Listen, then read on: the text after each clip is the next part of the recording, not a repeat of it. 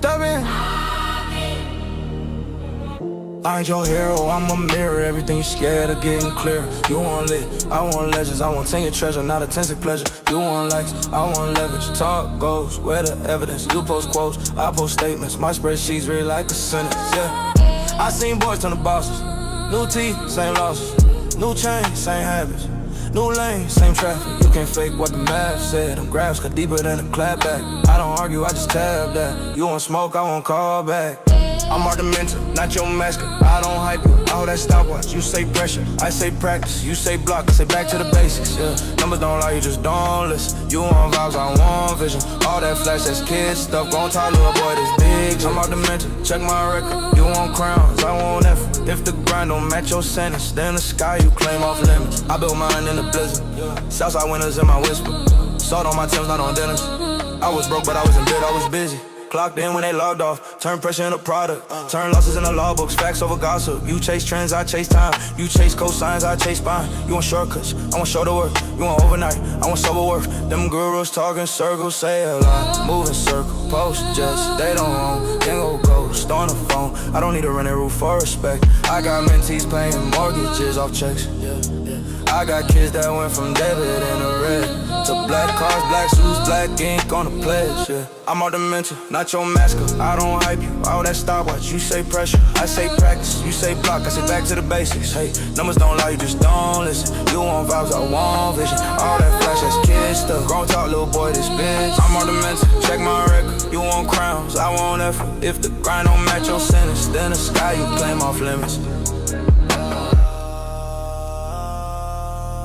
You want a father or a fan? You want a plan or a scam? You want a blueprint or a brand? You want a grown man or a grand? I ain't here to hold your hand, I'm here to show you what you ran from. Been a coach that cut you so you come back built. Nah, comfortable, yeah. I'm Art the mentor, not your masker. I don't hype you, I hold that stopwatch. You say pressure, I say practice. You say block, I say back to the basics, yeah. Numbers don't lie, you just don't listen. You want vibes, I want vision. All that flash, that's kid stuff. Grown talk, little boy, this bitch. I'm Art the mentor, check my record. You want crowns, I want effort. If the grind don't match your sense, then the sky you claim off limits.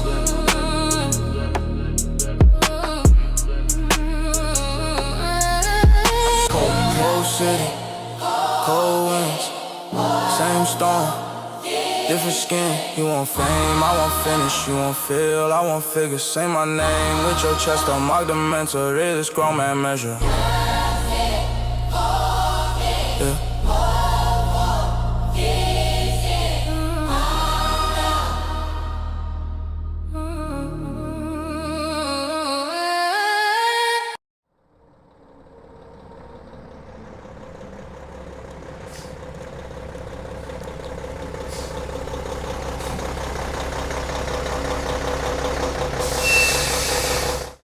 Warning: the following content contains strong language and may not be suitable for children. This content is primarily for adults, as this is a trucking channel and truckers have filthy mouths. Please don't tweak if I say viewer discretion is advised. Stay nice, same chair, same ground, right there. Turn it on, lean in close, this that. Welcome to the Mark, the mentor show, where the plans turn real and the hustlers grow. Talk money, talk mindset, talk get it, let's go. If you came from the bottom, it's the road you know. It's the Mark, the mentor show. Every loss, every lesson, turn it all to gold. From the late night notes to the sold out goals. Say the name one time so the whole world know. Whoa, the Mark, the mentor show. Whoa, the Mark, the mentor show.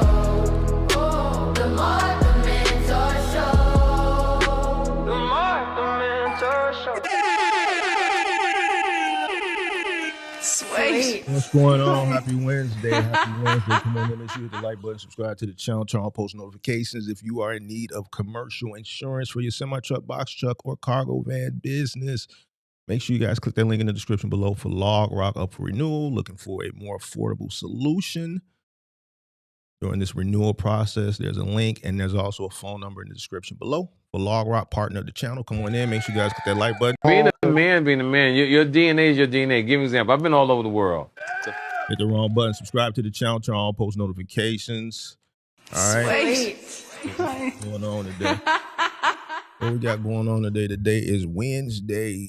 It is Wednesday. Make sure you guys hit that like button, subscribe to the channel, turn on all post notifications. Shout out to Kelvin Birch, MGM gang in the building. Sweet. Shout out to Pippi. Shout out to all the moderators in the building. Hold on, let me see something. Sweet. Shout out to all the moderators in the building. Shout out to Shark Life Bobby, representing the MGM gang. Sweet. Shout out to Mike Robinson, MGM gang. Why is it a delay? Sweet. There we go. All right, shout out to Chris P, representing Texas. Shout out to Rickway 216. Is this Ty? I think that's Ty. Ty done switched his name. And switched his default pick. I think that's Ty. You said, Mark, you got a whole album. Hey man, you know we got a lot of shit. Bro. We just do things, bro. We switch shit up all the time, bro. You can't keep shit the same, bro. You gotta switch shit up, bro. You keep shit the same, it becomes boring. You just gotta keep changing shit, bro. Let me see here. All right, boom. Come on in, make sure you guys hit the like button, subscribe to the channel. We got the third likes. Let's get those likes up. All right, boom. So today we're gonna be talking. Yesterday's show was a really good show. Call was a little disturbing at the end. Really disturbing. I know people probably was thinking I was gonna go into Discord after that call and just have a topic discussion. But the call was just really disturbing, and I just didn't want to talk about it. So I just went on about my day, you know. I just didn't really want to talk about it. But it was a disturbing call. You know, that individual, I don't know. She said she's talked to me before. That might be the lady from 2.5, 3 years ago that the 401k lady, but it didn't sound like her. I think it was a different lady, but she said in the chat, so it can't be because I spoke to another lady that withdrew her 401k, so it couldn't have been her. But that shit was happening, you know, the past couple of years. Well, not the past couple of years, but like 2.5, 3 years ago, there's numerous cases like that. So I talked to another lady, same situation. I talked to someone during that time period that withdrew their kids' college money that they had been saving up to come into this business and failed. And, you know, it's a sad story. And the reason why that situation yesterday was disturbing is because you could just listen to the lady, and outside the satire to make the show interesting and entertaining and to keep people's attention, when you just the context of her story and just listen to where her mindset is like, that's what's more disturbing than the actual situation and losing the 401k. Still not coming to an understanding of like, you have no, mentally you're not there. You know, so even after failing and wanting to try it again, if, you know, it's one thing when you come into an industry and you're ignorant, right? And you don't understand the amount of research and understanding, you know, have an understanding of, you should understand what you're investing in. A person who's done it already and failed, you would think that person would go above and beyond. And just listen to a person that has come in, that has lost pretty much everything, just listen to her story and then listen to where her mindset is at. Currently, she hasn't gone back and did anything. She's just going to repeat it over again. Like everything I said yesterday, I've talked to people who haven't even been in this industry one time, and they may be ignorant, but they have more information or a better acumen from this business perspective of entering into trucking than her. So it's very disappointing. But you know, it opened up the topic that I want to talk about today. So come on in, make sure you guys hit that like button, subscribe to the channel, turn on post notifications. So today, since we're on the topic of just, you know, people coming in and not really understanding what they getting into and not researching, which is one of the main reasons, I always like to pull up comments. Somebody put a comment this morning, and, you know, I don't know what it is. I think some people just have a hard time dealing with reality, and they just want to, you know, I don't know what it is, but people just don't. They say things based out of feelings and emotions, or they try to find ways to discredit you because they want to big up whatever it is they're doing, or they're mentally just tripping. And I don't know. I can't even describe it. But anyway, somebody this morning left a comment under a video as it pertains to Curry. And they said, Curry is actually a broker, bro. And I said, nope, it's a gig app. Do your research. So what I did was I did well, I didn't have to do the research, but I'm gonna pull it up right now. All right.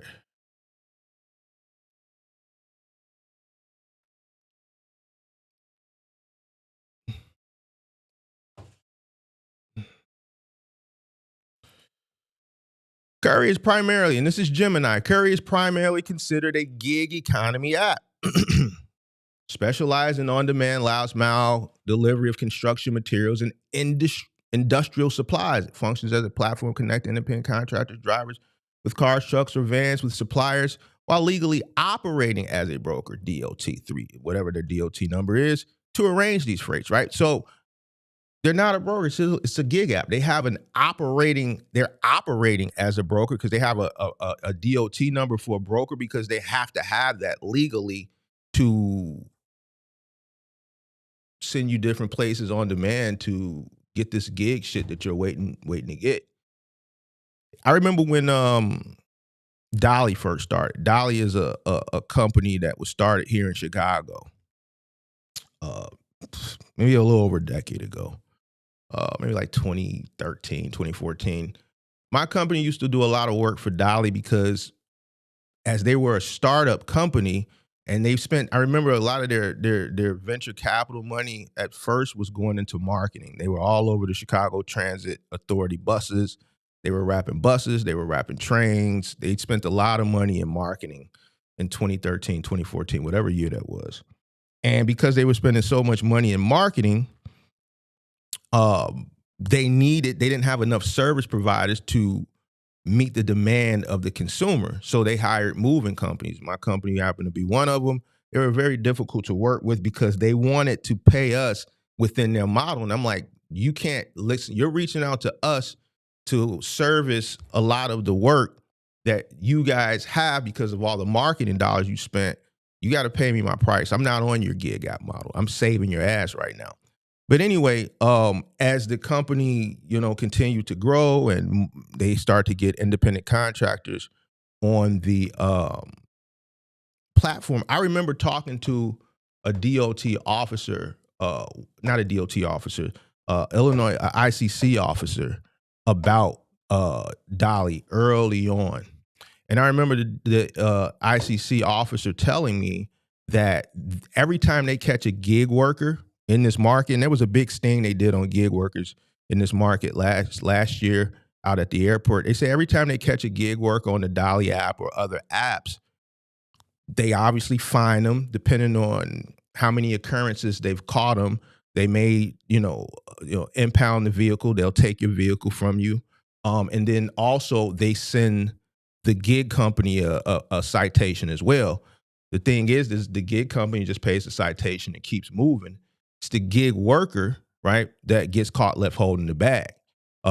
They impounded a bunch. They did a sting last year out by the airport, out in Des Plaines. A lot of the gig workers that was going and picking up at Johnstone and some of those other for Curie, Johnstone, and what's the other one, Blue Beacon or whatever the HVAC company is, because a lot of those companies are out there by the airport as well, and they confiscated like 24 vans. Right? They didn't have an ICC. They didn't have commercial insurance. They don't care that you're doing gig. They're doing a sting. They're on Thorndale. They're in Des Plaines, right? They're just watching. They see you go in and you get loaded. Somebody puts a pallet of let's say some type of condenser on your van, or you go into Johnstone and you pick up some shit and they see you pull out. They witness it. They pull you over. They check to see if you have an ICC, commercial insurance. If you don't, they're going to fine you, and it's exorbitant. And if you've gotten caught before, depending on how many occurrences you have, they're going to take the vehicle. In some cases, they just take the vehicle right off bat. The point of the matter is, Curry is a gig app. In order for this company to operate as a gig app and give you opportunities for on demand, they have to have some type of authority, right? If you scroll down a little bit further to actual Curry, Curry says the gig delivery app. This is Curry from Curry's website in their own words, the gig delivery app that works. Scroll down a little bit further, Curry, their main website, Drive With Us. Curry is the #1 platform for construction delivery drivers. Drive, deliver, and earn on the most flexible, well-paying gig economy. So, if I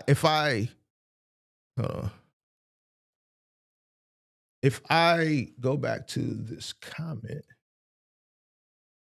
let's see here.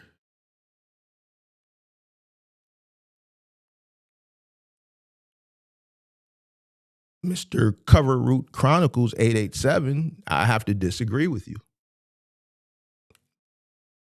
Gemini, as well as Curry says they're a gig app. It's on demand. It's not guaranteed. Now, Curry does have relationships with people where they will give you some type of short-term,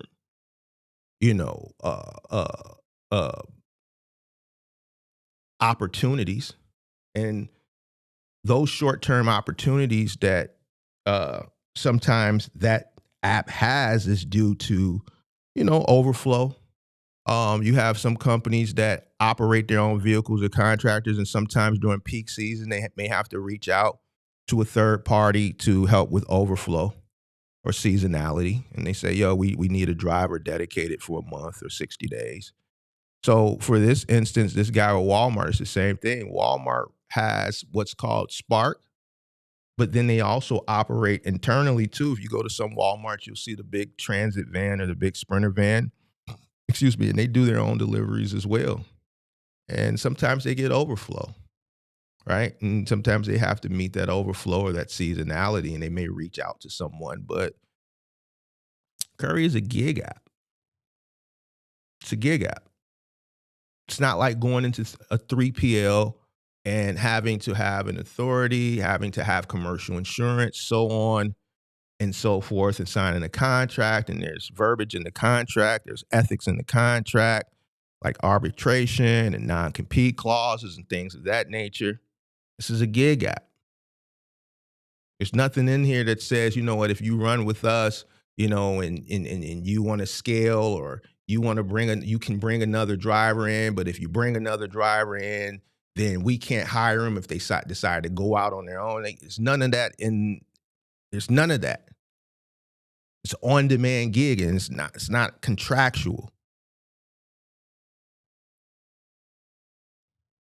So I have to disagree with you because Curry says they're a gig. They're a gig app. So you can't say that they're a broker when Curry is saying that they're a gig app. The reason why they're structured as a gig app is because they don't want to deal with any of the shit that I just talked about. They want to relinquish themselves from any and all liability. They want to indemnify themselves from all of that shit. They want to keep their costs down and put all the costs on you. You want it to be a broker because you just don't want to accept the fact that it's a gig. You want to think that you can build a business off of this. And I keep telling you guys, you can't. So you can't automatically try to make it something that it's not when they're telling you, yo, we're a gig app.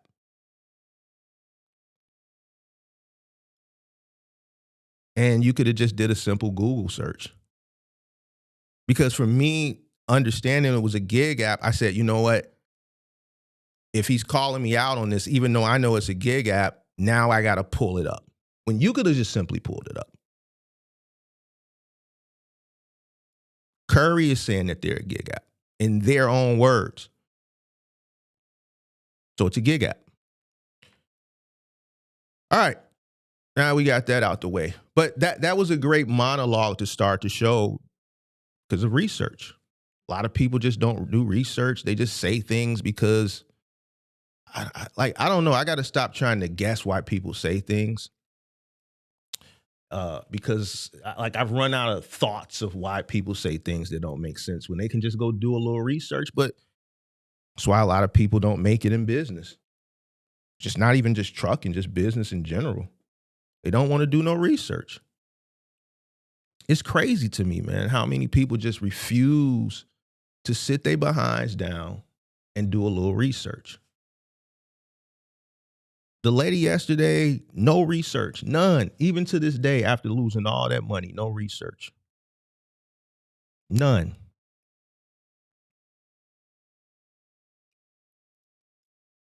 After that whole conversation yesterday, it proved everything that I've been saying. Most people don't want to start a business. They want a fantasy. They want to start a fantasy. They want to role play. They want to fantasize and role play. They don't want the truth. They want permission. I say it all the time. A lot of people that call up here, they already got it in their mind what they think. They just want me to validate what they already think, and they want me to appease them. They don't want the truth. They just want permission to go ahead. Yo, this is what's in my mind already. I just want to see if Mark validated that mean I'm right. But what happens is Mark don't validate it. Mark tell you that shit is stupid. That shit don't make no sense. You ain't did no research. That conversation yesterday proved it. Every conversation proves it. I'm not going to appease foolishness. If it's foolishness, I'm not going to appease it. I have no course for you.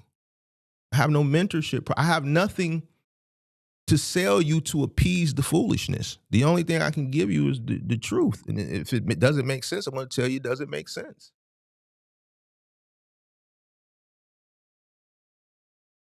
Most people are living in a fantasy. And the moment they have to sit their behind down or the business asks them to learn, they hate it. Or they'll call you, oh, that's hate. Or they'll say that's negativity, or you being pessimistic, and they use words like hope.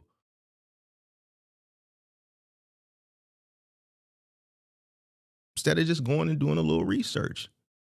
You'll say things, no, Curry is a broker, because I'm telling the person in the video it's an app, and I'm explaining to them why you can't put all your eggs in one basket, or whatever I was telling Buddy in the video of the guy who left a comment as it pertains to, but it struck that person emotionally for them to leave a comment and say, no, it's a broker. No, Curry is calling themselves a gig app. So who are you to say what they're saying? They're a gig app.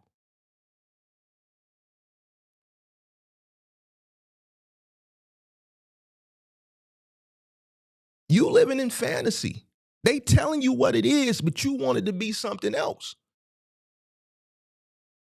The business is telling you, yo, you fucking up. You don't know your numbers. You investing into something that you don't understand. It's telling you to go learn. But you want to keep fantasizing. Oh, as long as the wheels keep spinning, it'll turn around. Oh, let me go get another truck. It'll work itself out. Oh, trucking is an $875 billion a year business. It's what the lady said yesterday, trucking is profitable. Don't mean it's going to be profitable for you.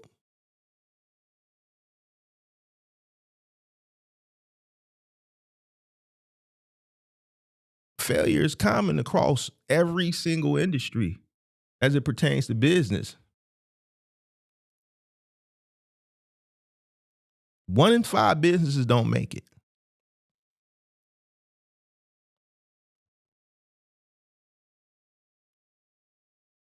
In this industry is more. Most people that come into this business as it pertains to, we'll just keep it with box trucking, don't even last 6 months.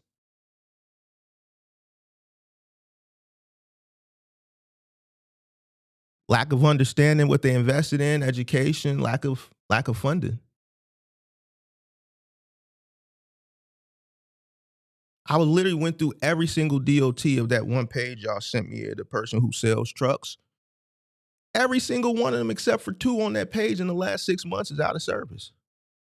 And I just won't react to it because I'm just not going to highlight, that page and that social media page, their job is to sell trucks, not educate you. So I don't want to use that page, bring that page up and do a reaction and just go line by line because I don't want to put that page out there because they just selling trucks.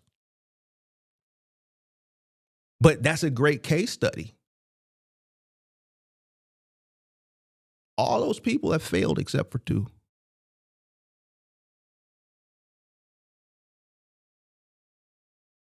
And it ain't even the I went back 37 weeks or some shit like that. 52 weeks in a year.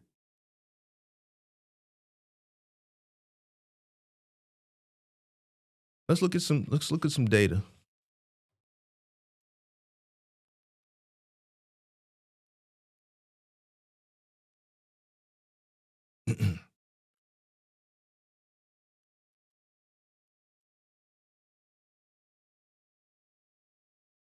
Let's look at some data.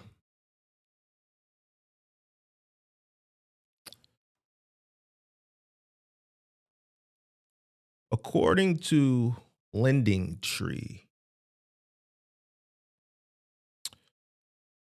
more than 1 in 5 businesses fail in their first year, according to the latest U.S. Bureau of Labor Statistics. To put that into perspective, there are 34.8 million small businesses nationwide. So many new ones close yearly. 21.5 of private sector businesses in the U.S. fail in the first year. After 5 years, 48.4% have faltered. After 10 years, 65% have closed. The information industry has the highest failure rate for new businesses, with 28.5 not surviving the first year. The industry involves producing and distributing information, cultural products, and processing data. According to the latest data, March 2024, status of business that opened in March 2023, 21.5% of private sector business in the U.S. failed in the first year. In the same period, inflation was at 3.5% per year, year over year, adding to the difficulties in new businesses. Most businesses fail. Most businesses fail. So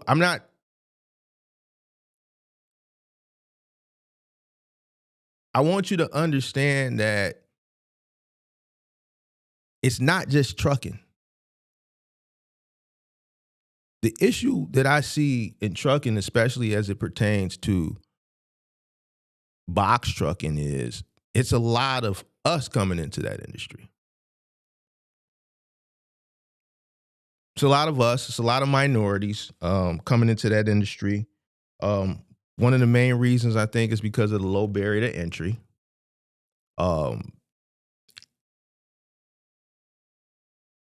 Trucking is a very unforgiving industry. One of the main reasons is because the margins are very, very, very tight. You don't have much room to fuck up, especially if you're undercapitalized and you're undereducated. This is the part where it confuses me, but then again, it doesn't, because I have to realize that most people don't educate themselves on this industry to understand the statistics, which would make them a little bit scared, which would encourage them to go above and beyond to get as much knowledge as they possibly can so they don't fall into the majority, which is the failure statistic.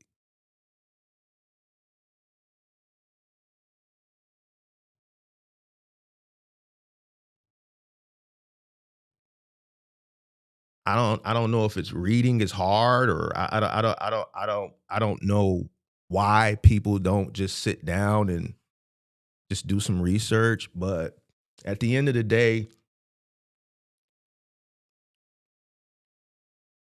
now cash flow.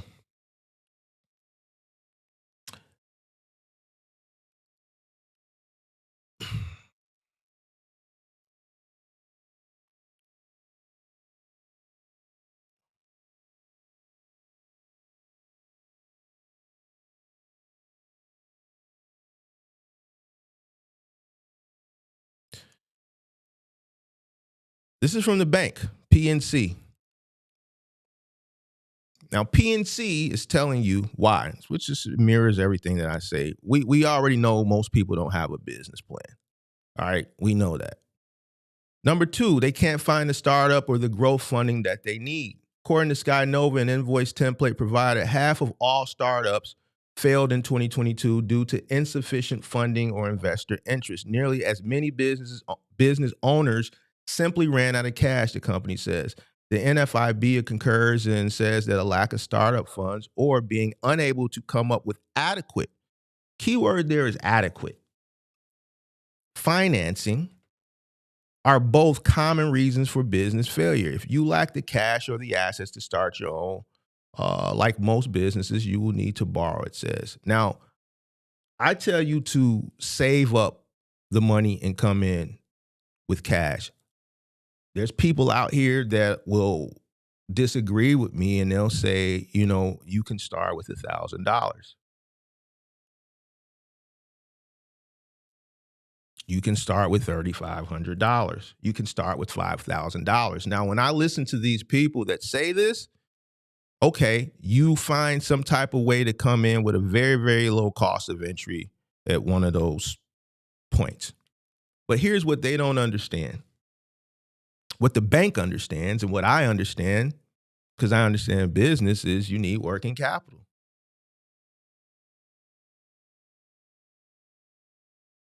Now, as it pertains to box trucking, most people come in undercapitalized. They don't have money to weather the storm. They don't have money for the learning curve. You can't start any business with no money. If you have just enough money, which is what some of these people tell you, you don't need all that money. Just enough money is not enough. If you make just enough money to cover your bills, then you're broke. If you have just enough money to start the business and you got it started, you got everything, and now you don't have money, you don't have the money to operate. It's not enough. You don't have money to withstand the learning curve. You don't have money to withstand the unforeseen situations that are going to arise later on down the line. Poor cash flow. According to SCORE, 82% of small businesses fail due to cash flow problems. I always talk about cash flow, but now the bank is telling you this. Fuck what I'm talking about. Listen to the bank. When money gets tight, paying yourself, your bills, the payroll, and other financial obligations can be extremely difficult. This is why companies of all sizes keep a close eye on cash flow, or the net cash and cash equivalents currently flowing both in and out of your business. SCORE strategies to avoid cash flow problems include developing a minimum viable budget, protecting your credit, an example, in case you need a loan to cover the basis when money gets tight, effectively managing your inventory for product companies, right? And maintaining cash reserves for lean times. Managing cash reserves for lean times. These are these unforeseen, unexpected situations that I always talk about. So then when you hear people that go against what I say, which is the majority of your favorite people, this is why majority of people that come into this business fail. Because you're fantasizing, you've been sold hope, you're coming in undercapitalized, thinking you can start a business. You can't start any business with no money, but you start with just enough money, which is not enough money, and then you run out of money, and it doesn't take long. That's why the turnaround time in this industry is way faster than the normal of other industries across the board.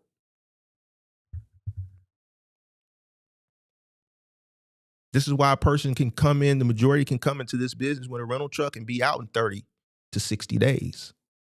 Or we can go on one of these influencer truck dealership sites where they once they sell a truck, they make you do the marketing for them, and then you do their marketing for them for free. They sold you a truck. They make you go out in front of the goddamn truck, and they make you interview so they can put it on their page so they can make more money, because they're showing that they're selling trucks and you don't even get shit out the deal. But then you posting your placard on the side, we could see your DOT number. We could just go and see if you're still in business. And when you go do that, majority of these companies are already out of business, out of service. It doesn't take long.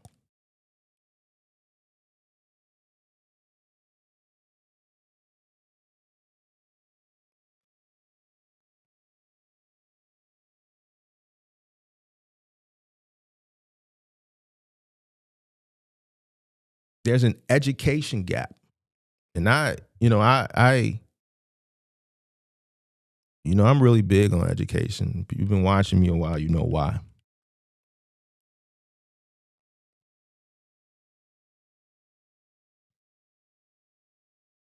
Most adults are not financially literate. And the younger generations tend to score lower than older groups in these different research companies when they research and they come up with these statistics to see who's more financially literate than other. Obviously, Gen Z is less.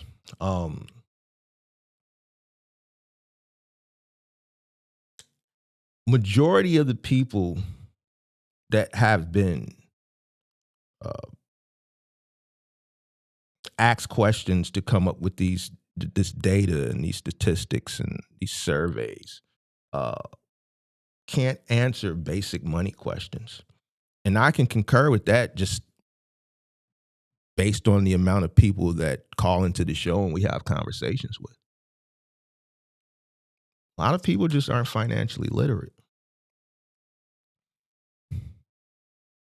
And it doesn't have anything to do with race, color, creed. It's just across the board. Most people are not financially literate. So to me, it's not shocking that most people can't run a business. That's literally a money machine. To me, it's a money machine.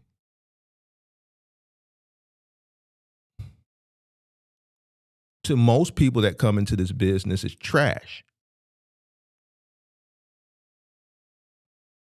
Goes back to two things that I always talk about: education and numbers. Most people don't do the knowledge. They don't do the education. They don't educate themselves to have a understanding of what they're investing in, and they refuse to do the math, which is in their best interest.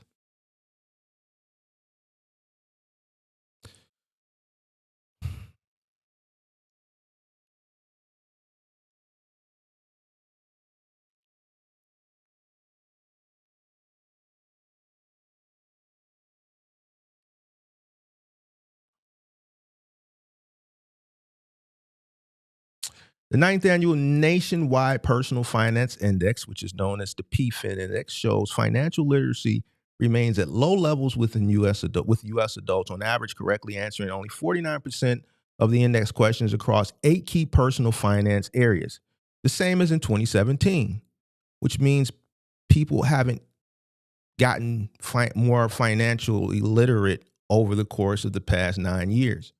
The report uses 28 questions to assess financial literacy and is a joint initiative by the TIAA Institute and the Global Financial Literacy Excellence Center, part of the Stanford Initiative for Financial Decision Making. It also highlights the important role financial literacy plays in financial well-being, as adults with very low financial literacy are twice as likely to be debt constrained and 3 times more likely to be financially fragile compared to those with very high financial literacy. The persistent low levels of financial literacy underscore the need for targeted education initiatives, said Anna Maria Luzzardi, an economist from Stanford University, the faculty director of IFDM and a TIAA Institute fellow.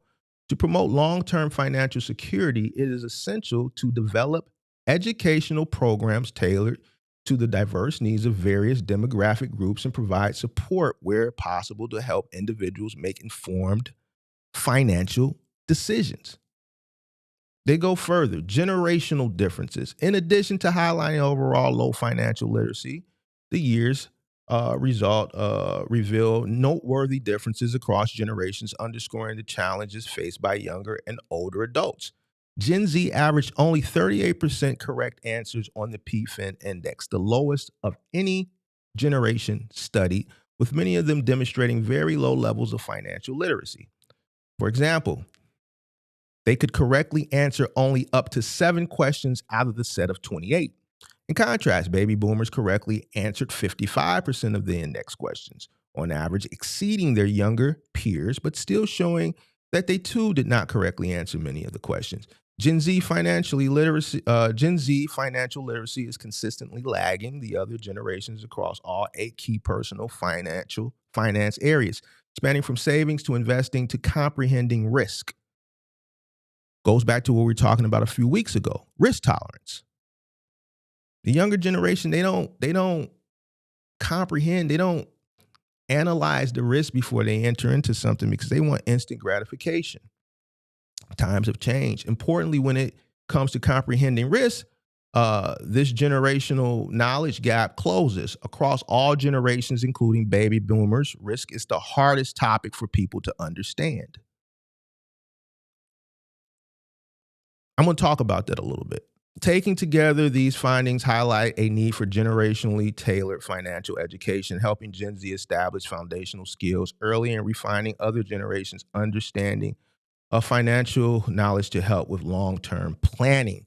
Long-term planning. This goes to what I talk about this shit all the time, and people get upset. I just literally touched on it yesterday. People get upset when I talk about the gig thing. I always say, bro, what about the future? You're being complacent. This is not going to get you to where you need to be. But you get upset, or you say, yo, Curry is a broker, and Curry tells you they're a fucking gig app.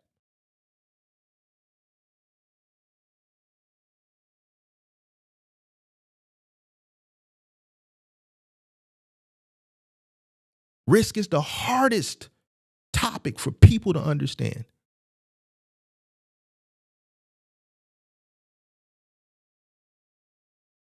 You know why? Because you're living in a fantasy. I always talk about it. Being poor now is different from being poor back in the day.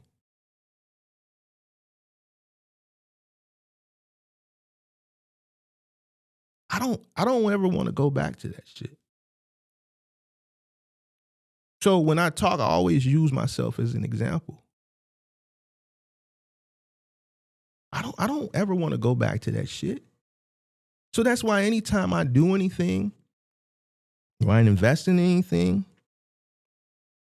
I think about it over and over and over again. I go back and do more research. I want to make sure I have a full understanding of what I'm getting into. And I ain't going to put it all in there neither. I ain't going to bet the house on one thing. Because I know if I do and it don't work out, I got to go back to that. But I also understand falling off today is harder to get back up. I try to tell people that. It gets met with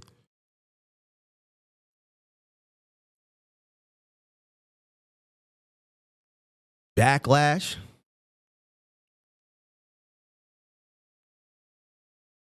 I try to explain to people, yo, you don't got enough capital. I listen to people's story and they tell me about their family and their kids. And I say, yo, you're in a better situation. I don't think you have enough capital. But they want to live in a fantasy and they want to put it all on the line for something that I know they're undercapitalized and they're not educated enough to win. And then it never fails. 3-4 months to hear they come back. You were right.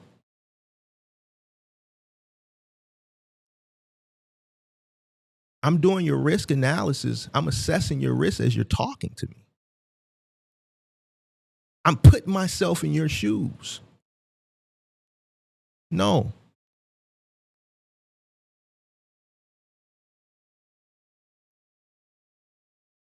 The risk is the hardest topic for people to understand. Is it hard for them to understand it? They just don't want to understand it because they want to live in the fantasy. They want the instant gratification.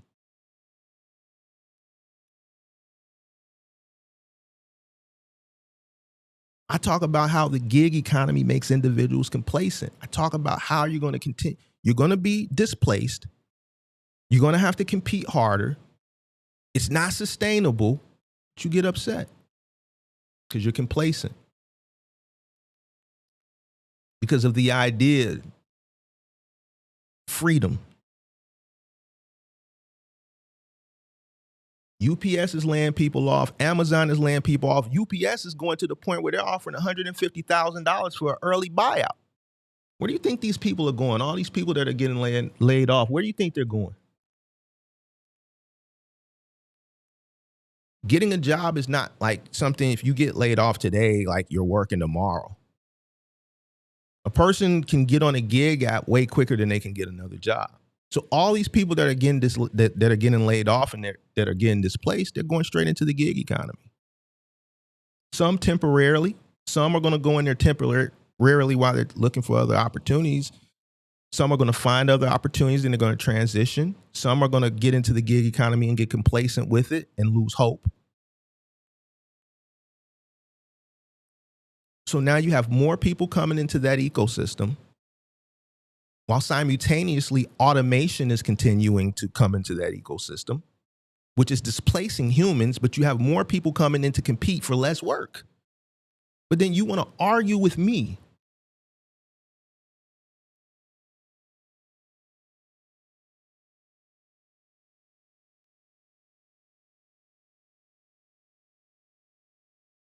When the proof is right in front of you. I put the robots on the screen a week ago and was talking to a person who is a gigger, an adamant gigger. And I'm showing you this is your replacement. It may not replace 100% of you, but if 30% humans are replaced by these robots, it's going to affect you. No, it's not.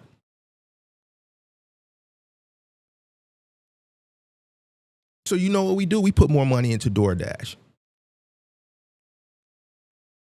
And then when I say that, I'm talking down. No, I'm listening to the mindset, and I see that the mindset still does not want to change. It wants to remain ignorant. So I just go put more money into that because it's one side is going to win. I want to be on the winning side. If you want to continue to be on the losing side and get caught left holding the bag, then so be it. I'm going to be the person that pulls the rug from up under you.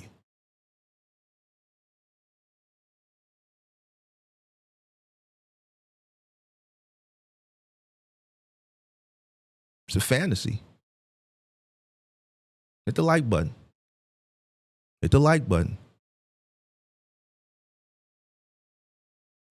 So today what I did was I went and found people like banks like PNC, Lending Tree, big corporations, and their verbiage parallels exactly what I've been telling you. So fuck the dark-skinned black dude from Chicago with long locks. Listen to these people.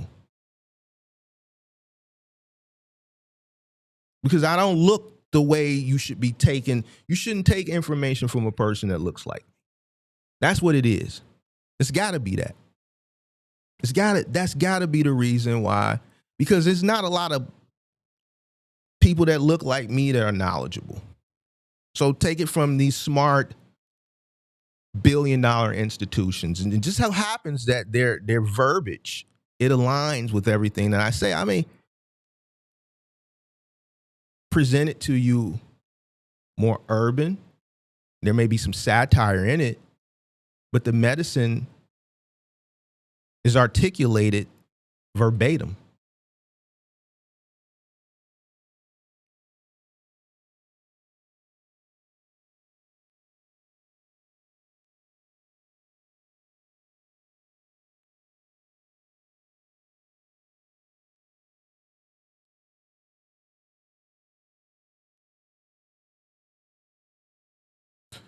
Other key findings.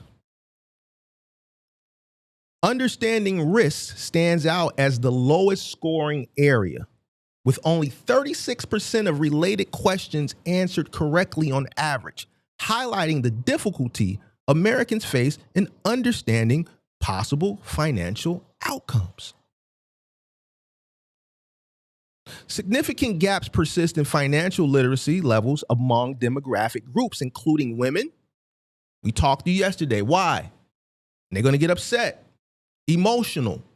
Women are more emotional than men. Yesterday, the lady, everything was emotional, not logic. When I tell women, yo, you can't, like the lady who keeps coming in my comment section, I forget her name. I keep saying, yo, you can't do moving. It's too taxing. Your body is not designed. I can do whatever I want. That's emotion. She's not thinking about lifting an armoire going up 3 flights of stairs with shoulder straps and how structurally her body isn't built and designed to do it. As a man who's done it, my body will contest what she's saying. My knees. But in her mind, she's gonna hurt herself. And then she's gonna come back over here and say, yeah, you were right. I don't know what I was thinking. So women, Hispanic, and Black Americans.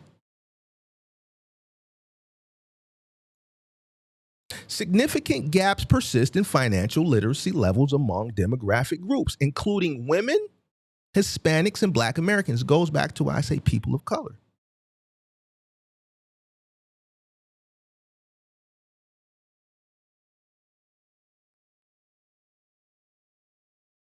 Greater financial literacy is strongly linked to better financial outcomes,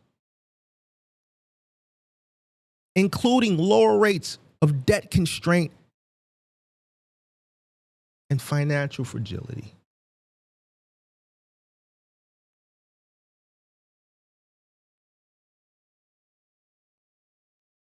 "100% of the people that have called up here don't know their numbers." Now, mind you, I want you to pay attention to what's going on right now. We're talking financial literacy. We're showing statistics. Less people watch. You don't want to hit the like button.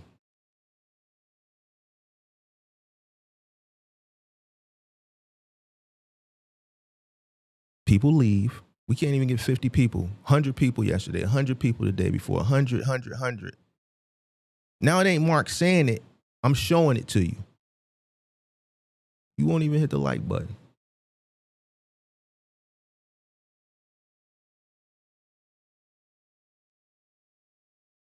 Somebody told me, Mark, just give up. Swear to God, just, man, stop wasting time.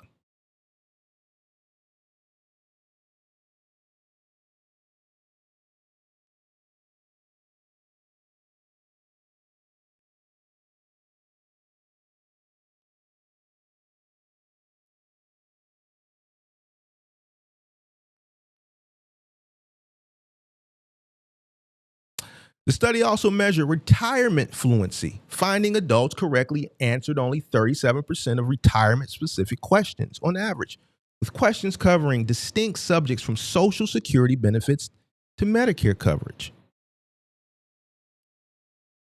Most people don't think about retirement. That's something that I talk about all the time. I really stress it with the gig people. This further proves my point. People think for today, they think survival, they think instant gratification.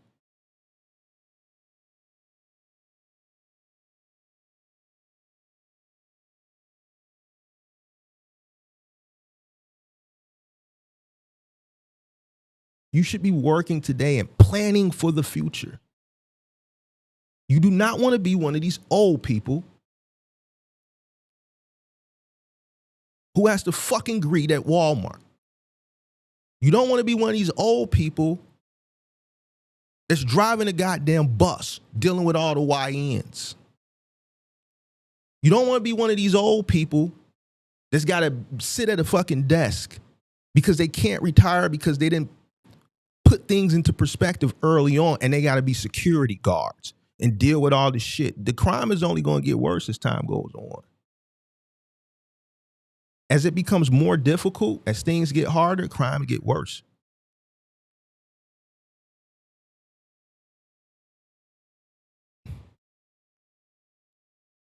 And as crime gets worse, criminals, they have less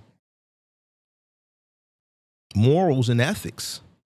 Once upon a time, criminals would not even wouldn't even approach women and senior citizens and children. Now they do. Why? Because they're an easier target. The criminals want to get home too. Everybody has got something now. Well, at least where I'm from, whether it's legal or illegal, everybody got something on it. So you approaching me versus you approaching this old lady, the criminal gonna say, let me approach that old lady because buddy ass got something. It's a more chance that I'm got something than the old lady.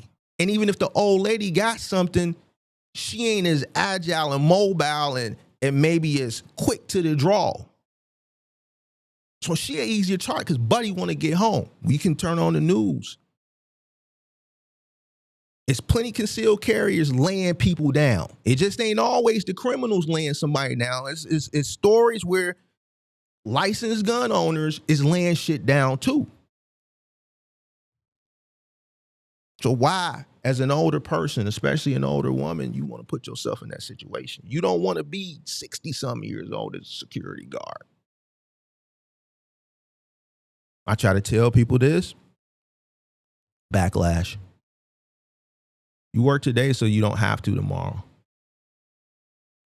You put things into in order today so that later on in life you don't want to be one of these people. You don't want to hear that shit. Boomers. And I talk about boomers all the time. Y'all listen, I say boomers were probably the last generation that really got rich off of working. Traditional jobs. And they did what they were supposed to do as far as saving and investing. Boomers demonstrated greater retirement fluency than younger generations. Nonetheless, they still answer fewer than half of the retirement-related questions, indicating a potential gap in preparedness despite their proximity to retirement.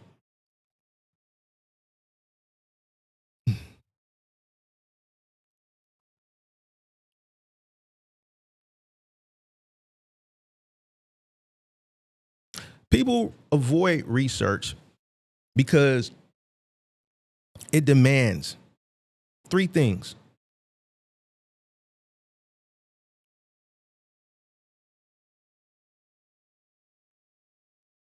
Humility, because you might be wrong. Delay, because you can't start instantly like you want to. You hear a lot of people that call up. Shout out to Mr. Muhammad. I think he said it in the Discord the other day. He said, Mark, once I found your channel, I pumped my brakes. People call in and they tell me that all the time. Yo, Mark, once I found your channel, I slowed. Y'all hear them say this all the time. Once I found your channel and I started listening to you, a lot of the shit that you say versus the other people I watch makes a lot of sense. And I realized it made me go back and look over my shit. And I slowed down. I want to thank you for that.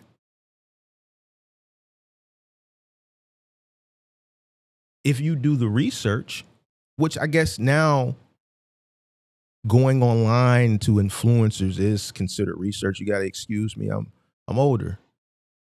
So research in my mind still consists of having a library card, the card catalog, the Dewey Decimal System, microfilm, encyclopedia, World Book Encyclopedia, Britannica Encyclopedia. In my mindset, this is what research consists of.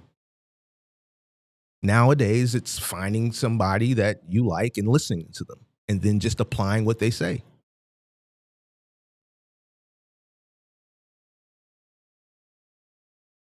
Discipline.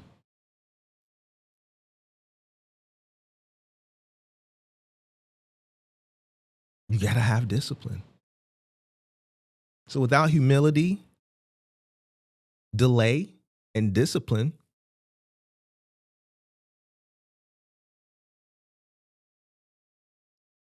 This is the main reasons, 3 reasons why a lot of people just avoid research.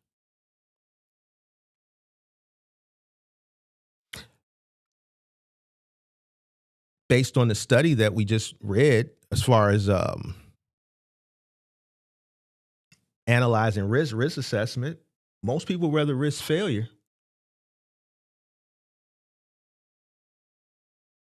Most people would rather risk failure than risk feeling stupid. Who's going to know that you were ignorant? Nobody's going to know.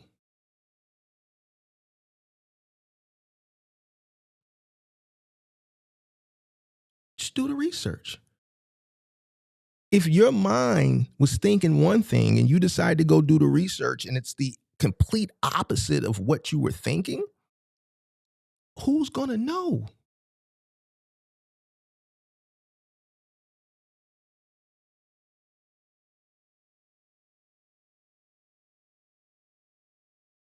A lot of people confuse confidence with competence.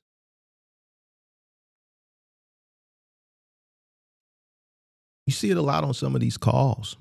Man, Mark, I'm motivated. I'm motivated, Mark. I've been watching a lot of YouTube. I've been watching my favorite people on TikTok. I'm ready. I know somebody doing it. I know somebody doing it. I got some friends. The lady yesterday, I got friends that's doing it. I got their number. Or here's the one. Here's a good one. Oh, I'm different. I'm different. I'm different. It's different. You can't say you different until you prove that you different. You ain't in yet. You got to prove that you him. You might have been him in something else, but you can't say you him over here because you ain't came in yet. Oh, I'm different.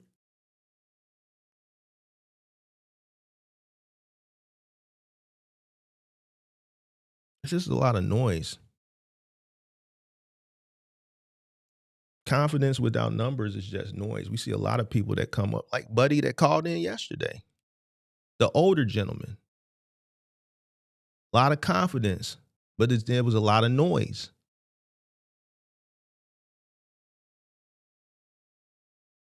No understanding of what you invested in. No, just nothing. No basic understanding. All the way down. We're just using this case study. He's probably watching. He called in, so we have to use these real case scenarios, this case study, to purchasing a commercial vehicle in your personal name.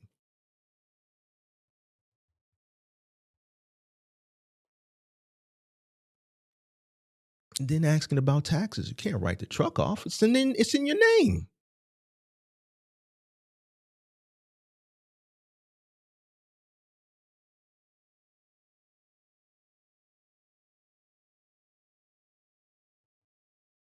Everybody wants the outcome of success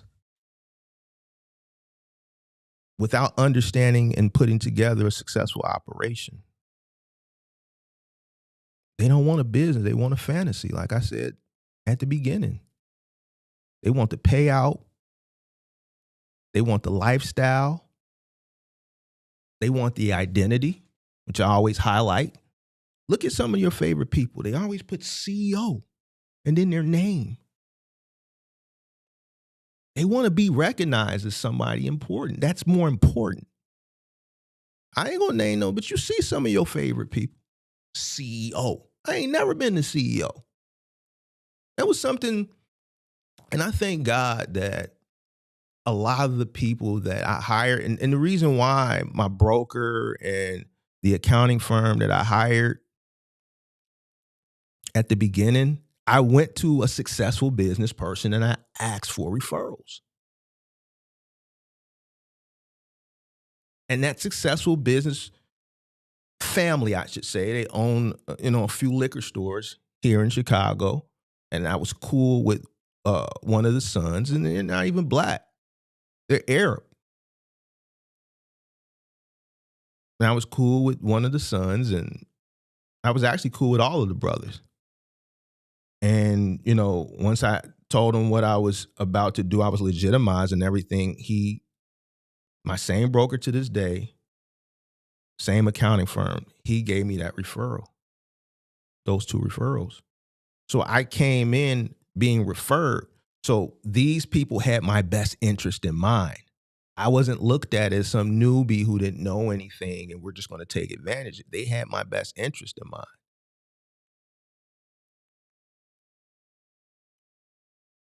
My CPA, I was ignorant. I said that CEO shit. My CPA said, you don't never want to be the CEO. You just want to be the president.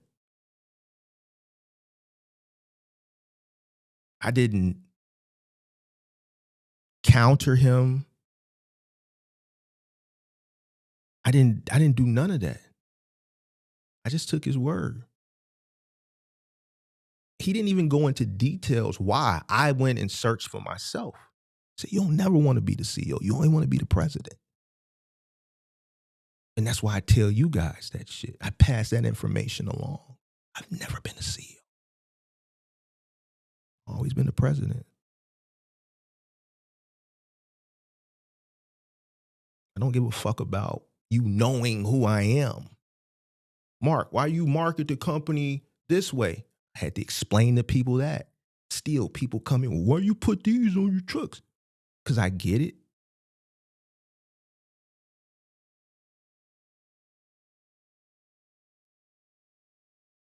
I'm not concerned with you thinking or knowing that I'm the boss or I'm the owner. I want to blend in. I'm concerned about the bottom line. You want motherfuckers to know that you are the fucking owner. That's why you put CEO/owner in your name.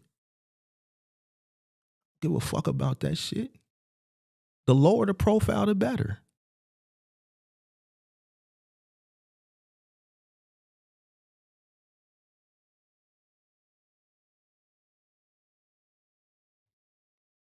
You want outcomes or an escape from a job. You hear that a lot. One of the most ignorant things. You thinking you're escaping something, starting a business, you're going to work harder than you ever worked before. In some cases, a lot of the people that come up here are better off at a job. Not everybody, most people need delegation. Not everybody can think freely. Most people need delegation. Most people need someone to do the thinking for them as it pertains to work. Not everybody can think on a high level as it pertains to business. We see that.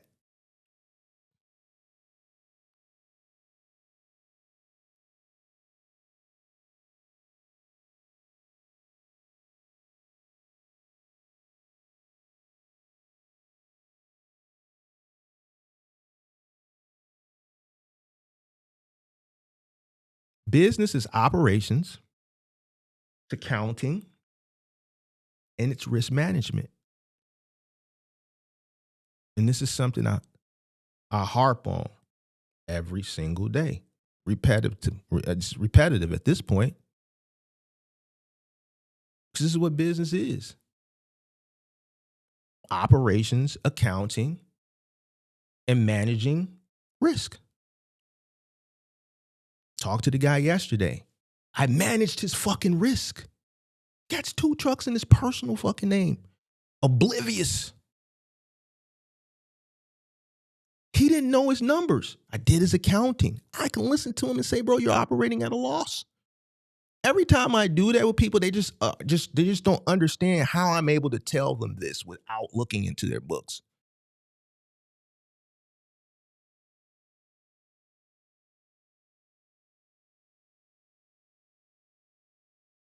So 2 out of the 3 things that are most important, that particular guy wasn't doing them.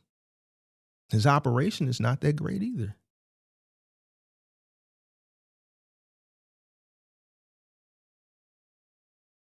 If you're getting these things wrong, you have a failing business.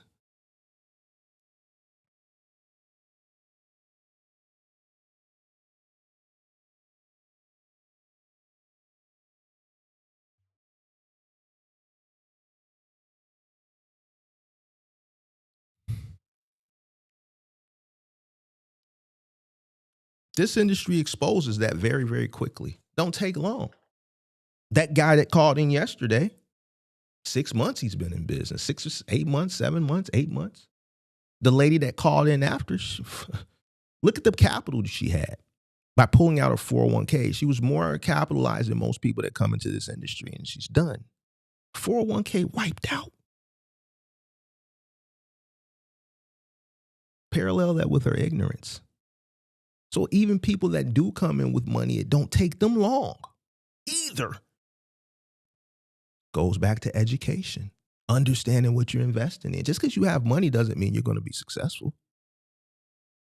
That means you're just going to lose more money.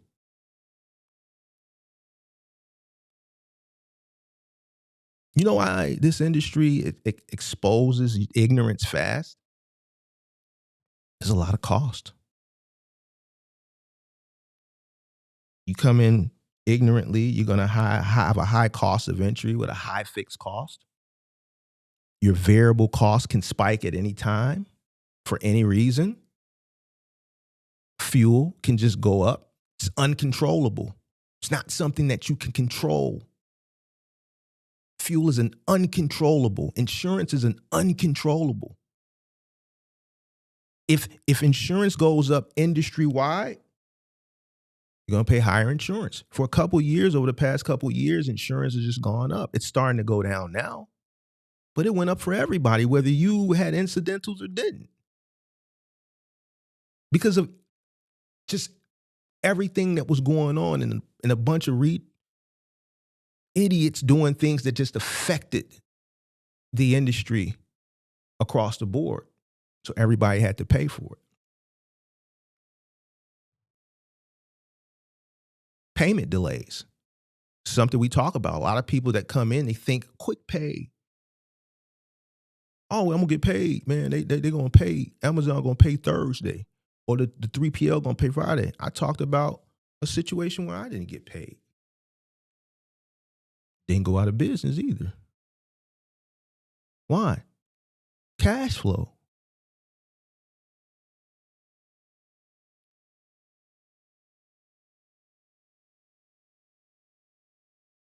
Compliance risk. Thin margins. Doesn't take long for this industry to expose a underprepared and undercapitalized and undereducated entrant. Margins are thin. There was only one time period in my tenure in this industry where ignorance flourished, and that's when the margins were thin because of a black swan event. And there was just so much demand, and ignorant people can flourish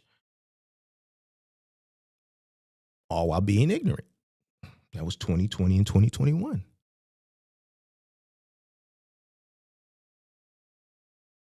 In normal times, the amount of ignorance is not going to flourish. It's going to get wiped out.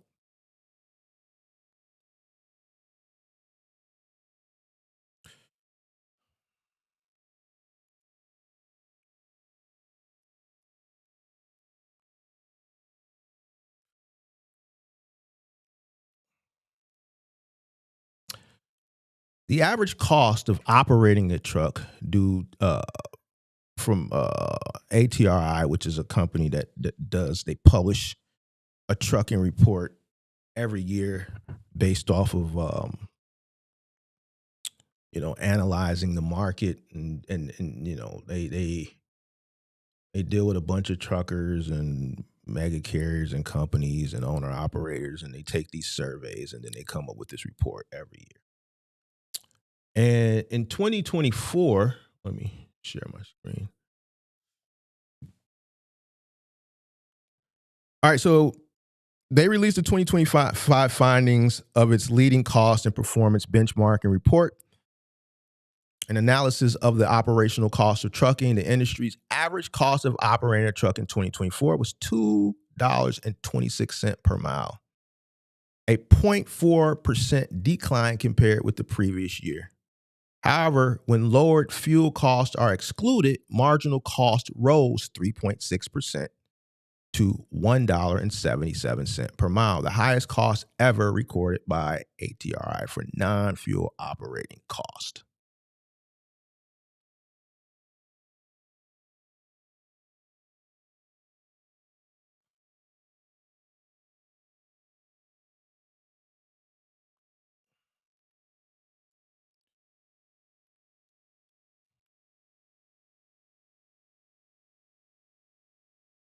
A lot of drivers don't know their cost.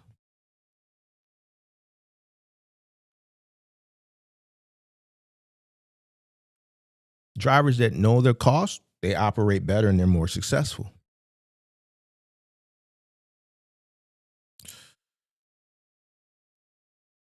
New survey of owner operators highlights importance of knowing operating cost.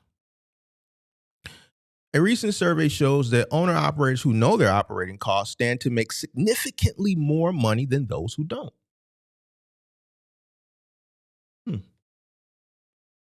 Interesting.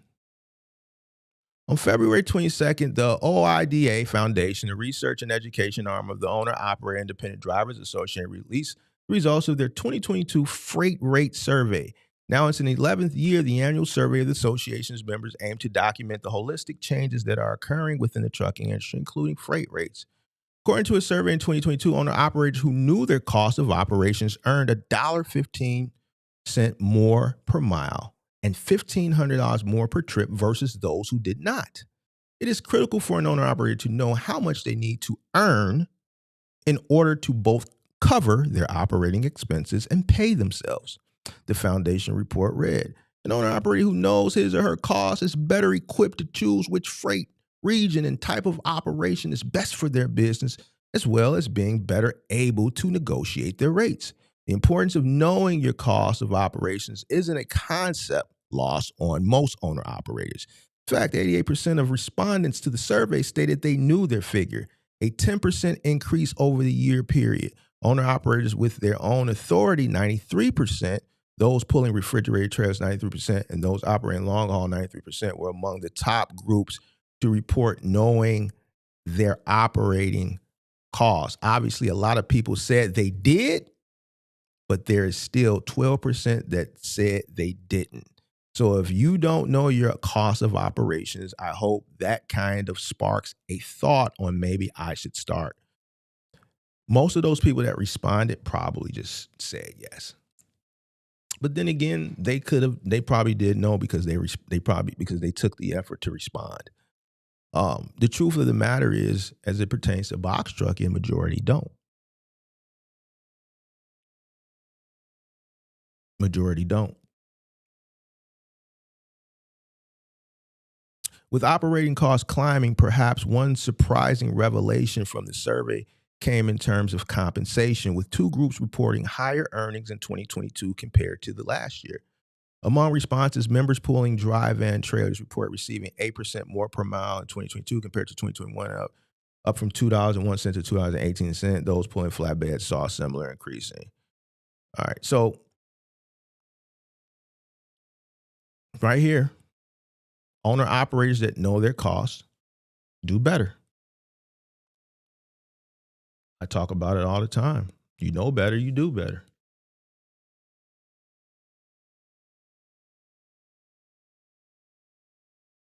Knowing your numbers it's the difference between profit and poverty.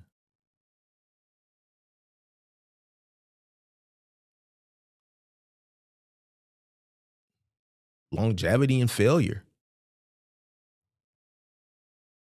I don't know why a person would start a business and just not do this. I don't know. Like, to me, this shit is crazy, bro. It's crazy, bro.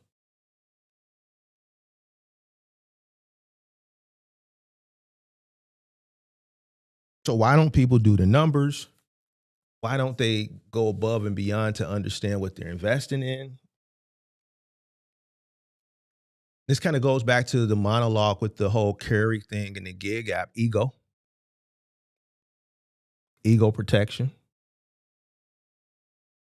Research is going to prove them wrong. The guy who said that about Curry, simple Google search. He wouldn't have put that shit, and then I wouldn't have had to highlight it and put him on the main stage. I don't give a fuck what you think in your head. The proof is in the research. The company says they're a gig app. So who are you to say they're not? They're operating as a gig app. People allow their ego and their feelings to get in the way. And this is 2026. We're in the tech. Like, this is, like, you could just Google some shit. You could just say, hey, and ask a question, and Gemini will answer it for you.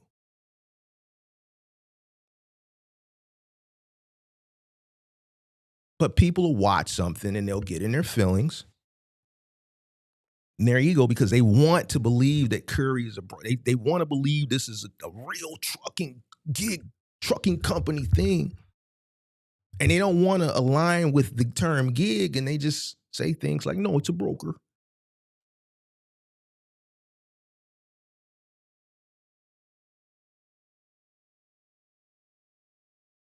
Research is going to prove that your plan is weak. Or a lot of people have shortcut addiction, instant gratification. They want the plug. Man, I heard you was the plug. They want the course. They want the mentor to tell them what to do instead of doing the research. They want the shortcut. They think the plug or the mentor or the course is the cheat code to go from nothing to something. Or they want entertainment. Disguised as education. That's why you got to put the medicine in the candy. Look at today. Today we're looking at numbers. We're going over statistics. There's not much satire in this. 50 people, 39 likes. When there's satire, when there's man, I bring in Phonem. I put the medicine inside the candy to keep the engagement there because I understand what my demographic watcher is. And I understand the attention span is low. I know what to do to keep people here. Today, I don't want to do that because we're dealing with statistics. And look, now that there's no satire, now there's a little entertainment incorporated into the lecture, can't hold an audience just off basic statistics. Me doing what you should do, or me pulling out things that align with everything that I'm saying to prove a point, can't hold an audience. People don't want to hit the like button. 52 people instead of 100.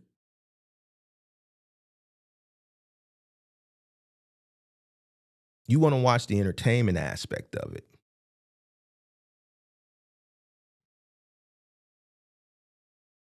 You don't want to do the math. That's why you don't know what your profit margin is. That's why you don't know what your break-even point is. You think revenue equals profit.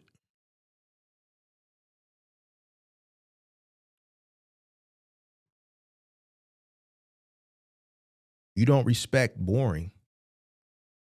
I keep telling people, business is boring. Success is boring.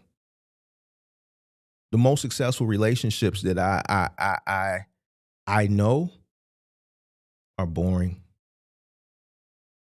Success in business is boring. Once you get the formula, you just repeat it. It becomes repetitive. Day in and day out, it's boring.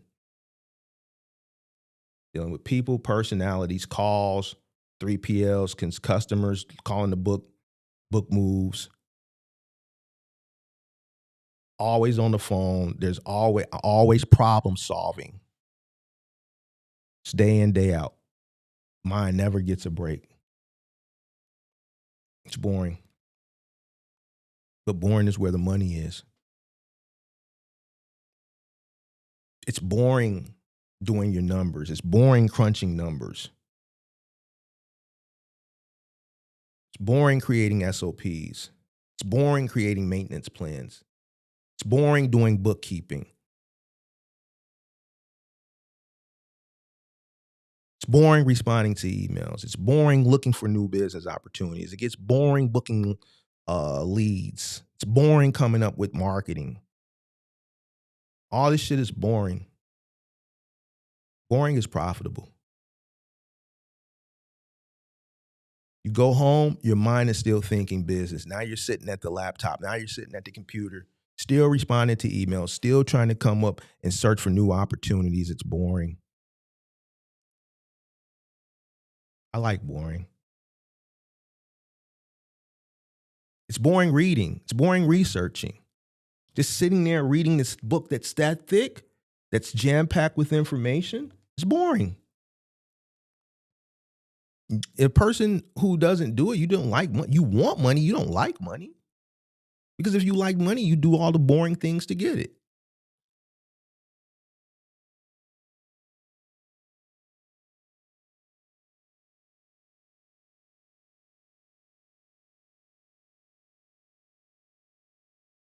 You do all the boring things to get it. This is boring. This is fucking boring right now.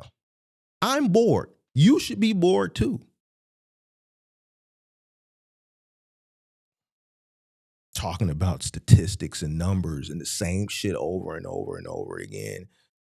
It's just boring.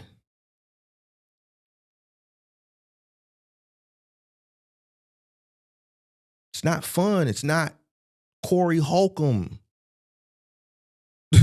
and all the beefs that's going on. That's way more interesting and exciting that you can click on the internet right now and see who's beefing, see who's going back and forth for the Super Bowl or Bad Bunny, like Cardi B and Stefan. What happened? Little Baby, did he do it?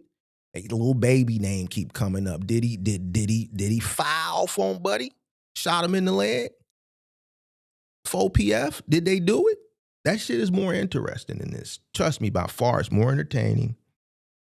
You're gonna get way more entertainment out of this. That's entertaining. This is boring.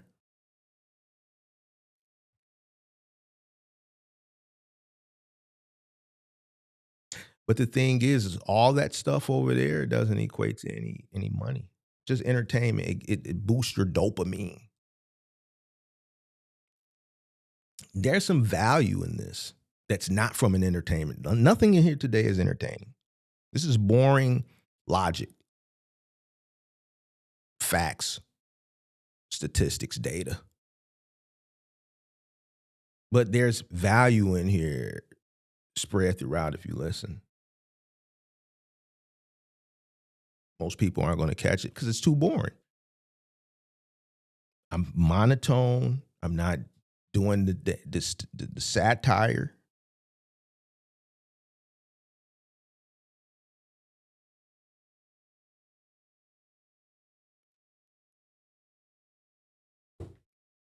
Motion. People think motion is progress. You buy the truck, then figure it out. We had somebody recently call up, do that shit the other day. Oh, yeah, 2 days ago. And he called yesterday. He's probably watching. Bought the truck, just sitting. Buy the truck first, figure it out later. You're supposed to figure it out before you buy the truck. Every day the truck sits, it's a waste. You're losing money. He said that, well, the money is in the truck. That's the asset. No, that 15 or however many he spent on that truck 6-7 months ago would have done better in something that was working. That money could be working. That money isn't working. See, I had to get his mindset together. He thought that $15,000 was parked money. People think parking money, the way he looked at it was like, oh, he has the money parked in the asset. So it's just like good as gold. To me, I think that's foolish. Because that 15 or 20 or however much he said he spent on the truck cash could have been working. And then he could have been still getting his business plan together. And then when it's time to come into the trucking, that 15,000 could be 20 or 25 right now. I would have never did that because that money is just sitting there. It's dormant. It's like laying in a casket. For 7 months, you just got a truck sitting. That same $15,000 could have been working. It could have been working. And then, okay, 8 months later, after we continue to do research, that 15,000 is not 15,000 no more. It's 22,000. It's 17,000. It's 30,000. It's 15,500. It's 16,100.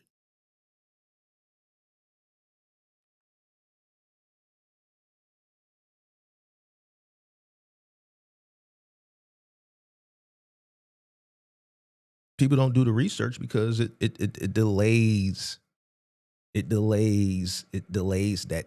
rush that people get, that dopamine rush.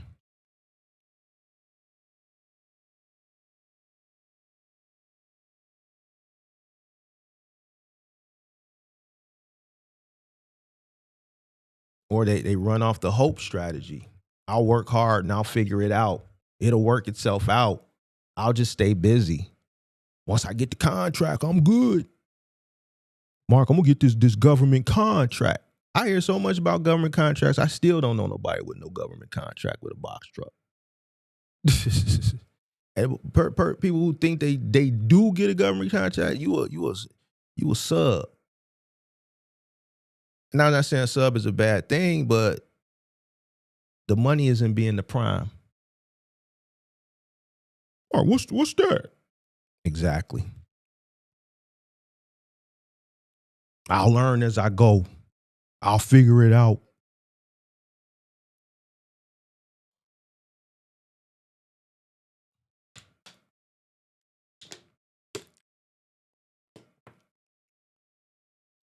Being busy doesn't fix the fact that you don't know your cost. Contracts don't fix the fact that you don't know your costs. Don't fix mismanagement, having a poor operation plan. Just continuing to work hard, having this mindset of hope that you always, as long as I keep working, the wheels keep spinning, that don't fix the fact that you don't know your costs. It don't fix the fact that you undercapitalized.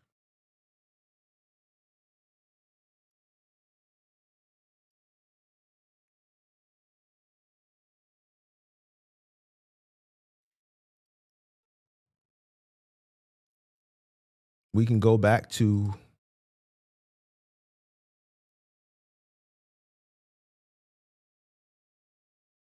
this.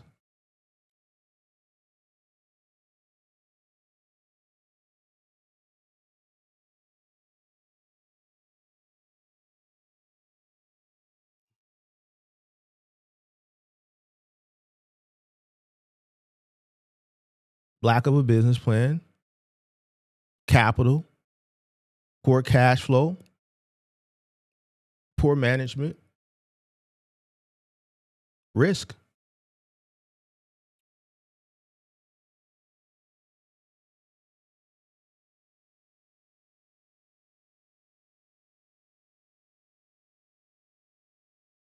The learning curve is not free.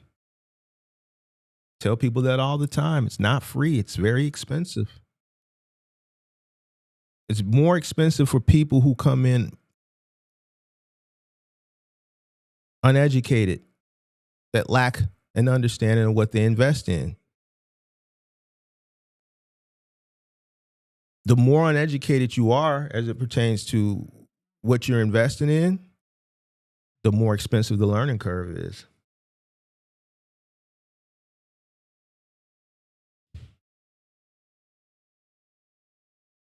People don't want accountability.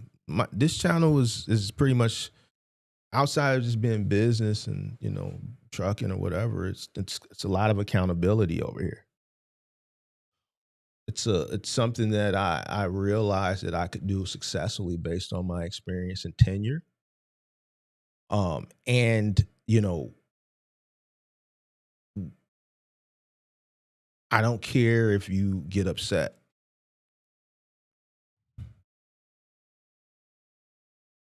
And when I first, started it was tough, right?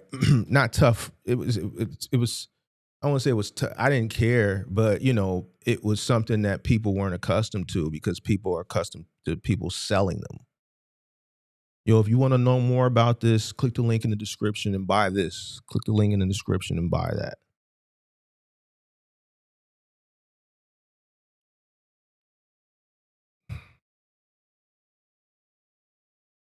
But people need to hold themselves accountable.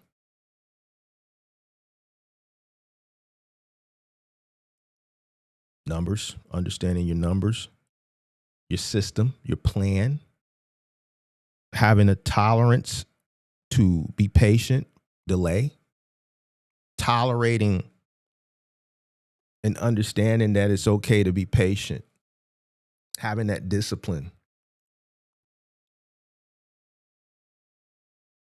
being coachable. You can be corrected without getting emotional. A lot of people get emotional.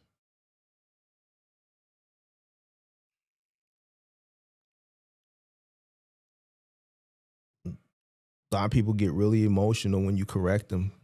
Consistency goes back to being doing the boring things, doing your numbers every week, being consistent,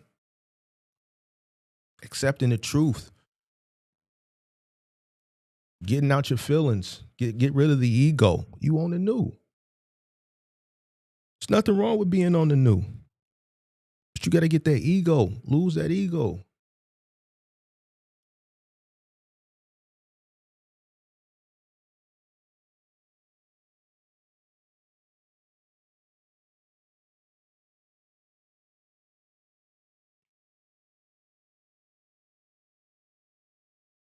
Do your research.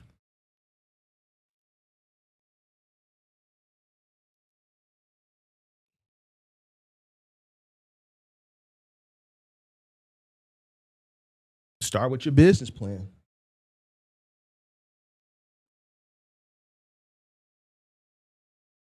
You do your business plan, it's going to force you into doing research.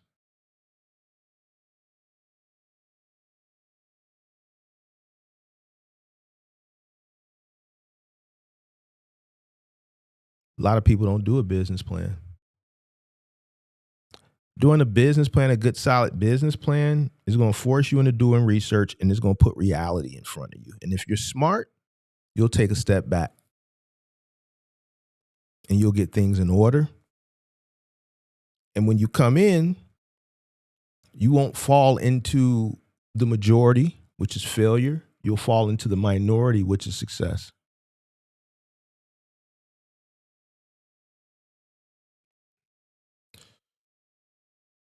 Let's I'm not going to take many calls today.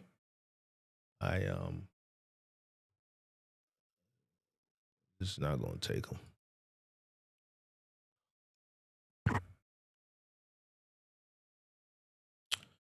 Oh, man.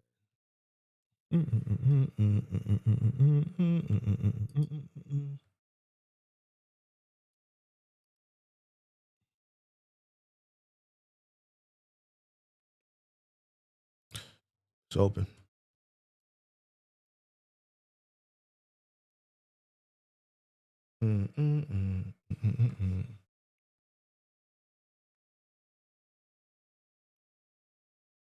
Just for good measure, I'm going to make sure you hit that like button, subscribe to the channel, turn on all post notifications, put the timer up too, just so we can get things moving.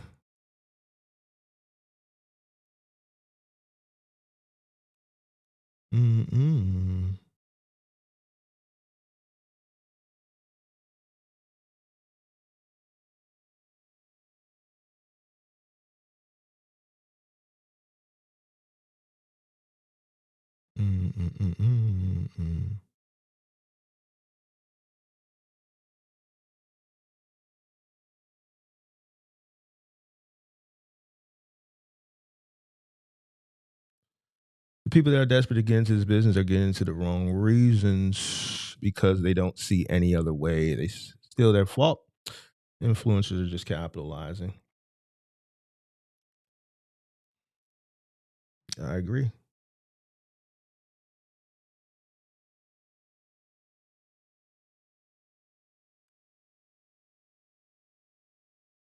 Mm-mm-mm-mm-mm.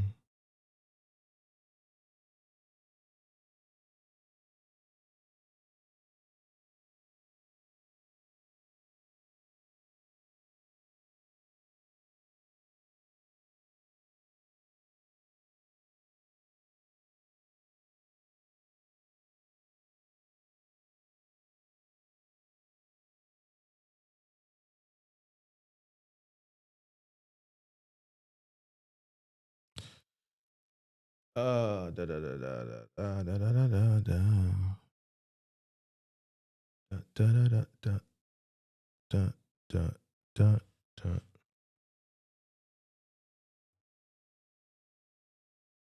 Mm-mm-mm-mm-mm.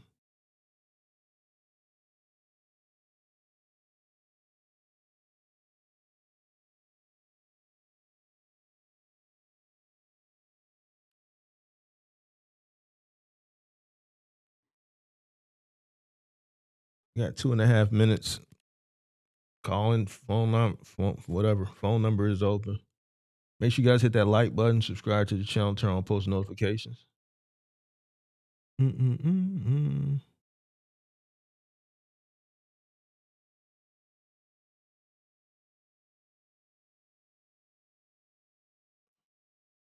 Big Money Trucker said that's old school.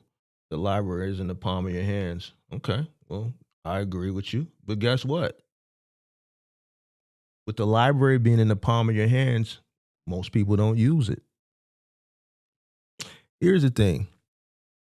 Now that society and technology has things in place to make people lazy, people are lazy. See, when you had to go above and beyond to just get things, I think it was better. I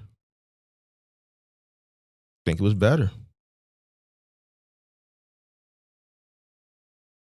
People have education, information at the palm of their hands, and they rather say ignorant shit online. Like, yo, Curry is a broker. And when I say ignorant, it's not a diss. It's just see how easy it was for me to just go disprove that. And I didn't go anywhere outside some extra or some third party. I went straight to Curry. You're telling me what Curry is, and Curry's telling you different. They're telling you they're a gig app. That person watched my content. Something was said that they disagreed. Instead of saying, you know what, he's calling it a gig. I don't think it's a gig. I think they're a broker. But you know what? Before I write this comment, let me just go and do some research. Nope.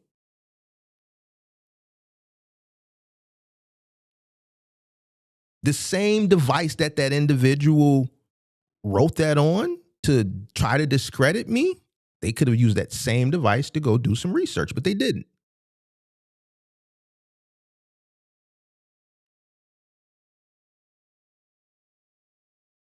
I'm thankful I'm old school. You look old school too, because you got more gray than me.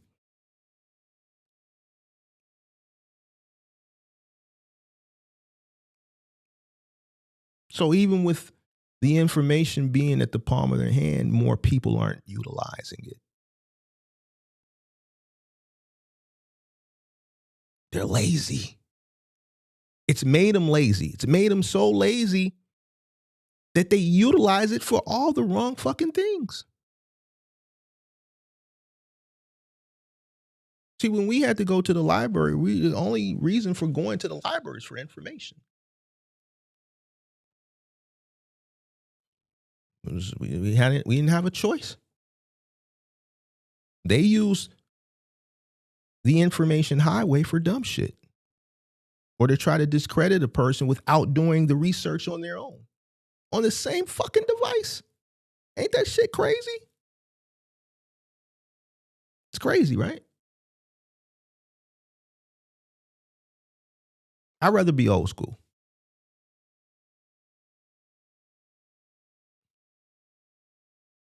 I'd rather be old school and just keep up with technology so I don't get left behind. With certain principles, certain structure, I'd rather be old school. I don't want to fall complacent and get lazy because then that'll also get you left behind.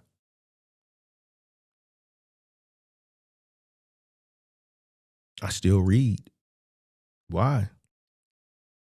Because it's better than just going and finding some guy and just taking what they say at face value. Even though I have discernment where I can listen to a person and be like, man, that person full of bullshit. It ain't really. Because I can listen to something and just know if I'm being sold or if a person is really, you can just listen. It's hard to describe. You can just listen to a person and tell. Like I can listen to other people in this industry as far as influence and just know who's knowledgeable and who's not. It's a certain type of way they talk.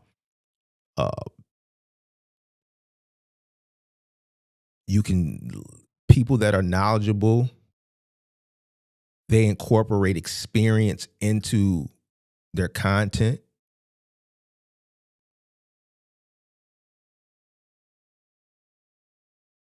The verbiage they use is a lot different than people that are not experienced or well versed. So it's easy for me. But to a novice who doesn't know any better, they just go with who they like. They don't even go behind that individual to make sure the shit that they consumed is credible or not.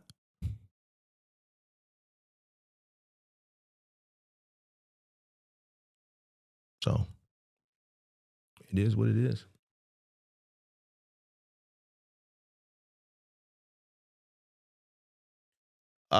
Listening from the clouds. Appreciate that super chat. Sweet.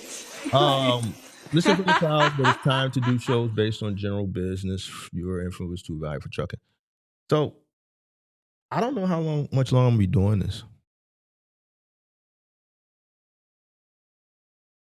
I might cut it off at 100 shows. I might cut it off at 100 shows, bro. I think I just don't, it ain't.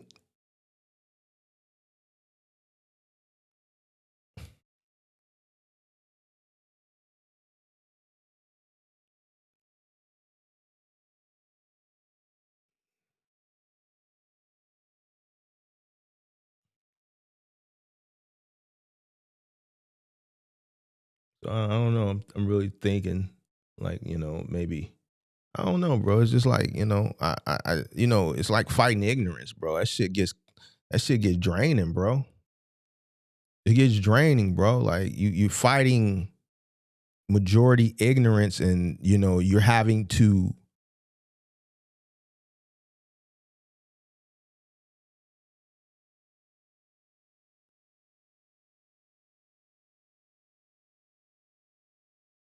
in this small niche, majority of the people that are, and you see a lot of new people doing the content now because it's tax season.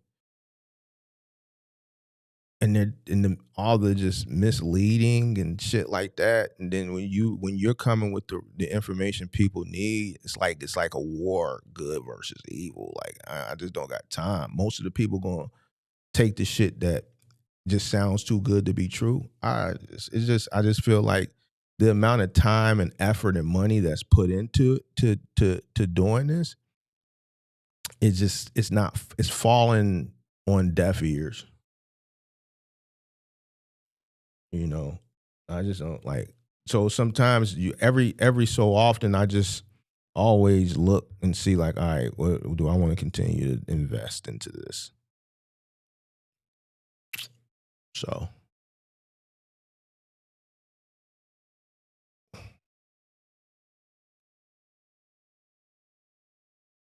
I think more people just want to be entertained, and that's fine. But I have to, weigh my options. Like the time that it takes to do this, I could be doing something else. I could be reading more. I could go to the gym earlier. Right now, it's the perfect time to be in the gym because nobody's in there right now. But after I do this, I go to the gym at 5 o'clock, 5:30. It's when everybody's off of work. I don't want to do a late show. I don't want to do an early AM show. This is a perfect time, right? So I could actually change my day around. I could be in the gym right now and I have access to all the machines because everybody's at work.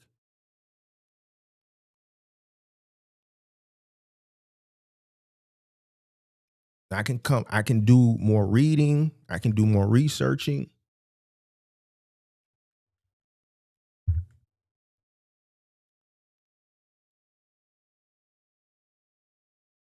So I'm always going to look out for me first, straight up. I didn't even get a chance to, after talking to the lady yesterday when I went to the gym, I didn't get a chance. I was there, but like some of the machines I wanted to hit, I couldn't hit them. It's too many people. We still dealing with the New Year's resolution people. I couldn't even hit all the machines I wanted to hit. You dig? So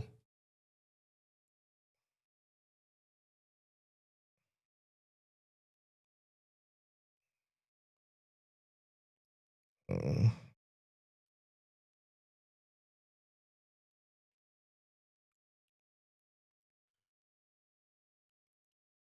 so I don't got time to be going back and forth, especially on no dumb shit. I don't got time, bro. I could be doing other things.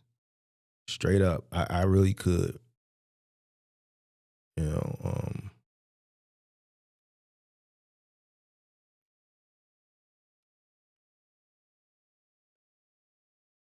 appreciate the super chat though. Pierre says, love the content. What show number is this? It's the number to call in. Love the content, by the way, Mark. Appreciate that. That's the number to call into the show. Shout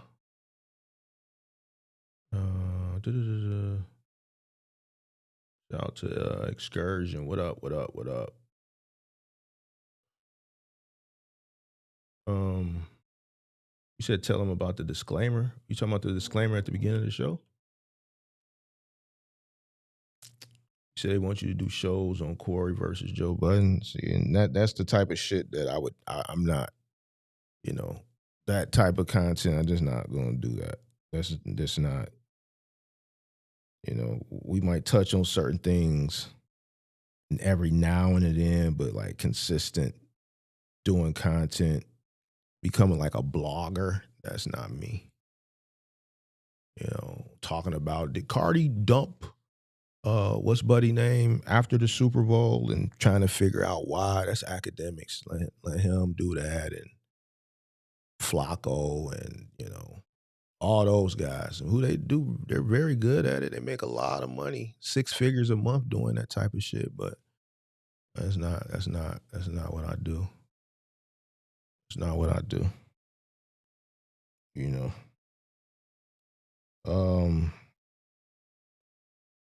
General business, we could do that. Here's what a lot of you guys don't understand. There's different algorithms, right?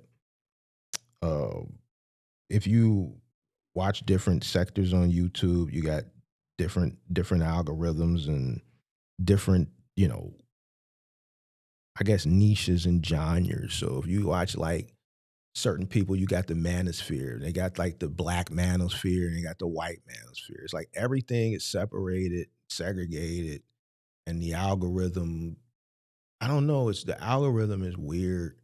I don't even if I just focused on general business, I don't think it would be pushed to the masses. It would be pushed to the demographic that I'm currently being pushed to, which is fine to me. I don't care.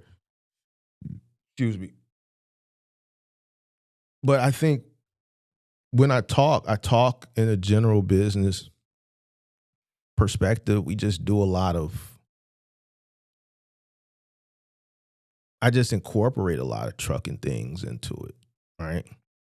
But having a business plan is something that you should do no matter what business you start. Restaurant, trucking company, daycare, construction company, photography company, content creation studio, whatever. You should have a business plan. You should understand the operational cost to maintain it.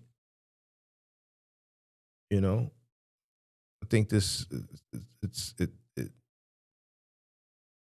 it correlate it's for any business. I just use a lot of trucking examples based on experience. The sad truth is the majority are still going to let it go in one ear and out the other. I know this already. I understand it. That's why I always sit back and say, yo, how much more are you going to take this? So then I think like, okay, man, I just put a bunch of money into building this shit out. So what do I do to appease the money that I spent in? Do we just do 50 more episodes? And we ain't looking at it from a cost like a price perspective, because this type of content doesn't make any money. So I have to figure out another way to appease it, okay? Because I can't look at it from, okay, recoup from a financial perspective. Okay, how many episodes do I want to do with the money that I invested to appease me for the investment? 100 episodes, I bet. And then we'll reassess it once we get to 100 based on, maybe the sentiment in the space or just where I'm at in life. I may want to focus on other things. So shout out to my brother Cars and Cribs in the building. Shout out to my brother Cars and Cribs in the building. What up, boy? What you got going on, Charlie? Shout out to my boy Cars and Cribs in the building. So it is what it is, big dog. I don't know. I don't know. I think we're in a very important time, and a lot of people are just distracted, bro. And I just, I just don't got time, bro. I don't got time for people playing games. I don't think people know how serious shit can get. You know what I'm saying? Like, and I'm talking, when I'm saying this shit, I'm talking on a few different things. If you know, you know. Like, I really don't think people know how serious shit can get. And I think people are just misinformed with, these dreams and, this complacency and all the distractions that are being put out there. Every week is something. Every week they find something to distract the majority of people.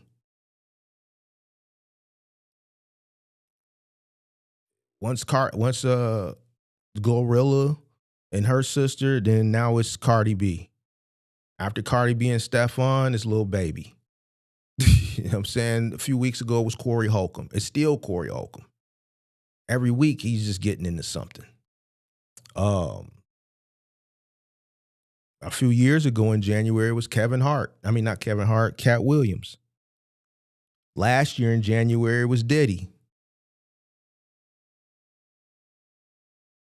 And people are just more consumed with dumb shit. So I don't like, bro. Like, I scroll dumb shit when I'm on the toilet, bro. Like, I'm not looking at dumb shit, bro. I'm looking at opportunity, bro. Where's the money at? Mark, you focus too much on money. Yo, you need that shit, boy. You need that shit to survive. You need that shit to eat, to live.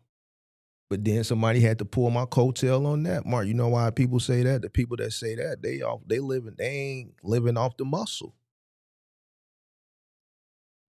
They living off of assistance. So they don't get when you say, yo, you gotta keep that shit coming. It's a motherfucker who been living off assistance for a long period of time. And it's like, man, I was watching a video, this lady saying she's trying to have another, and she wasn't even a black lady, she was a white lady, saying she's trying to have another kid so she can stay on government assistance longer. She's purposely having kids to stay on welfare. So now if I'm talking to a person like that in regards to,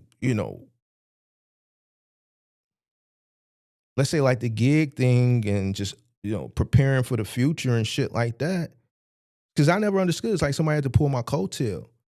They not going to understand what I'm saying because they never have no plans to live off the muscle. They're complacent with living off the government. They don't want to get off it. They looking for ways to stay on the shit. I understand that being on that shit is, wanting to remain poor. So a person like that is not going to understand what I'm saying, and they're going to disagree.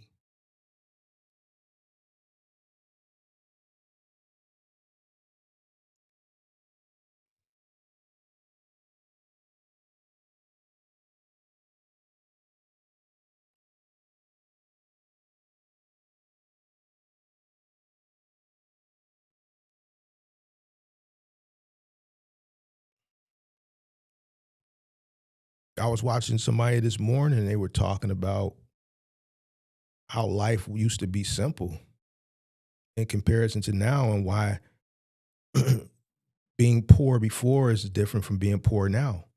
A lot of people make themselves poor now.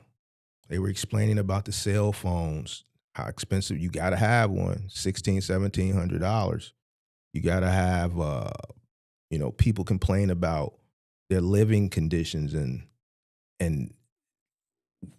all the rent. You could live in the hood.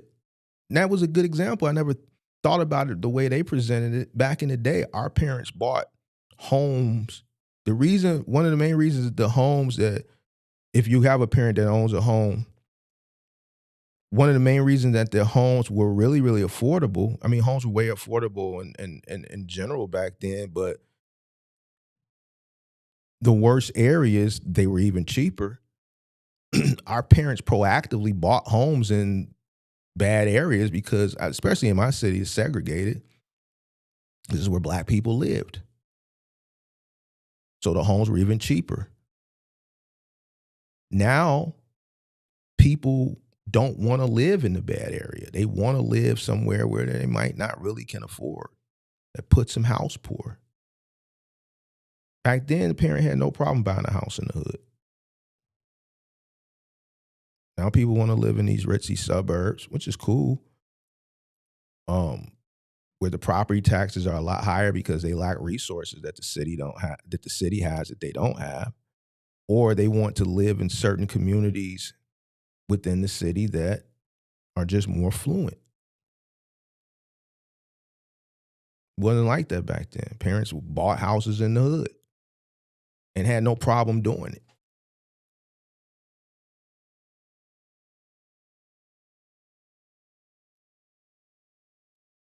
Life was a little bit more simpler.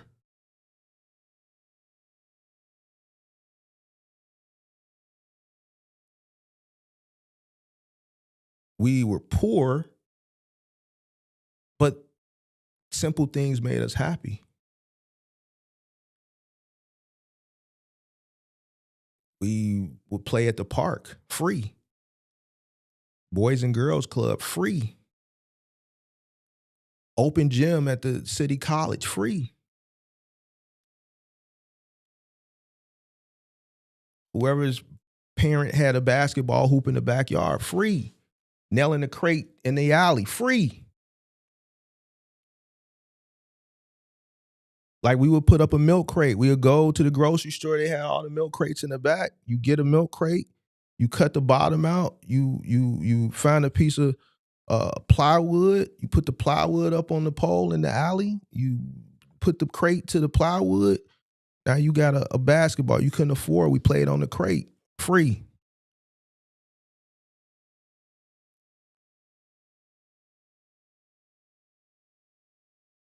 Now,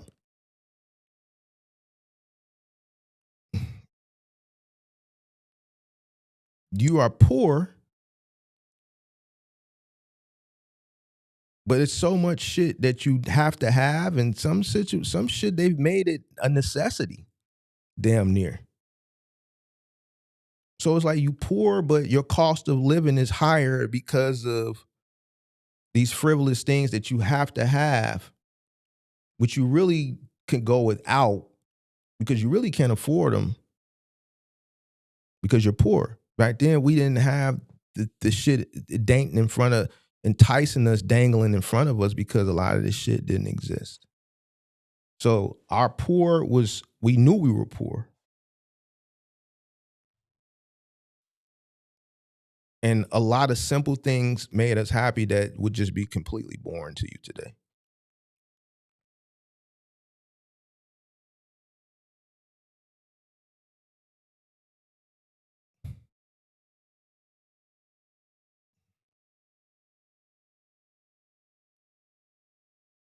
So, he said they don't know about hooping on a crate. Right. You tell a person to go hoop on you put a crate up for some shorties today, they ain't honoring that.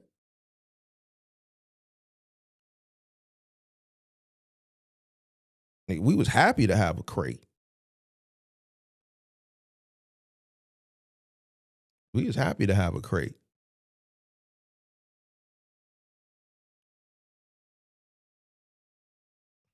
Playing football in the street.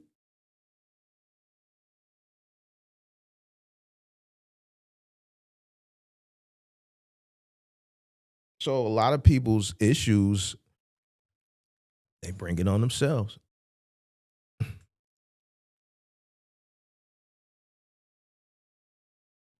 You can't tell people that though. Because when you tell them that, as soon as they turn you off, they get to scrolling and there's a million other people telling them the opposite. So, just,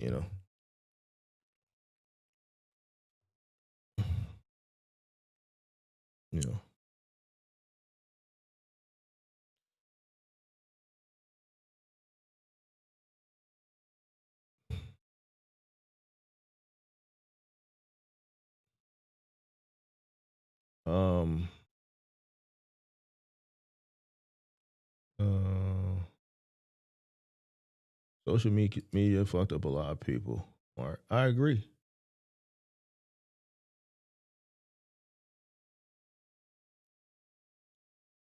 I agree. What are you gonna do? I mean, here's the thing: you got to know what to consume, or what you consume. You got to know where to place it. You got to place it in entertainment or nonsense or value. A lot of people, a lot of things that are non-value, people put value on it.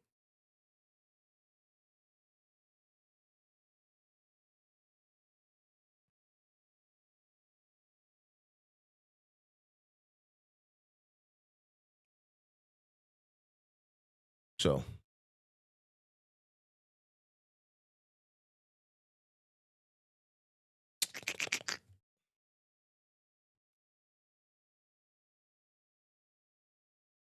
you been in the cut chilling? Yes, sir. Yes, sir. Yes, sir.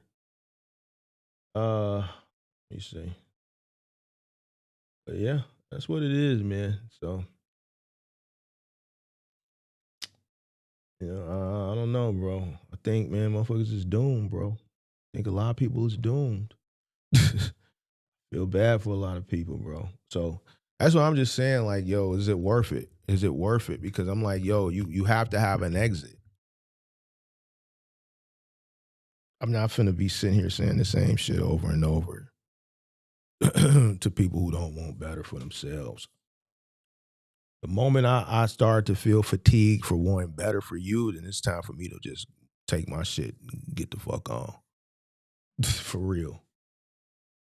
I'm not finna argue with nobody no more wanting better. Motherfucker tried to go at me for wanting better for somebody else. That shit crazy to me, bro.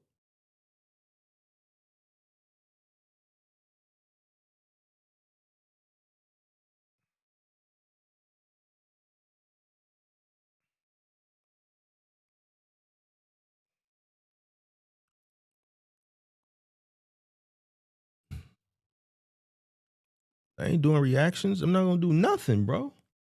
What you talking about? Like reactions. You get mad at that. You get mad at the reactions.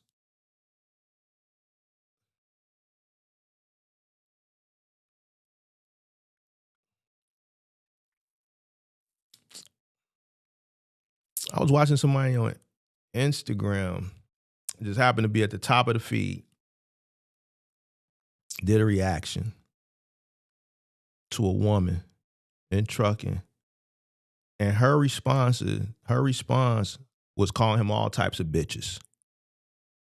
All types of bitches and all types of this and all type. That's how she responded to a reaction that was done on trucking. Now he's all types of bitches. This bitch, bitch, bitch, bitch, bitch.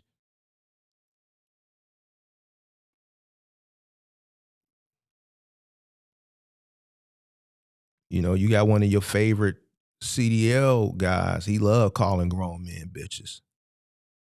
I just don't got time to play games with these people, bro.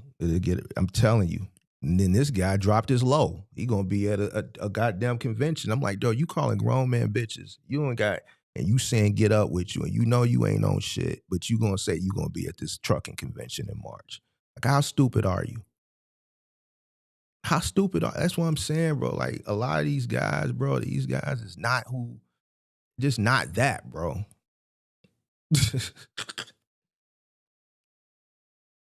This nigga done called all these grown men out their name, but then say, hey, so happy to announce that you're gonna be at this convention. You're not just realizing you just dropped your low. You happy, so happy to get invited to the convention after you done disrespected grown ass men. And you're not in the health to even be going, like, bro, like, that's it. See how stupid this shit is, bro? If I was a motherfucker who literally had some type of health condition, surgery, the last thing I would be doing is inviting unnecessary energy to me if I know I'm finna be moving around and I want to be this public speaker. But you're creating all these beefs and you have a health condition.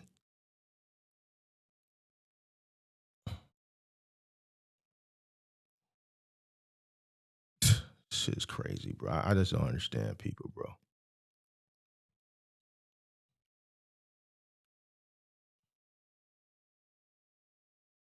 I ain't gonna have medical support on hand. If the shit go bad, it's just gonna be an example. Motherfucker gonna be like the same people that was championing him in the comment section and cheering him.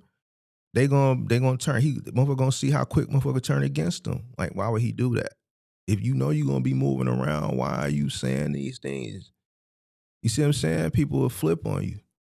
But a person should know better. Like, yo, if you gonna be the big bad wolf and you gonna move around, then or if you know you're gonna move around, you shouldn't be the big bad wolf, especially when you can't, defend yourself.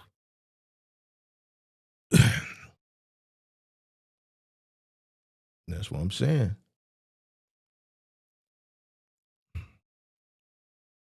I just don't get it, bro. It's like, that's what I'm saying. Like, this shit is comedy, bro. I don't fuck this. Shit is comedy, bro.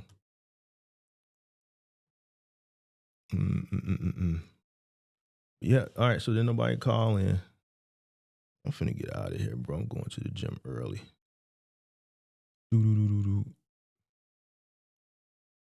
Nobody gonna call in? Ain't nobody got shit to talk about?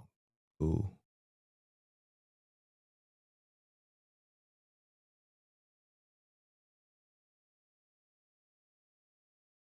Two trucks.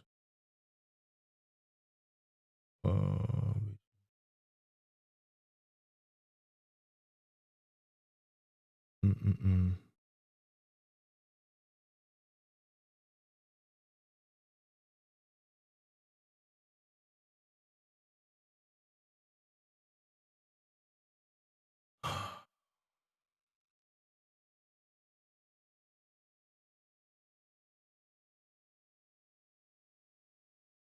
Mm-mm-mm-mm.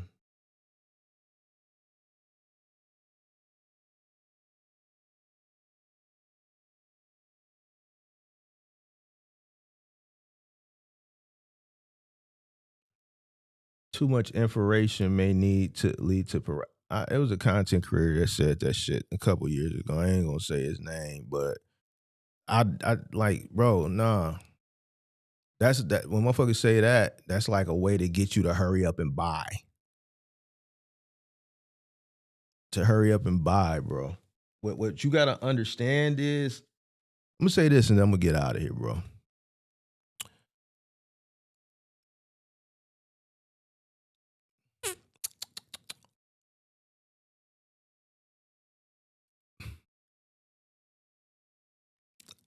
As that phrase you just said, you when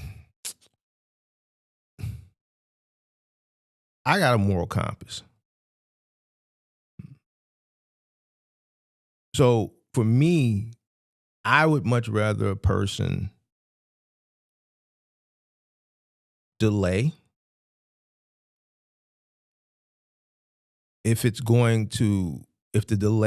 reason for the delay is because a person wants to give themselves a better fighting chance. So more well-informed, so more research, more understanding of what they're about to get into. And building more, invest seed money, working capital, right? More education, more knowledge, and more money will give a person a more fighting chance. If they're delaying, it's fine. Why? It's not going anywhere. What's the rush? If you're rushing to get into something undercapitalized and ignorant, you're going to fail. So when you said that, like most people say, it's just ignorance. It's a term that was created by people to get people to buy into things quicker.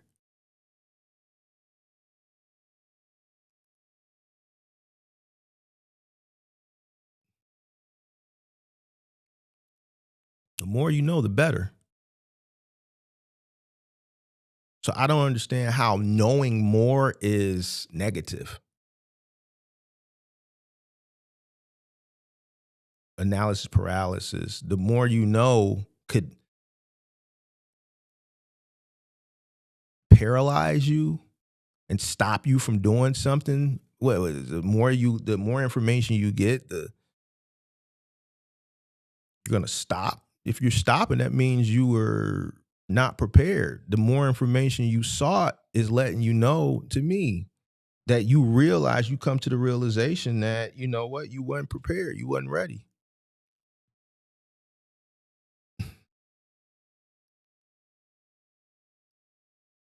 Listen, and I say this over and over again. You can listen to who you want, but at the end of the day, just like that lady yesterday, and I say this shit all the time, nobody wants to go backwards in life. Listen to that lady yesterday. The fear should be going backwards, losing everything, and having to start all over. That's what you should think about.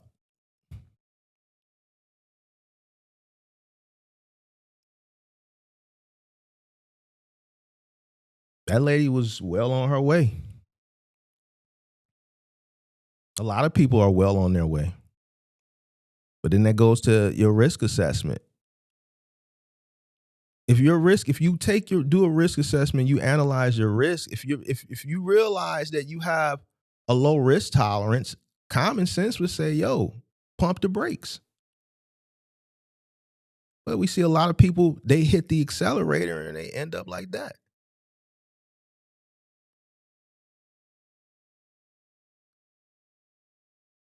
At a truck stop in stilettos and all this goofball, like, you know what I'm saying? Or, we seen other situations from men on the other side.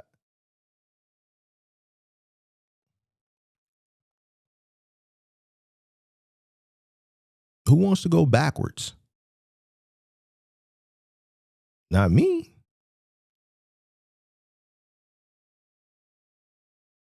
I'll never tell a person, yo, just do it. Analysis paralysis. Why?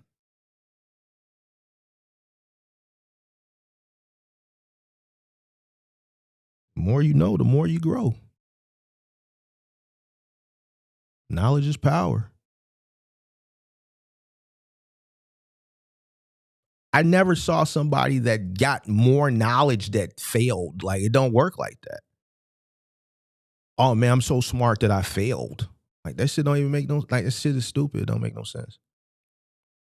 If I had something to sell you and you were contemplating, and I just want you to pull the trigger, and you're like, yeah, I'm just still doing my research, and I'm gonna buy your course, I'm gonna buy your mentorship, but I'm just still doing, man, analysis paralysis, man. If you keep doing that, man, then you probably not gonna do it. You gotta pull the trigger, man. You ain't gonna know. It ain't gonna never happen for you if you don't do it. You gotta get in here and do it, man. You gotta do it. And there's some truth to that too, but if a person is researching, let them research. If a person wants to give themselves a fighting chance, a better chance at it by educating themselves more, why? Like, who are you to tell them no? Like, why would you stop somebody from educating themselves?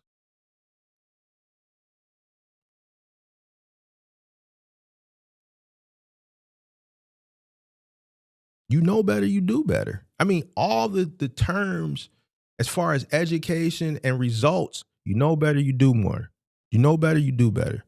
The more you know, the more you grow. And the list goes on. I never heard a fucking phrase that says the more you know, the easier you fail. So when I hear shit like analysis paralysis, that to me, that's propaganda. I look at it like that. I look at it as marketing jargon.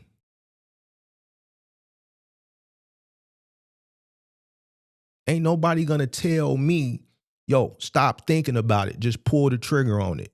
You ain't gonna never know unless you try it. No, motherfucker, if I pull the trigger on this shit right now and this shit don't work and it failed, are you gonna pay these fucking bills?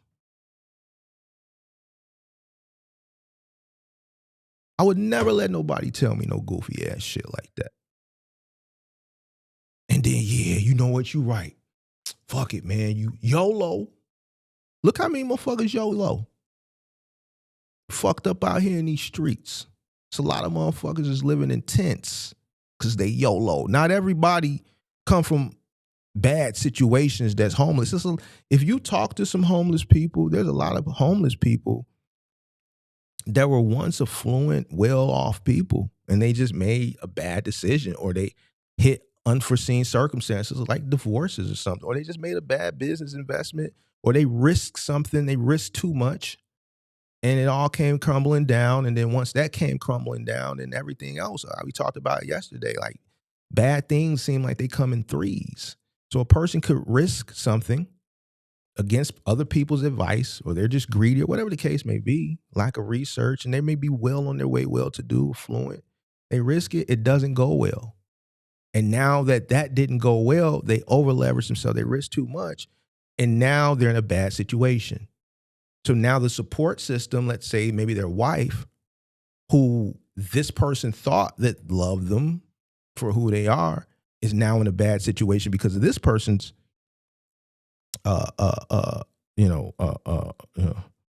bad business deal, is now divorcing them because they don't, fuck this shit. I ain't finna be living like this. You mean to tell me we gotta live below our means because of this bad investment that you did? So now we gotta cut back? No, I'm gone. So now that's strike two. She gets that house, the kids, the equity, whatever. They divide it up. He ends up getting the short end of the stick. Strike three. Because of all this shit that's going on, we see this shit happen all the time. He starts to drink heavily. And then the job that he had that he could just continue to work on, the productivity starts to decline because he's drinking, he's losing he's just going crazy because he lost a lot of the money. He lost his family. Now he done lost his job. Continues to drink. But now the drinking is not powerful enough. It turns to drugs. Now he's on the street, and then you see and you pass this person and you give him $1 or whatever you got in your pocket, in some way you start to engage and have a conversation. And when he starts to talk to you, you can hear by the way he talks, this is not a person who has been like this all his life. This person, and you talk and then they tell you their story.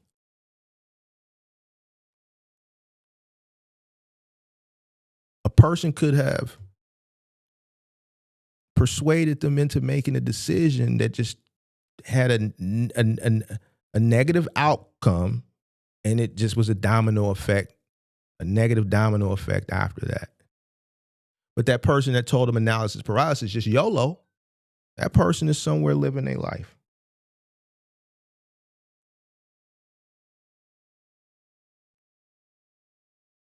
That person is still okay.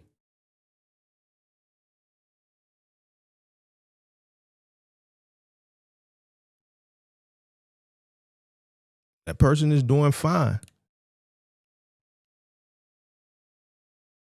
That person ain't living on the street. That person still got their family. Matter of fact, that person is doing better because they did the opposite than what they told that person. They learned from that person's mistakes.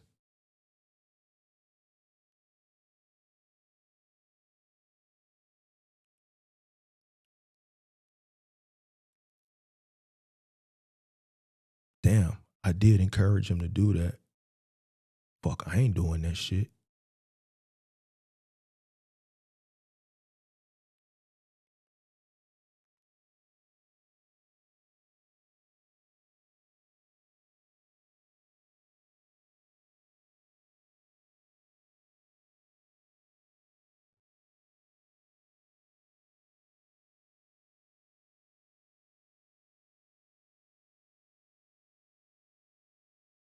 Well, yeah, they say you just got to try. So you want me to take, which most people that come into this business, everything they got and just try. That's why I prevent people. That's why I stop people and force them to think. Because a lot of people's stories like the one we saw yesterday, a lot of stories like that. I've talked to people that were in similar situations. There's a lot more stories like that that haven't come forward.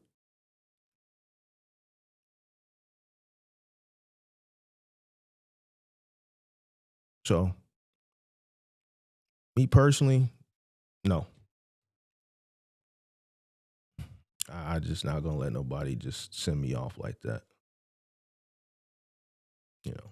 But if you want to listen to people that's going to continue to send you off, and I just want you to think before you make these decisions. I want you to look around at what you have. Look around at what you have. After you look around at what you have, thank God for it. Whatever it is, whatever it may be, thank God. Whether you live in above average, below average, if you got a roof over your head, thank God for it. And then after you look around and look at everything you got and you thank God, now analyze this decision that you're about to make. And I want you to think, are you prepared to lose it? Have I done enough research? Do I have enough capital to go into this war? And am I willing to lose this? Do I have enough to sustain this and the learning curve over here?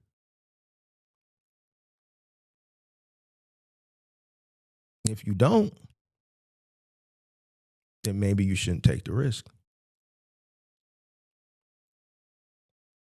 If you do, still assess your risk. Okay, how long should I give this thing a go before it starts to affect this over here?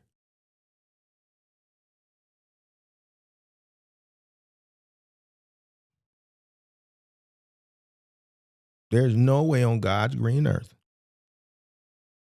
any person that is directly associated with me, man or woman, would I allow to be in that situation?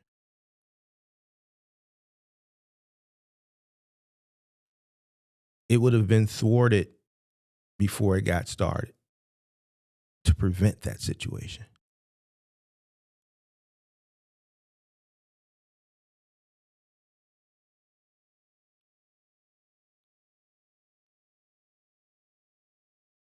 People do not have your best interest in mind.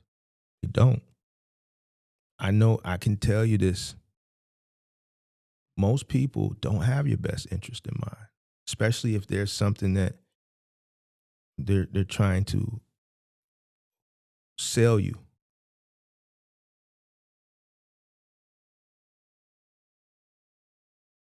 That's why I talk to people and I try to get a feel for them as far as, where their acumen is. And then I have to go into the personal things to see if they're prepared for it. Because I have their best interest in mind.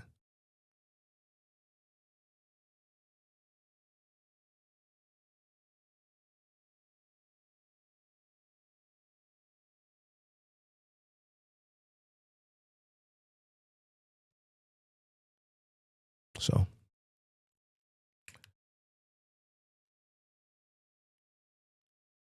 like I'm ignoring a lot of the ignorance that you're saying crazy because it's ignorant.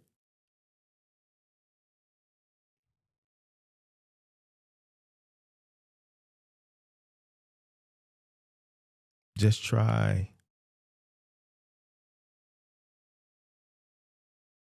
We can't look at it like that on a broad scope of things. We can do something like, okay, let's just try content creation. Just give it a try. I got a Gmail, go get a YouTube. I don't have a fancy studio like Mark, but I got a cell phone. So I can just record on my cell phone and just give it a try. See if it works. If I get any traction, I'll continue forward. If I don't get enough traction after a certain time frame, then we'll reassess and we'll want to see if we want to continue to go forward or discontinue it. That's something that you just try. If I got $5,000 to my name and I'm working a job that's paying the bills, it's keeping a roof over my head, it's keeping food in my belly, and I just have enough money just to put a little to the side, but I don't have enough for discretionary spending. I may not be able to turn up. I may not be able to wear the fancy shit. But I'm constantly being sold this idea of box truck business. And I keep seeing these large numbers on these reels.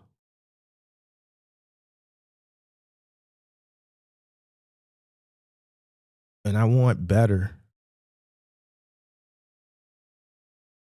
All I got is a nickel. Does that just try? Hold on. But if I just try and it don't work, now I quit my job. I took all my life savings and I invested into this and it didn't work. I don't have anybody to turn to. I don't have a security blanket if it don't work. Is that just try the same as the other example I gave you?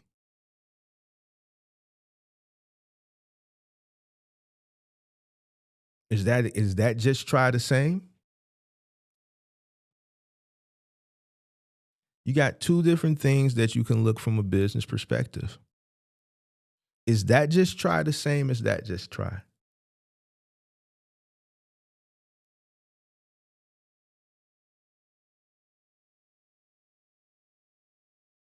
See, I didn't look at it, what you're saying, and just take it at face value. I consumed it. I processed it. I looked at it from a multitude of different ways. An ignorant person who just runs off emotion, like we see a lot of people do, would have just took what you said and said, you know what, you're right. But no, I wanted to run it through some different analogies. Because there's a lot of things you can just try that won't have extreme negative effects like some other things you just try from a business perspective.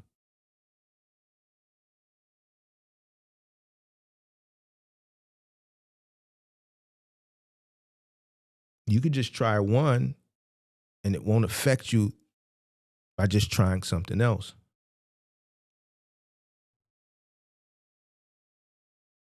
But some people won't look at it both ways. They'll just see it one way, you're right.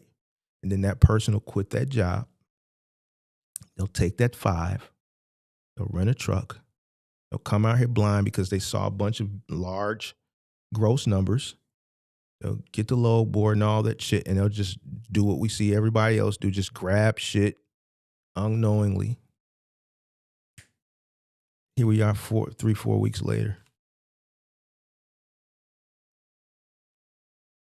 Now this person is homeless.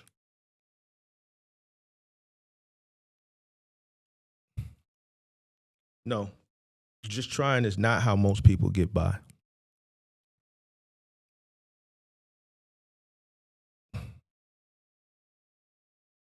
Most people get by getting up and going to work, which requires discipline, consistency.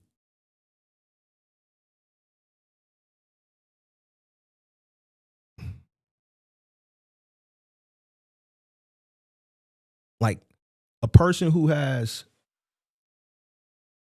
a family isn't just going to try to go to work. They're going to go to work. Well, most will. I don't even know if it's most people. Just people people are disciplined. They just go to work. They don't try to go to work. They go to work.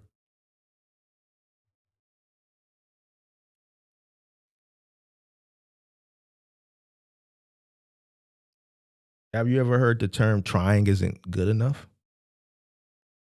To me, trying is kind of like, in certain situations, trying ain't good enough.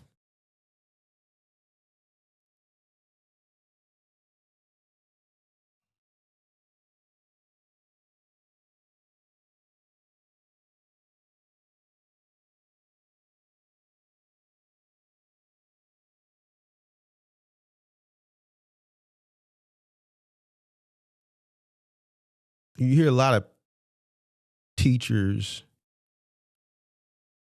tell kids just try, because when kids, they're adolescent, they have that fear of failure or that fear of failing in front of their peers because kids are cruel and they don't want them to laugh at them and shit like that.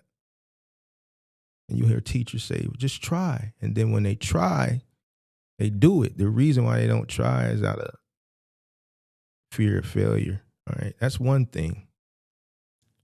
But as an adult with responsibilities, trying ain't good enough. You got to do. I can't try to pay the bills. I don't look at it like that as an adult. Well, I got to try. We're just going to try. No, I have to pay them. I can't tell the bank. I can't tell People's Gas. I can't tell ComEd. Can't tell Xfinity. I'm trying. See, a kid can say, I'm trying. Give me one more. Just push up. Give me one more. I'm trying. We accept that. We're developing them. As an adult, you have responsibilities.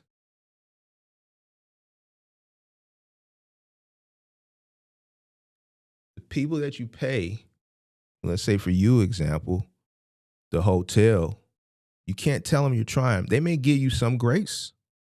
They may give you some leniency. But eventually that grace and that leniency is going to start to fall on deaf ears. You know why? Because they're not in business for charity. They're going to say, look, we're in business for profit. We've given you grace. We've given you leniency because you've been here for a while and we understand your situation. But there's a shelter down the street. And although that may sound harsh and cruel, it's reality, and they're in business for profit. That room has to turn over. Whether it's you or somebody else, it has to generate a certain amount of money.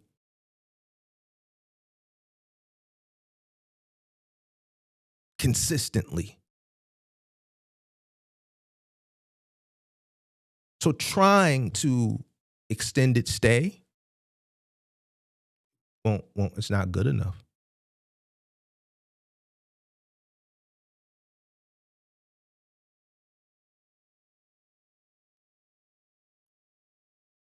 After 90 days, I'm going downtown.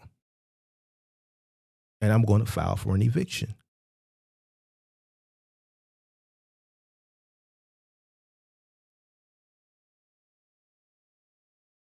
If you're a tenant that has been there for maybe 10 years or 5, 6, 7 years, maybe not. Somebody that moved in and they haven't even completed a full year and they get behind, I don't have to be lenient with you. I hear that you're trying, but it's not trying ain't enough. Person who's I've been made money off 5, 6, 7, 8, 9, let's say 10 years. I have a rapport with you. I know you. Yeah, you may be trying and I'm willing to work with you.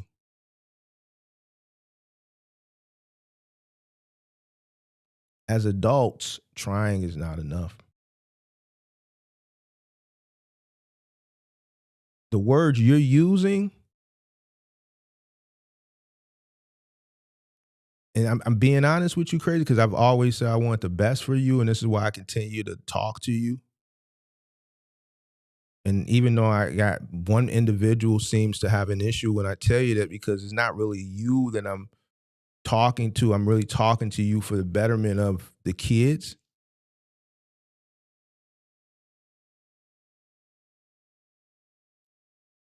Trying is not good enough.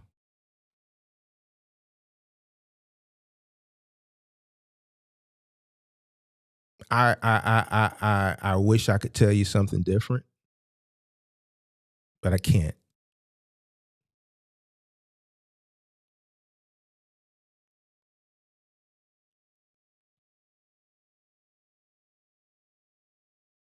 If trying was good enough for adults, then there would be no homelessness.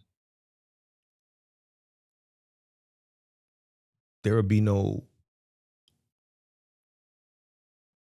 people that were hungry, would be well nourished and fed.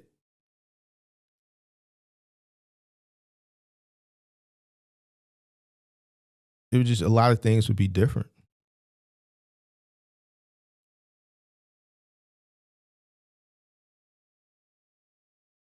Trying is acceptable for children. No.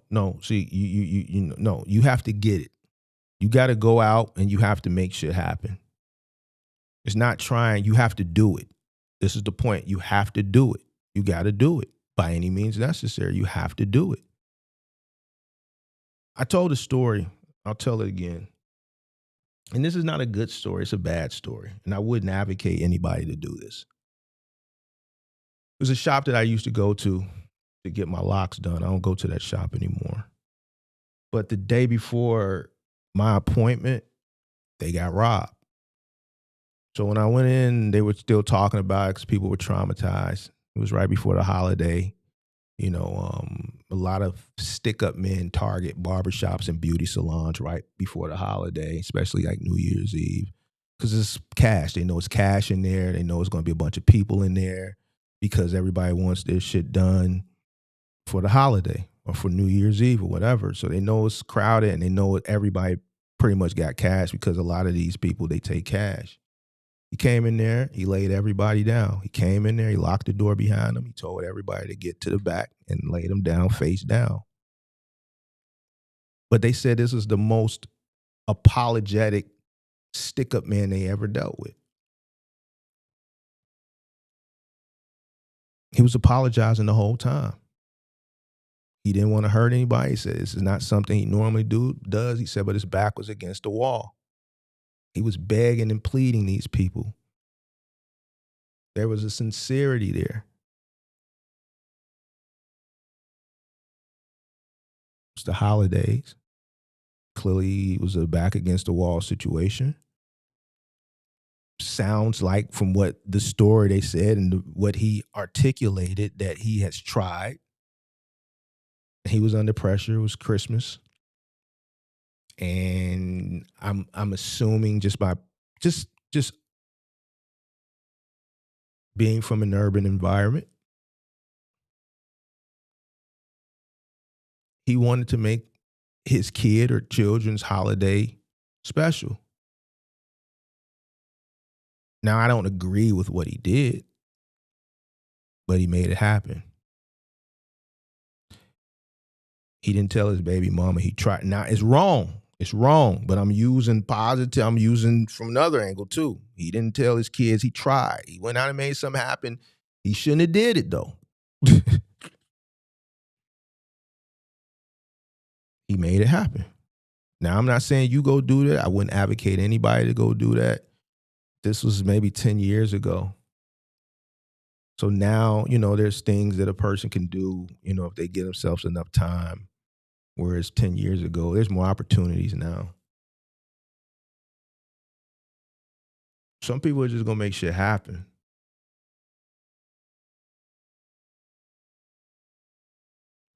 So.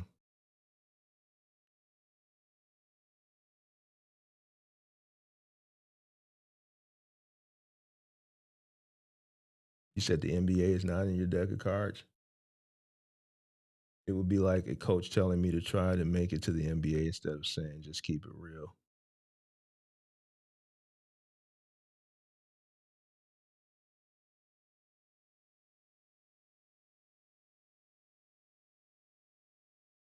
So, yeah, I think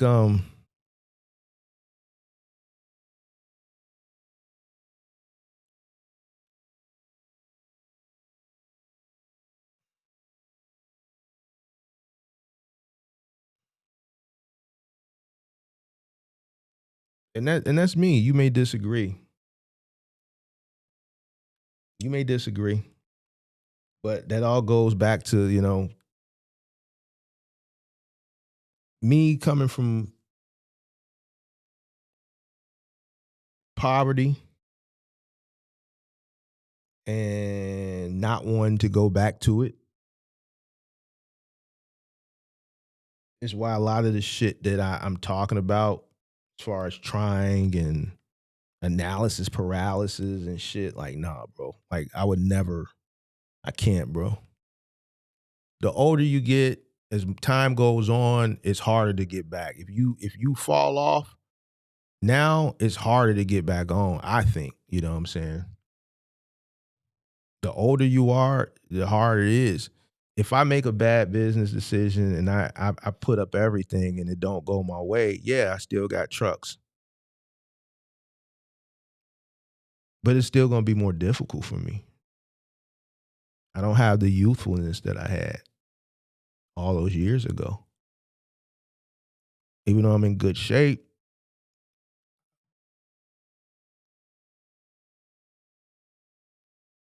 my agility and my mobility is good, but it's not the same.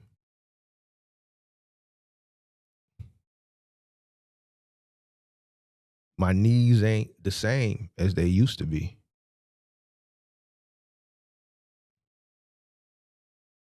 So I won't be able to put in the overbearing amount of work that I put in years ago at the beginning today. One and done, maybe two. I might only be able to get two. And it's not because of my cardio. My cardio is good. My knees. I know that. So I'm not going to put myself in a situation ignorantly where I'm going to have to utilize that option to come back. I just rather avoid it altogether by making better, not even better because I make good decisions, by continuing to make good decisions and continuing to think things through before I pull the trigger. So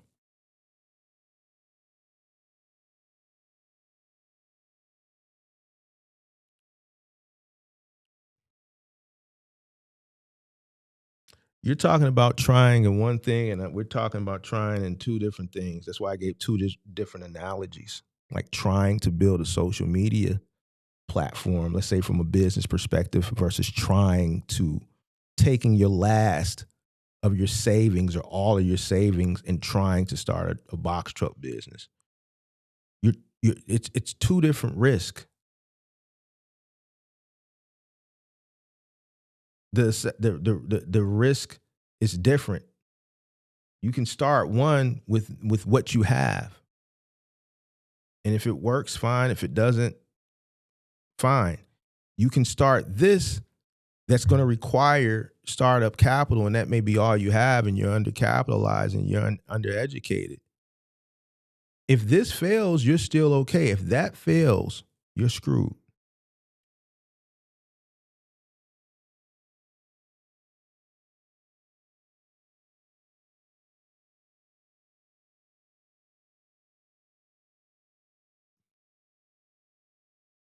I know I'm a more calculated risk taker. You're saying what I'm saying. I'm telling people to analyze their risk and accept if they're not prepared or they're not ready, because once they analyze their risk, they realize they have a low risk tolerance. And maybe they should wait, get more education, get more funding.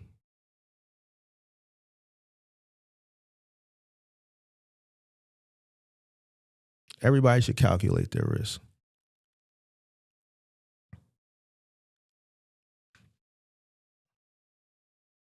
That's the point. If more people calculated their risk, it's just like the thing that I pulled up on the screen. If more people calculated their risk, more people will probably be more successful.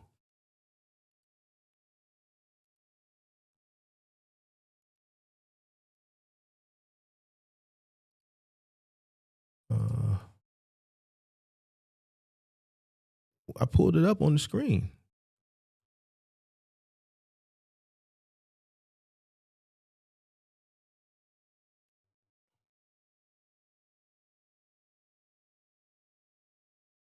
Understanding risk stands out as the lowest scoring area, with only 36% of related questions answered correctly. On average, highlighting the difficulty Americans face in the understanding possible financial outcome.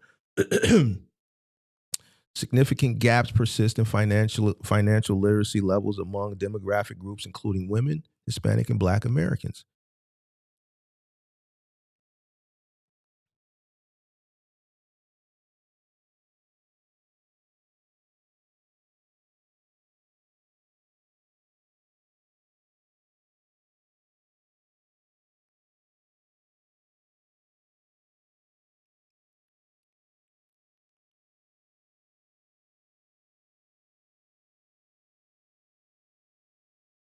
Importantly, when it comes to comprehending risk, this generational knowledge gap closes across all generations, including baby boomers. Risk is the hardest topic for people to understand.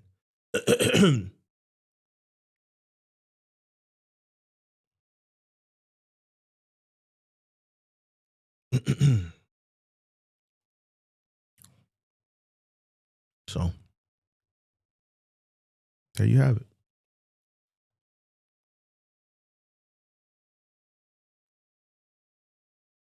What else you got for me, crazy? Or is that it? You done going back and forth with me?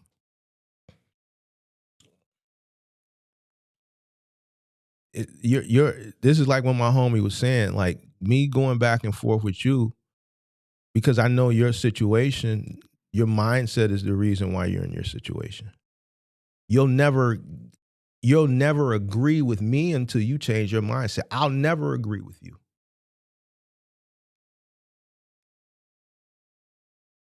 I will never agree with you. Me agreeing with you would be me going in reverse in life.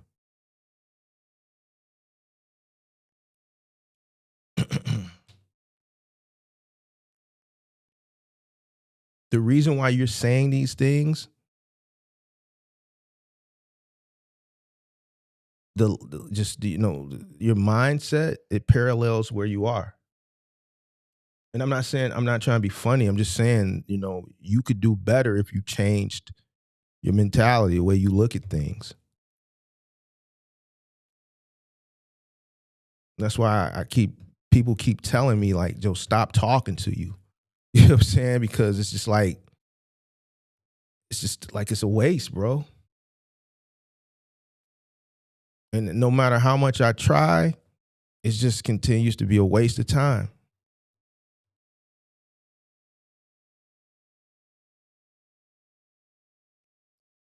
Which, it's just like, how did you find me, bro? Look at the guy where I think you found me from. Look at that guy. This guy, you watch him and you leave positive comments on that individual's channel. And this guy he's nothing. He's nothing. He's a sorry excuse for a man. He's nothing. It's nothing. But I see everybody holding that person accountable, and you champion that individual. So it's just like,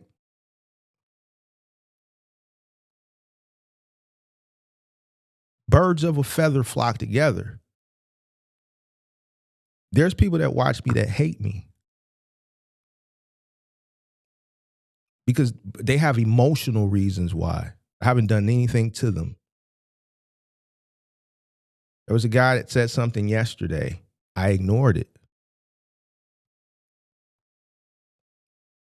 And this is somebody who said he just comes in, he says things every now and again. Doesn't know me. The shit that he's saying doesn't even correspond with what it is I'm talking about, because, and I know what that person's issue is. They have a disdain for people in this space that create content because of a bad experience that they had with somebody else. So then they just pin that jacket on everybody. I get it. That's why I ignore that individual. I know what that individual's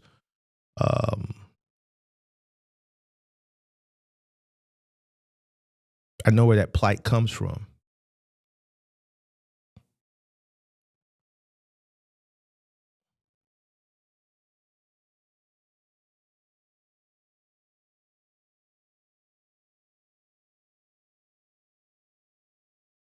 But like that individual that you're talking about, that we're talking about, horrible.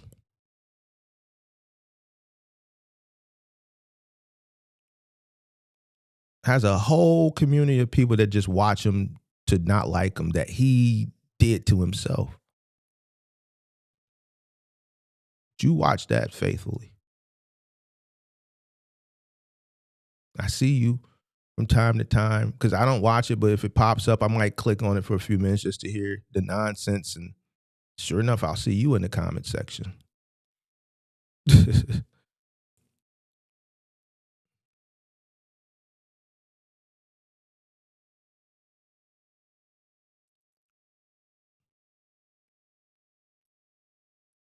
That can get celebrated. This will get debated.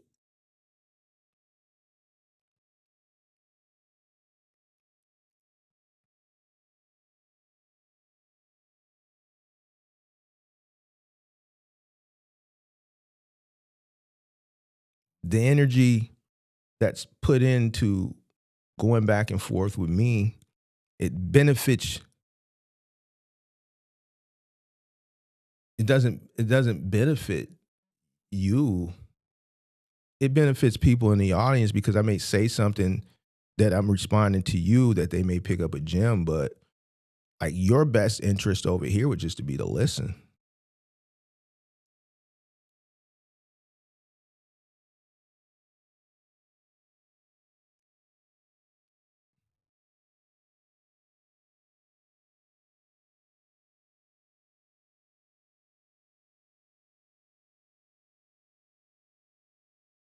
So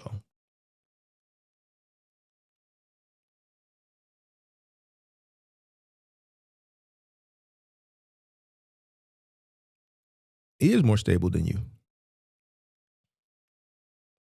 He has multiple sources of income. Even though he can't hold on to them, he always finds one. He does work, he has a job, and he does the gig thing on the side. He has an apartment. You can't and I mean we're this is not like jokes or anything, but since you want to keep going back and forth, a person that has a job and gigs on the side and has an apartment is in a more stable situation than a person that just does gigging and that lives in a hotel. But this goes to fantasy. This goes to that's the denial. Regardless of what this individual does as far as the decisions that he makes, which are silly decisions that I blame on. I mean, I guess I can't even say adolescence. I don't know, man. Some people are just not wrapped too tight. But a person that has a place to stay, a job, and supplements on the side is in a more stable space than a person who lives in a hotel that just does gigging. And you got an individual who just has themselves to fend for and one child, which he's not the custodial parent for, versus a person who has five mouths to feed. So this is me thinking logically. You're thinking emotionally. I'm thinking logically. I'm doing the numbers. It's cheaper. He has more income coming in and less mouths to feed.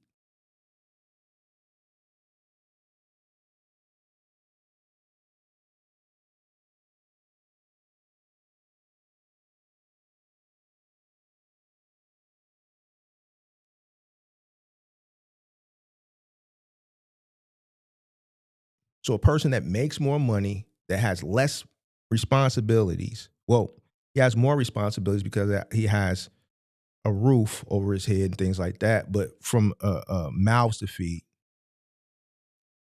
it's more stable.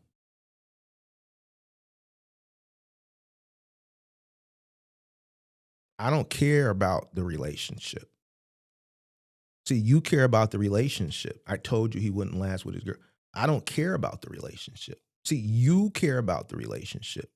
That's why you always say, yo, family, kids, and things like that. And I say, yo, stability. Family, kids means you have to take care of them. You're responsible for them. Responsibility goes back to responsibility. Somebody will come in eventually, they're probably watching now, and they're going to say, how can you tell them that? You don't have kids. How can a person that doesn't have a child tell a person that has a child that if you bring a child into this world, you're responsible for their well being? That goes back to what I'm saying. A person will just not like you and they'll look for any reason to say something to go against you, even if it sounds ignorant. I don't think any child should go without food, clothing, and shelter. You don't have to be a parent to want the best for a child. But someone said, well, you don't have a child, so you can't say that. Like somebody literally said that the last time me and you had that engagement. To me, that's when I just ended the conversation because I said this person is just looking for anything. That's just stupid.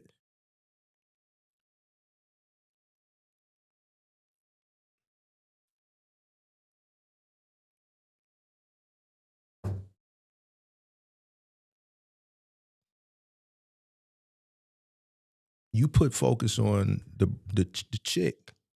I'm talking about stability in general. I don't give a care about his chick.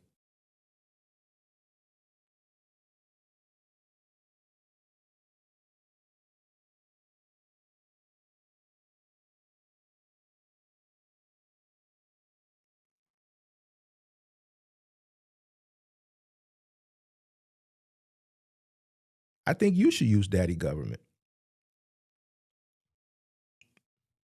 I think you are a great candidate for it. If you're not using it, I think you should use it. You're a great candidate. You saying you don't use it, it's not going to change my stance. Why? Because it's there for people that need it. You are a great candidate. I think you should use it. I think if you used it, it would free up a lot of resources, capital, right? For you to save so that you can put yourself in a better situation. Listen, you're not going to never beat me, bro. You're not going to never beat me. If I was in your situation, I would utilize the resources that they're there for people in your situation. You should utilize those resources so that you can free up the money over here that you're earning to put yourself in a better situation. What are we talking about, bro? Like you keep saying daddy government, like I don't understand, bro. Like I don't know, bro. People are disappointed. I gotta stop talking to you, bro. Like you gotta like you gotta go find something else to do. I always give you a little chance once a week, but I see you still don't get it. You know.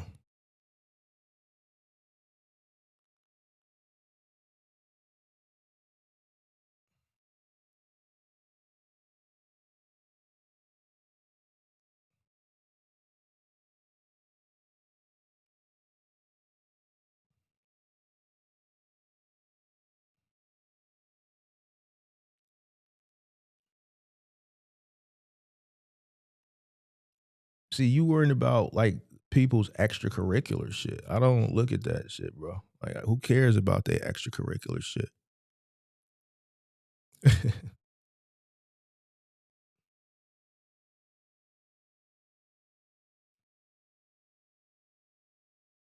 We talking about stability.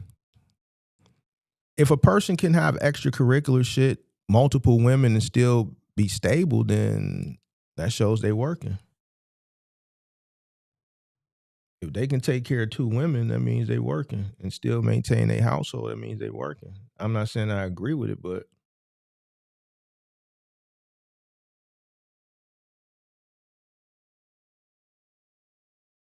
so I guarantee you, sir, if you just stop, fighting what I'm telling you and just listened and applied it just for a week, you'll see a big difference. Your outcome will be a little bit different. The time that you're spending here going back and forth with me, it's not benefiting you. If I were in your situation, I would even waste time watching me.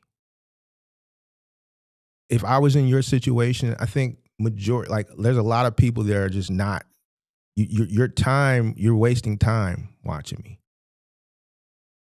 You're not making money watching me. You're wasting time is what you're doing. I'm okay.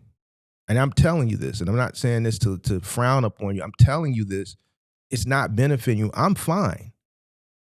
If I were in your shoes, the last thing I would be doing, if you're not doing it for things that are going to make you better, would be watching me. If you're doing it so that you can consume to apply things that are going to make you better, then yes.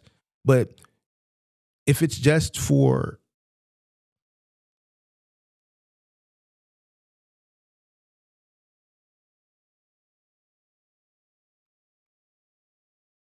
having a dialogue of combativeness, or to you get a good debate, because I see you on other channels too. We peruse, and you like to go into other channels and troll and things, and that's fine. I see you over there, and you get blocked a lot of places, and some places you get a little action. You got your little microphone and your little headset and shit like that.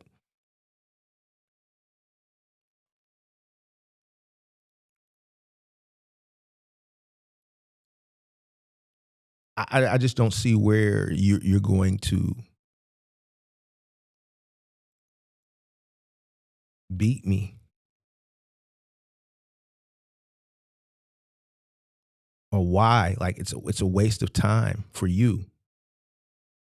If I were you and there was no value, I would be spending time making money so that you can get yourself out of the situation that you're in, that we know you're in. You talked about it publicly. I didn't know this niche existed when I was working. Too busy working. Even if I would have known it would have existed, I wouldn't have had time to engage. Too busy working. I can engage now because the money works for me. I've worked to get to a certain point.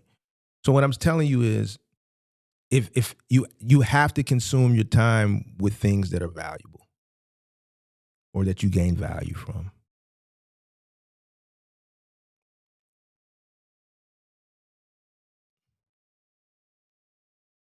I don't consume if there's someone I don't like, I don't watch them. There's not many people I watch. I can tell you who I watch. Tell you who I watch, both from entertainment and value. Entertainment, I'll catch academics, which I don't watch his streams all the way through because he comes on really late, and that's right when I'm going to bed. So I'll catch him till I fall asleep. I'll catch maybe like some Flacco. Um, so as far as like bloggers, as far as keeping up with entertainment, that's who I'll watch.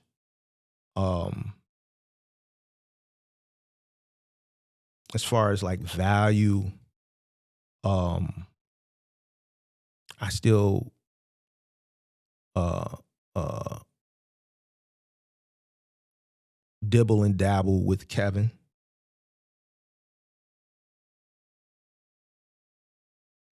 Um, I get more entertainment from it because I don't listen to his lectures like that. I listened to his lectures back during that time period. Mostly watch the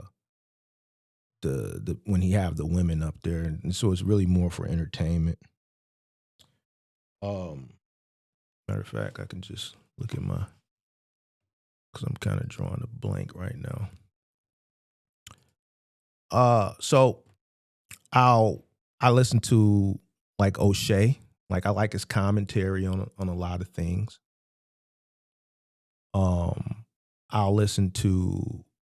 Uh, I watched a really good interview the other day. I don't watch much Vlad, but he had Grant Cardone on, and there's a lot of things I disagree with Grant Cardone, but then there's some things that I disagree. One of the segments because Vlad chops everything up. It was actually episode. I can tell you. It was a really good episode with Grant Cardone.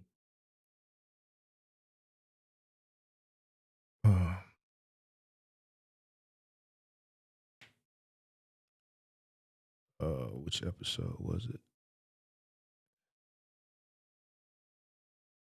Uh, I think it might have been the 10 rules to get your money right. I don't want to play it because he's known for, he doesn't like anybody reacting to his shit. He got some good lawyers, so it ain't worth it. Yeah, it was that one. I don't watch Grant Cardone, but that was a pretty good interview because a lot of the things that he said, I believe in that episode, I agree with. I like O'Shea Duke Jackson. I like his commentary on a lot of topics as it pertains to uh, the black space. Um, I watch Anton. Some shit I agree with, some shit I don't. Um,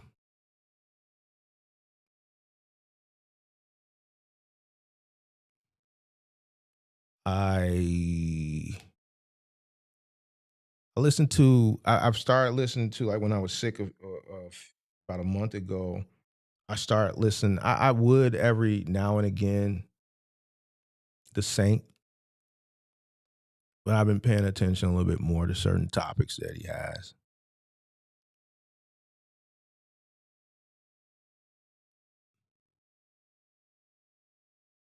Candace Owens. Um, I don't agree with everything she says, but she's well spoken, and I listen to her commentary on certain things. Not every day, but depending on what the topic is, I'll listen if I'm interested in it.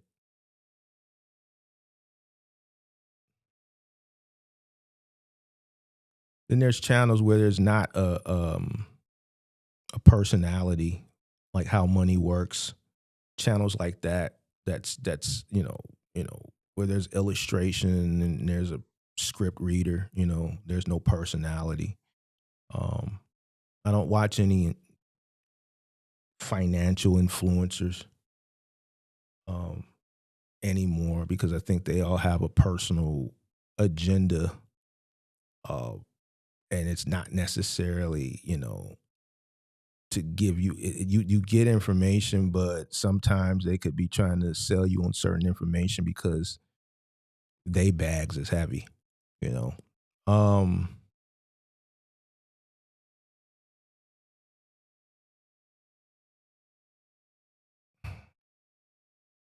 I know I'm missing some people, um, but I'm drawing a blank right now.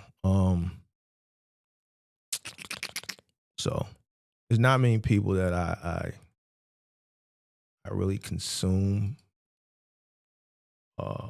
from, but I like the lead attorney when he's breaking down like different legal things. Listen to his legal aspect on certain legal topics.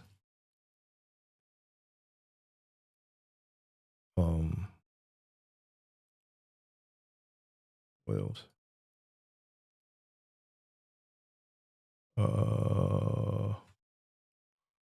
Yeah. So,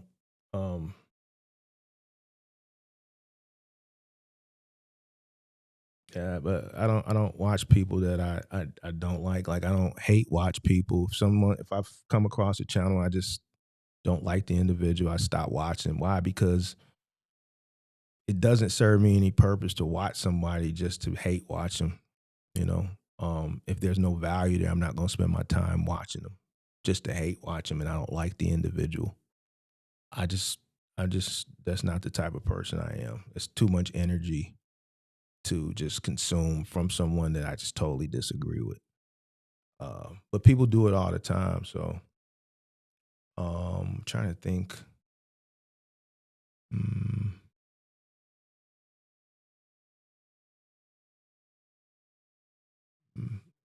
feel like I missed somebody.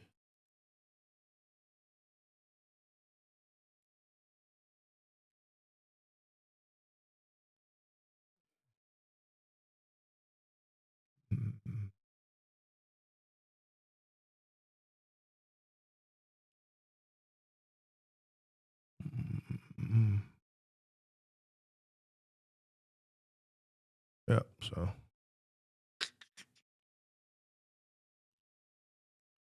Patrick Bet-David, I haven't watched him in a while. I think the last time I watched him was when he had that debate. It might have not even been a recent episode, but it was an episode that I watched when Michael Franzese was debating Sammy the Bull. Or you know what? I'm lying. Charleston White. I watched when Charleston White was on there, and that brought up Charleston White. I listened to a lot of Charleston White.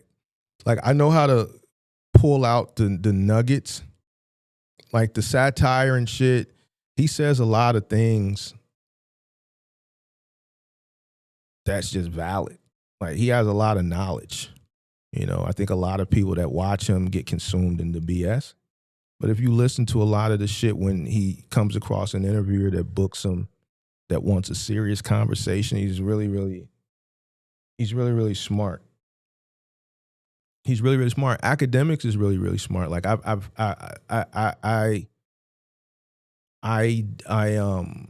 the way he's breaking down these files that have come out, you know, he breaks them down really, really well.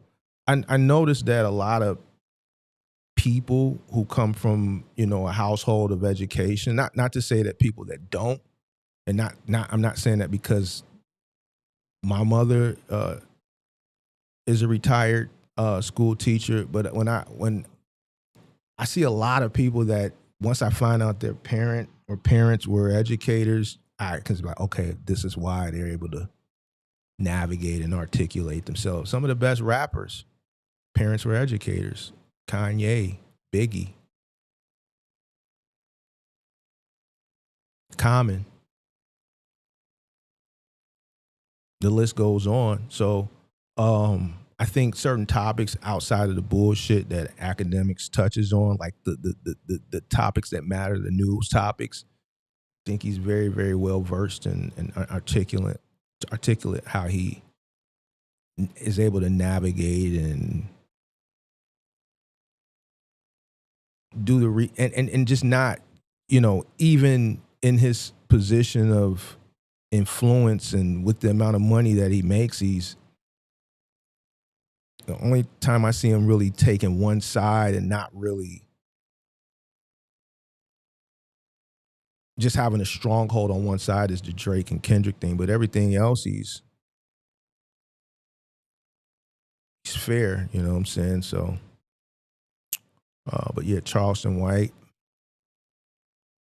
I'll listen to some Angry Man now and again, and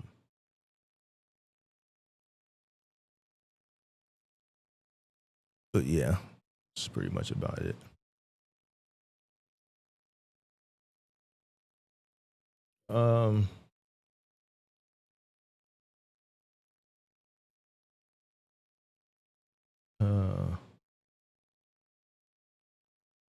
Should have Satan the Sinner. See, I haven't been watching consistently to see, but the one thing that I can tell you as far as content across the board that I've learned and I've had to just come to the acceptance of is every single niche, there's beefs and there's hate. Like people that I watch, everybody that I watch is beefing with somebody. It's like inevitable. Either if you're the you could be the person who just gets it thrown at you, or you could be the aggressor, or you could just get caught up in some shit. But everybody that I named in every sector is like, you can't avoid it. Like I was watching Academics, he's beefing with a bunch of people. Anton is beefing. Like that whole sector is just beef now. Lead attorney and Corey and O'Shea and Anton. Like that whole situation between Corey and Anton had just turned into like a whole family tree of just beefs now. You know, I don't know who the Saint is beefing with, but you said he's beefing with people. Like everybody's beefing. Every sector, it seems like that's what works. I don't like beefing. That shit is too time consuming. Takes up too much time. Then you got to really get focused on the beef and all that shit. But I understand it's a part of YouTube, and it's unavoidable. You just have to be prepared for it when it comes. And you know, you've seen me in beefs, and when it happens, it happens. But it seems like that's just part of the doing the content. I mean, Vlad, he's got beefs. Who else? Just the list goes on. O'Shea, lead attorney, Angry Man, Corey Holcomb. Even when I like the local people that I watch, like local Chicago people that more political, they beefing with people.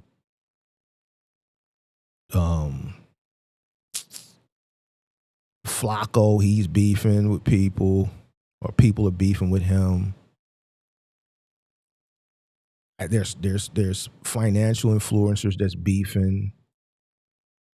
Bitboy and TJ, versus Bit Boy was beefing with this other guy, and Kevin had multitude of different people that was coming at him.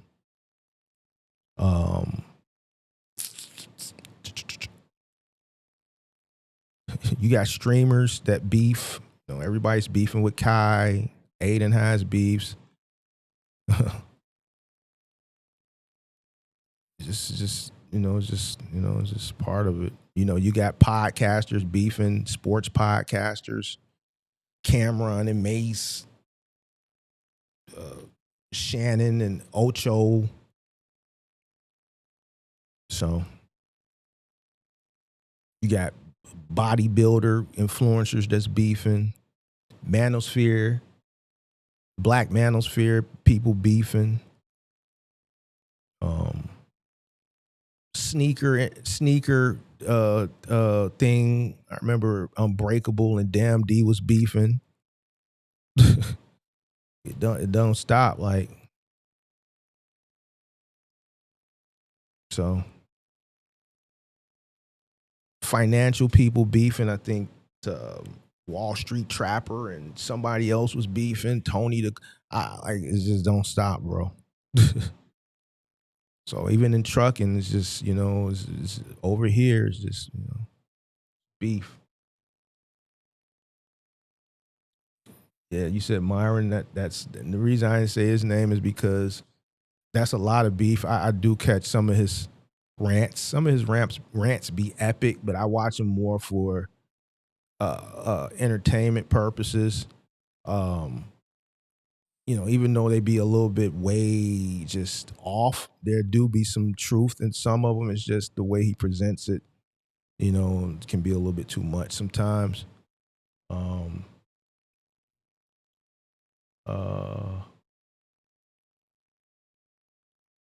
Jay Shetty.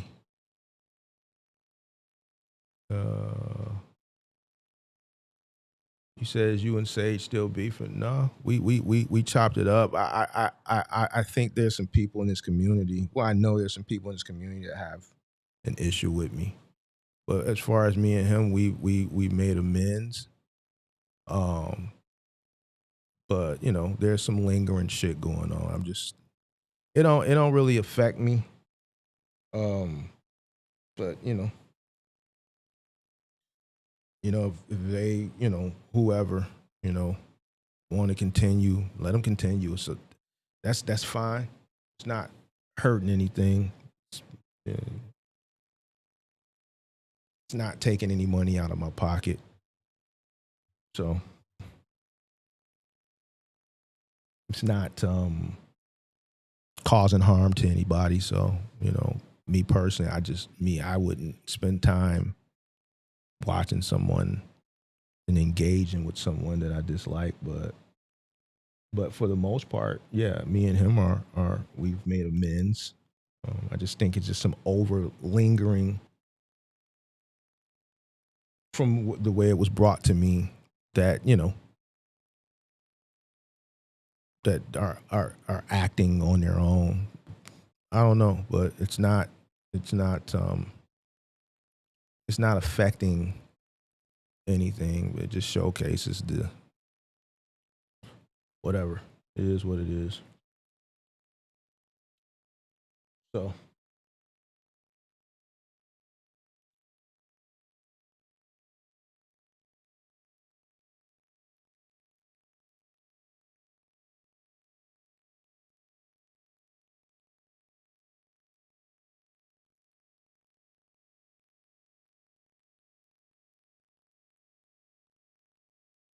Orlando Brown, I think he's knows what he's doing. I think he just does it for clout, not for clout, but for money. You gotta understand, a lot of these guys that do the type of shit that they do is they do it for money.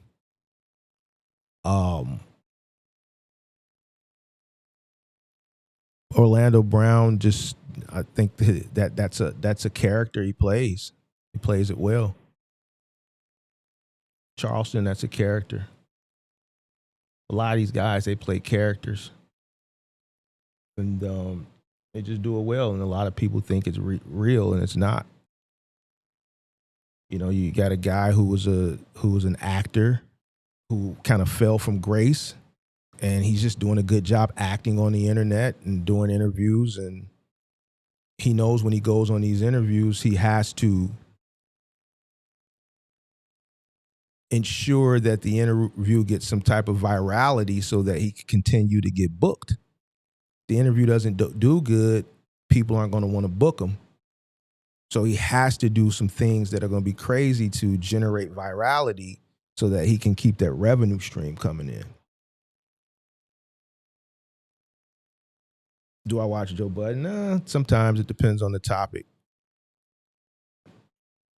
Depends on the topic. I with the Joe Budden show, it's cool. I think it's a dope concept. Sometimes I think the original dynamic they had was better than the current one. We're not saying not going back to Rory and Mal, but like with Melissa Ford, and not because how she looks, but I just think it was made for a better conversation. I don't know this lady that's on there. I heard some things about her. I don't know, her background. I heard some things about her, but I just think Melissa Ford fit better in that role. I think Joe is, think his transition from rapper to be an early adopter and podcasting, I think he did the right thing at the right time, and that's why he's doing $20 million a year. I think he made the blueprint for everybody else to follow, and that's why they can't get to where he's at, because he did it early. He was the person that got laughed at. He was the person that they made fun of because he exited rap very early on, and he was doing that, at the latter part of his career. And, while some rappers were still making money, they were making fun of him. But now look, he's making 20 million and people can't sell records. So he saw the vision very early, and he was an early adopter.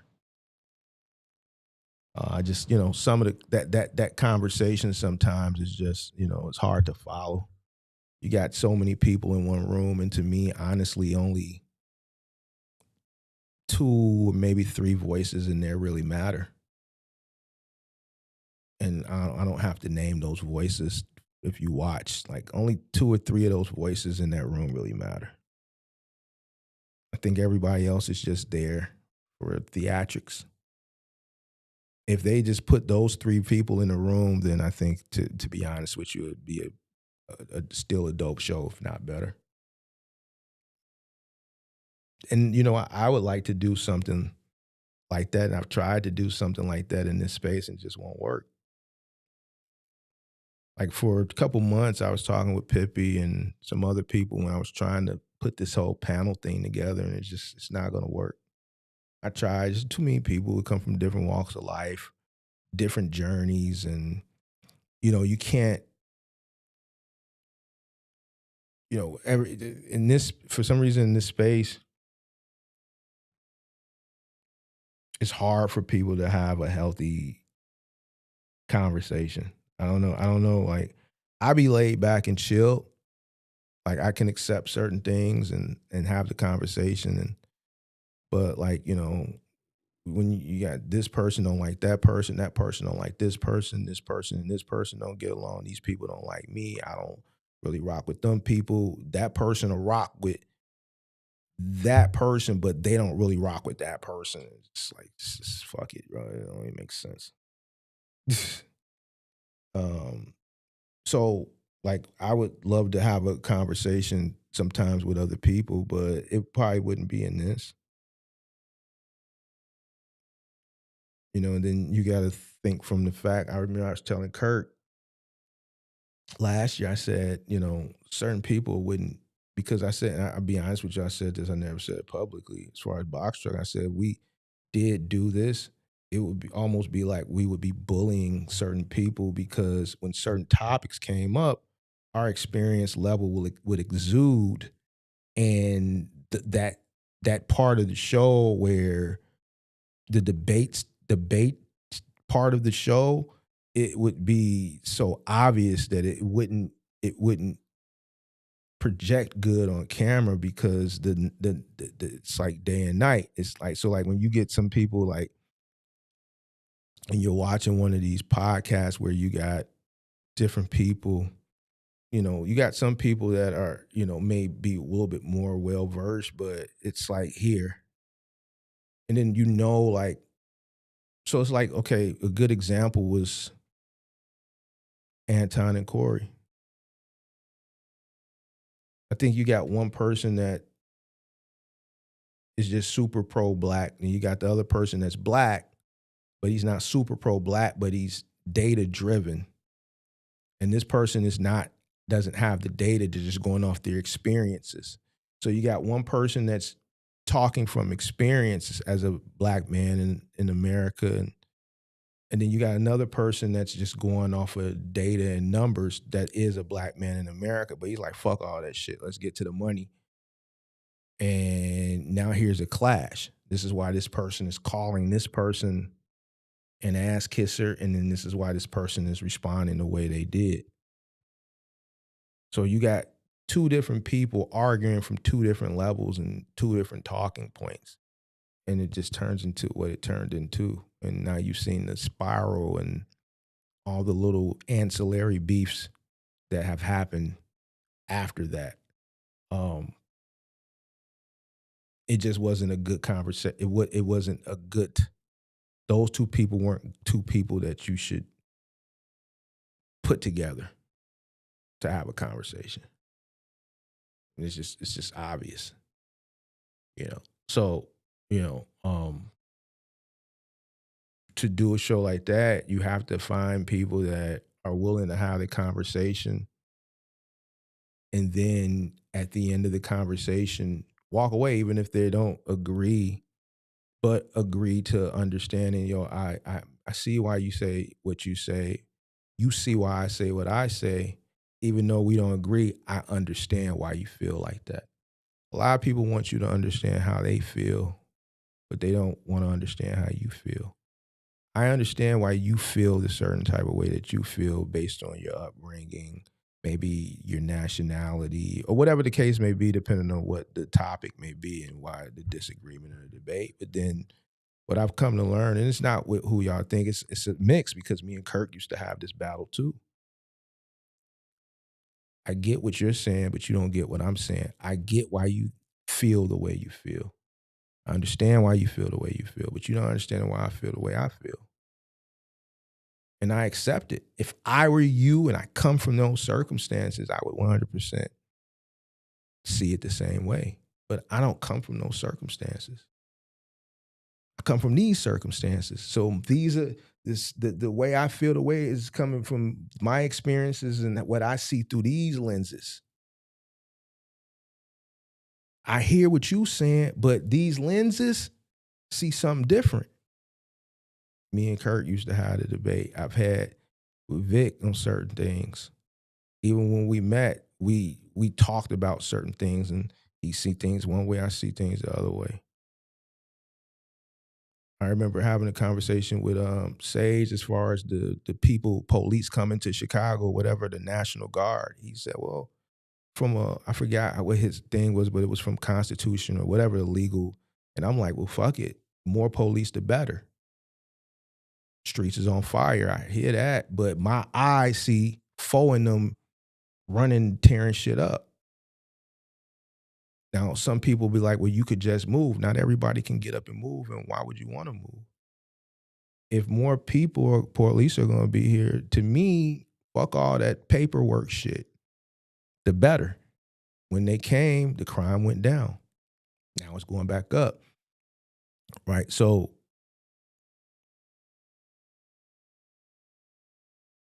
in some cases, two things can be true at the same time.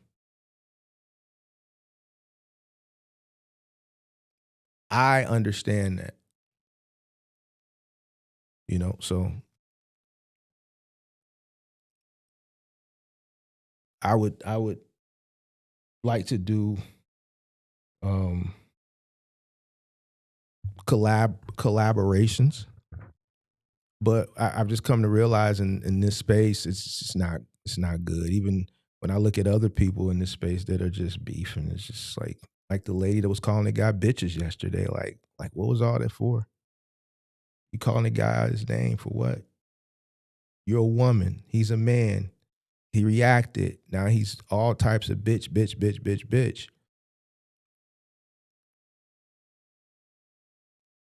Mr. Shorty. He likes calling grown men bitches. Like I don't understand that, bro.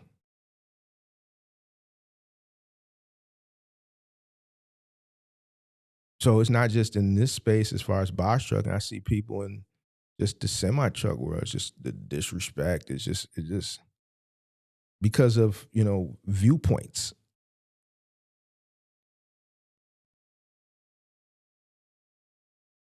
And I think a big part of it in this space is not just necessarily the viewpoints. I think it's more to the effect of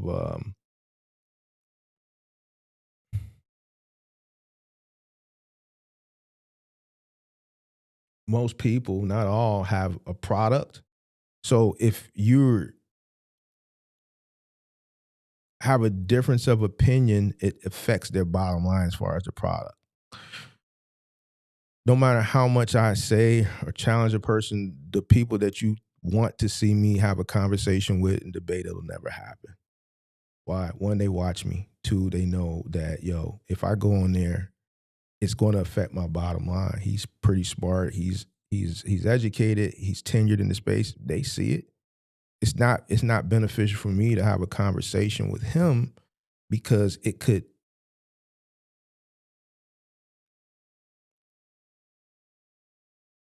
affect me and the products that I sell, because now my credibility may be questioned. If he can articulate this in a certain type of way, let's say the rental thing, or let's say the entry, how much money you need to enter, and he can articulate it and dispel what I'm saying is going to affect me negatively. So it's just best to stay away. So I understand that a lot of people don't. "Oh, why you don't do this with that, man?"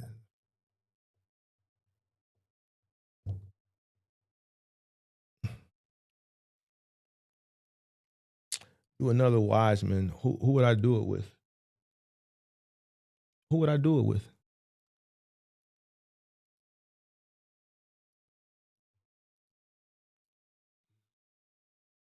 Who would I do it with? The best Wiseman was with Kurt. You're gonna never top that. It'll never top that. So there's nobody in the space, and I'm just being honest. I'm not trying to be negative or anything as far as knowledge. In this box truck is him. Why? Because he has the most tenure. I don't care what you think about him personally, and I'm telling you this based off my assessing what I hear. What I know, we've ran the same contracts simultaneously. We just didn't know each other. We know the same people. That just lets me know how far he goes back. I can listen to things. I remember when I first saw his channel, and it's in my content. When I was in a debate with someone else, I'm not going to mention their name, and he came up. I said, regardless of all the shit talking he's talking about other box truck content creators, because I coupled myself in there, but I just began creating content. If you go back and watch that live stream, if you've been watching me for a while, you know which one I'm talking about. I said, regardless of all the negative stuff that he's saying about everybody, he knows his shit.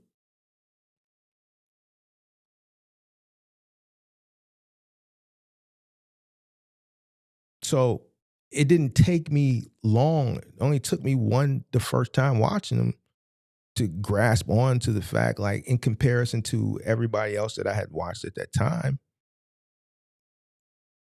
he knows what he's talking about. He's speaking on things that only a tenured, experienced person would articulate.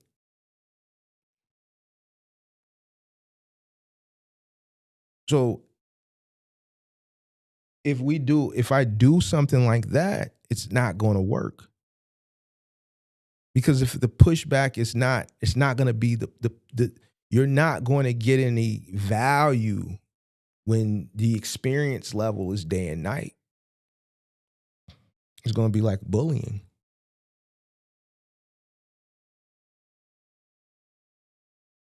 I don't see anybody else, and I'm just being honest. People may feel a certain type of way, but I don't see anybody else that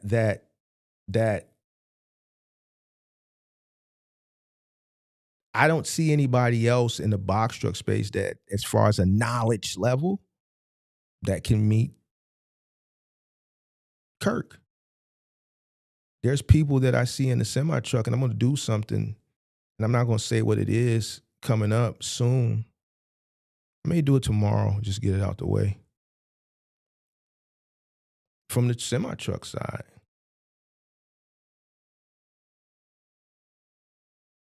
That it's obvious who knows what.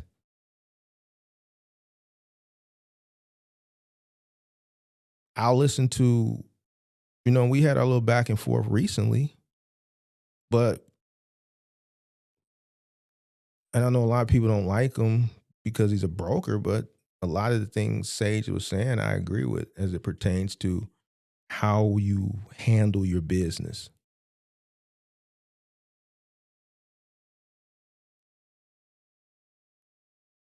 There's other content creators in the semi-truck space that I agree with. It's not many of them. A lot of them are just whiny crybabies.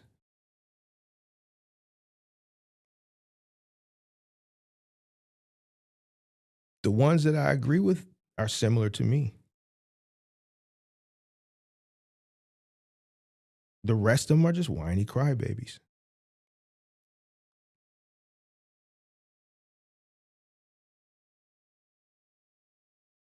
They're just whiny crybabies.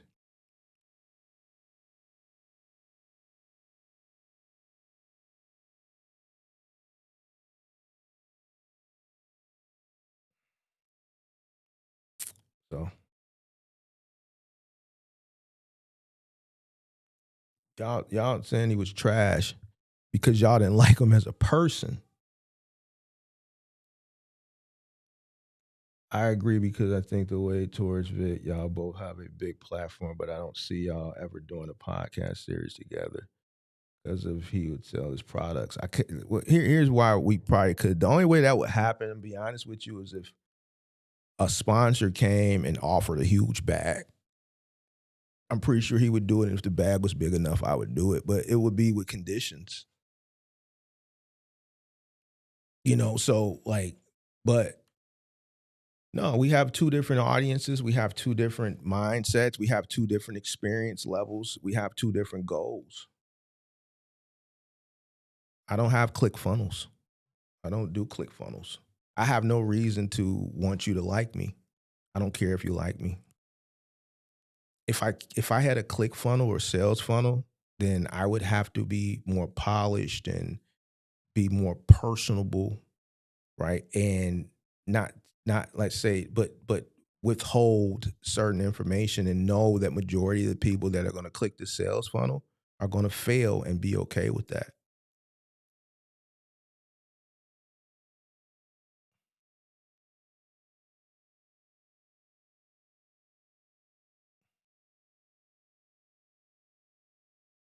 So the conversation would different.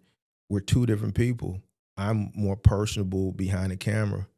I can push the envelope. I know how to engage the audience. He has double the amount of subscribers I have, but I have double the amount of live viewers on most days than when he goes live. Why? Because I'm more engaged. I'm more polarizing. I push the envelope further. He's better with pre-production.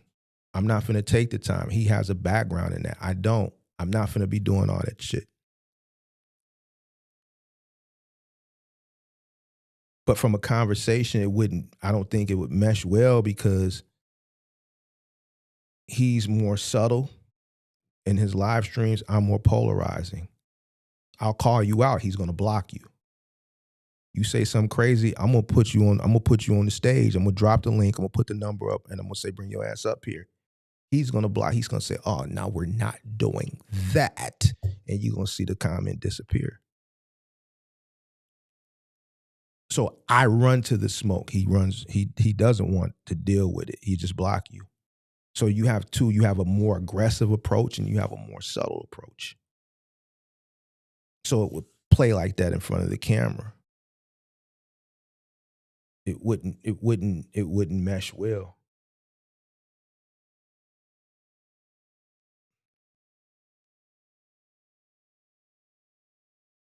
You said you put a list above.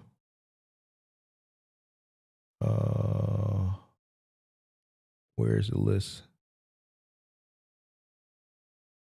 Where's the list? Who was on the list? Vic? Who else? I put list above that mark. Man, I need my glasses. See the list. Oh, I think having J. Cole, John. See, these guys are working. They don't have the time like I got to sit here and talk to you. They're working. J. Cole is working, John is working, Cars and Cribs, he's chilling, trying to get this this day trading shit, which I'm you know how I feel about that. He knows. Moving Company Hustle is working. So that wouldn't work.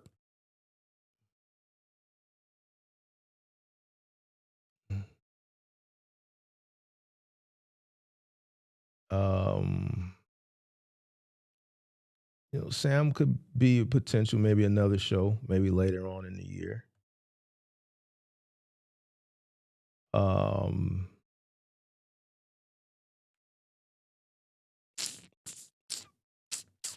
They would love it. Maybe one day J. Cole will come up.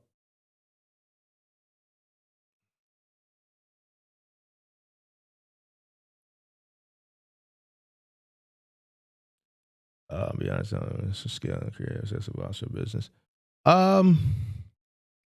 Yeah. I think the timing was different. I think the approach was a lot different than the approach that a lot of people are going into today. So, yeah. And that's another reason why it's just easy for me to just navigate and just dominate over here and go through. I mean, if you've been watching the channel for 4 years, you've seen, like, it wasn't easy. It was a battle. Like, I had to battle other people. I had to strategize how we went through these battles. I had to, lay in the cut and accept certain things because, in battle, you can't let your left hand know what your right hand is doing, and you always got to keep, some in the chamber. If you put too much out too soon, now you ain't got no bullets. You ain't got nothing to go with. That's why certain things I had to let go. When people said certain things, oh, you ain't got no trucks. I didn't just jump to the gun to just disprove that to people. I let people continue to think that, and then when it was time to show that shit, I did. When motherfuckers got to talking, I let motherfucker bury they self. Boom, here go my taxes. What's up? Fuck it. Let's go to the yard. I still own some trucks, right? Fuck it. Let's go to the yard and go live.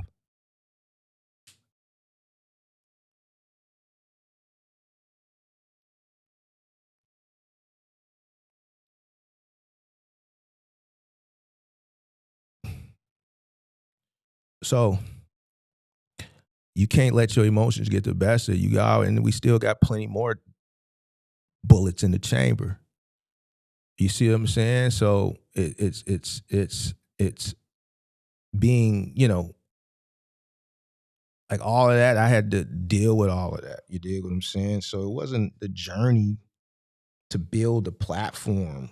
It didn't just come overnight. Like, I had to work. You had to put out the information.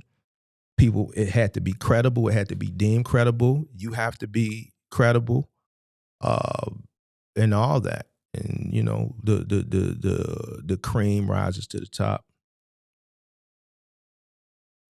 You know, consistency and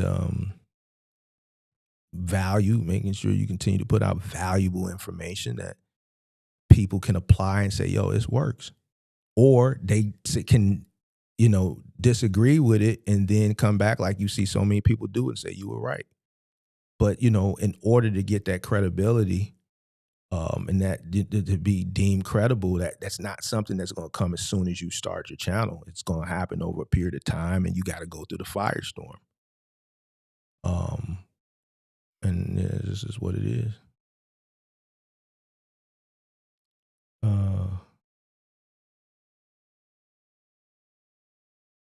Said when I showed the taxes, I knew you was him. I stopped watching everyone else.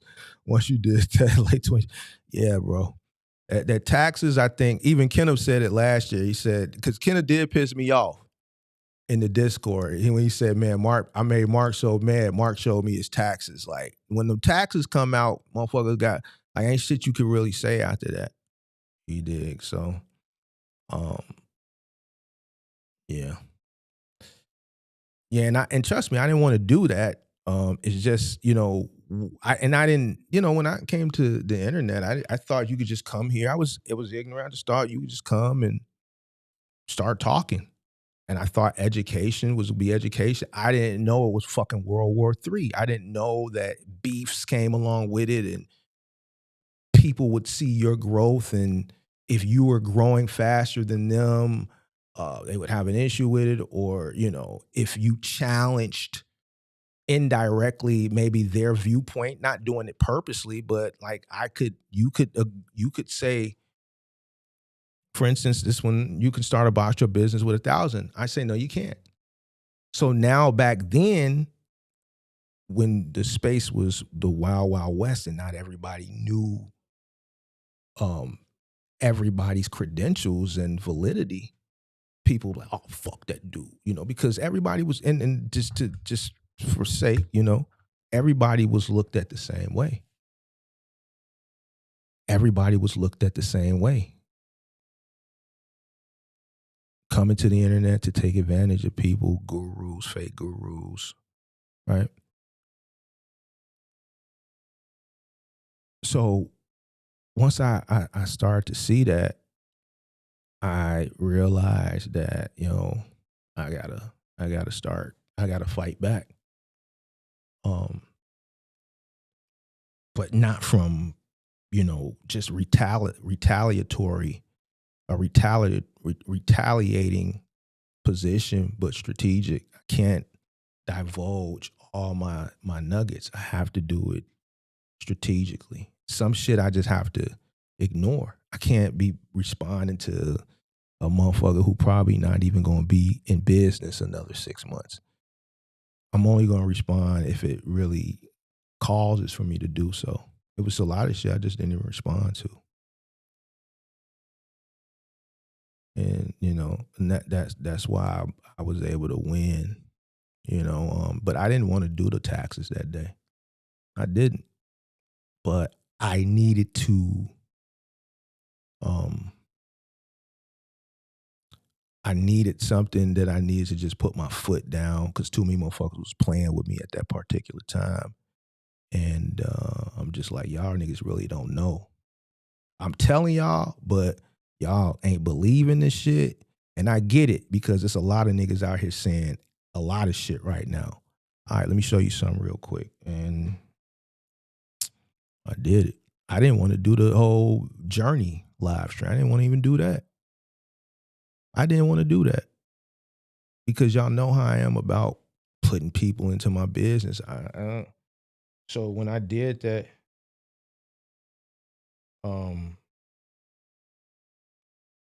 I didn't want to do it, but that put another foot down. So once I did the taxes and then did the journey, that was both foot down, and then I noticed the shift in people fucking shooting at me, and that shift went to something else, you know, but it wasn't what it was prior, you know. So, but yeah, I think too, it was just hard for people to believe that somebody could amass a fleet like that or build a fleet like that. And, you know, a lot of people were ignorant to successful exit. Like I talked about the other day, they just assumed that a person that's leaving failed. Like, why would I exit when everybody else is making, like, let's think about it. Most of the people at that time were stupid. We can say that now in hindsight, right? But they thought they were smart. They thought that trucking was what it was at that time, and it was just always that. So when I started my channel and saying, yo, I'll be exiting, are you failing? So you're winning and I'm losing, and I've been doing it since 2010. Now they understand why. But at that particular time, I was looked at as a failure. And I'm like, how? That's the amount of ignorance it was. So just like I can listen to a person and say, yo, that person, like the first time I heard Kirk, only took me one time to listen to him. Well, he knows what he's talking about. A person who's a novice can't do the same. They automatically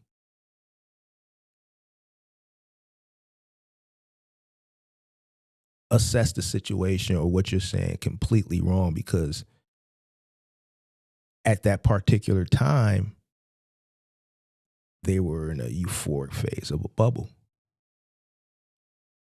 That's why when I said, yo, you're not going to see a peak season, I was the worst person in the world. I was a bitter old man. I got all the screenshots, and I can go back to I would see people put that shit about me in comments, and Vic's video on peak season and other people's videos, and Mark the Mentor dude saying it ain't gonna be no peak season.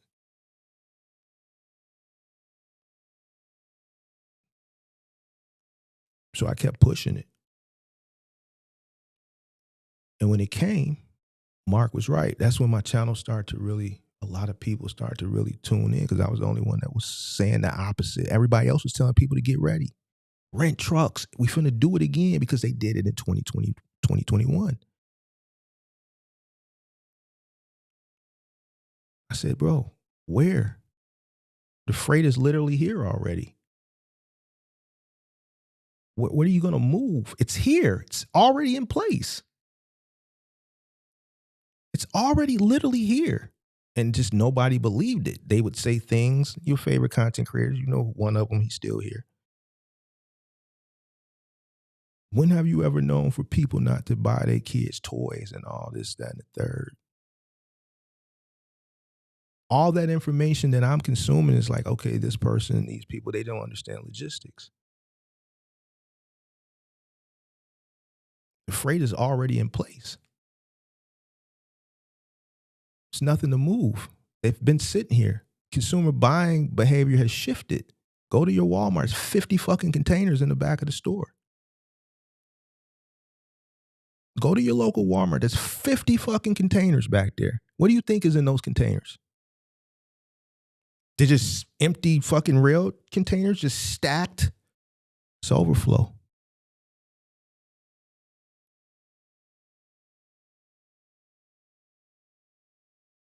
I knew what to look at. I didn't divulge my knowledge, because then people would take it. That was, my knowledge is my secret weapon. I realized that then. I didn't say, yo, I'm looking at the ocean freight. It's down. It's going to go from the port to the rail to a truck to a 3PL or a warehouse. You are somewhere in between. If there's nothing coming through the port, there's nothing for a middle mile trucker to move. The shit is already in retail and at 3PLs. And guess what? People aren't buying, so nobody's ordering anything. So what your peak season that you would see sometime in September or October to get things in place to be on shelves, you missed it already. It's over with. The final mile is their time to see peak season, which they'll see one. There's no middle mile peak season because there's nothing to get from to and fro. It's already been sitting here for 6 months already. the retailers ordered more than enough in case of another shutdown. But then the money dried up and the buying power went down. So now you got all this shit that's just sitting that they haven't sold through. So there's no ordering, so there's nothing coming in for you to run the middle mile. I didn't say that then. I just kept saying you're not going to see no peak season. All these motherfuckers was going against me. Fuck it. Let's go. I won.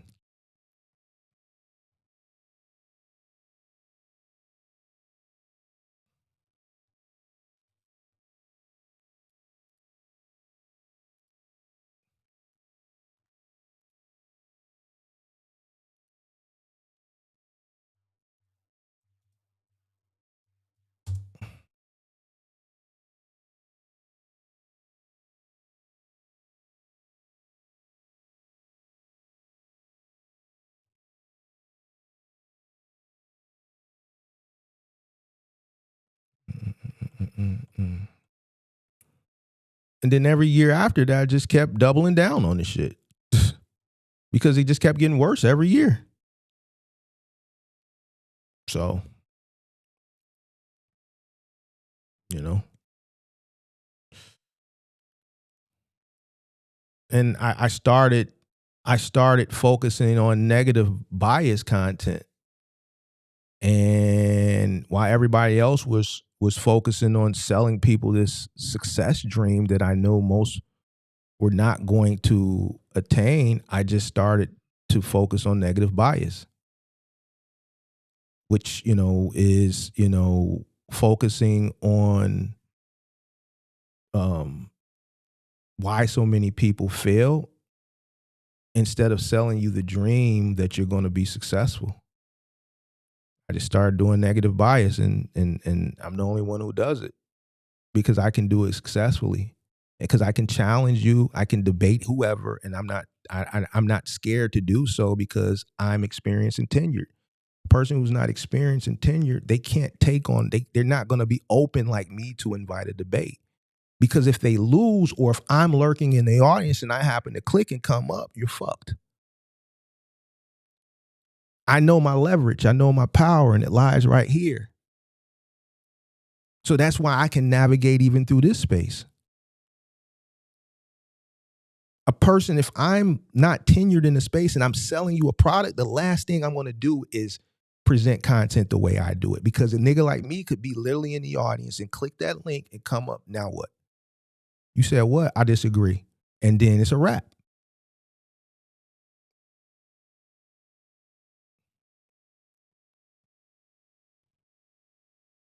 See, I can tell you all of this shit now because we done won the wars. We done beat it. We done came through this space and then deal with, wreck shop. So I can't give you the plan of action while I'm implementing it, or while I'm executing it. I can tell you this now. Big part of the reason why I kept going was because of some of the wars. No, I'm not gonna let you beat me. You think I'm gonna let you beat me? Fuck it. Let's go. So it's just what it is. I exercised my leverage, which is my knowledge, and I just kept pushing. Strategizing who we was gonna go back and forth with.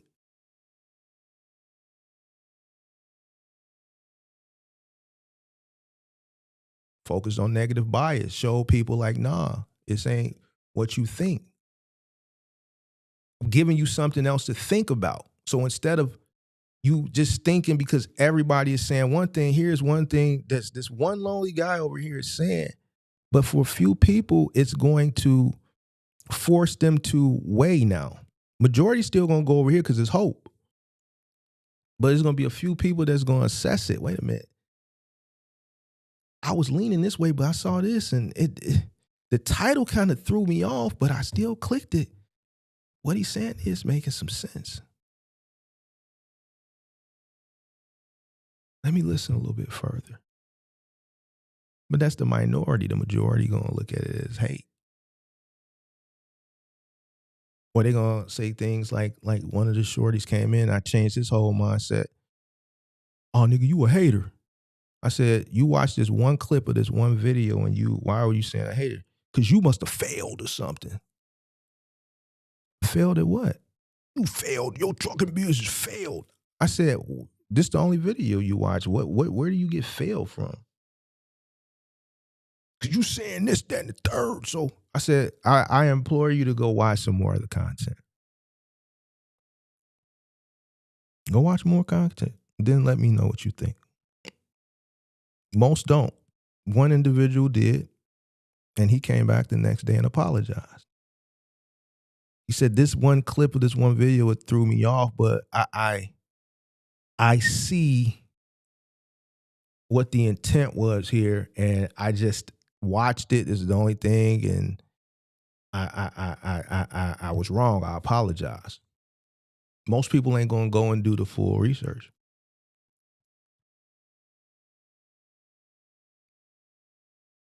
They're gonna go off what they see, and then vice versa. The person sees one thing, and it's promoted as this is the best thing since sliced bread. They're going to take their last, and they're going to go rent a truck, and they're going to do it, and then they're going to end up like 90% people, and they're going to fail.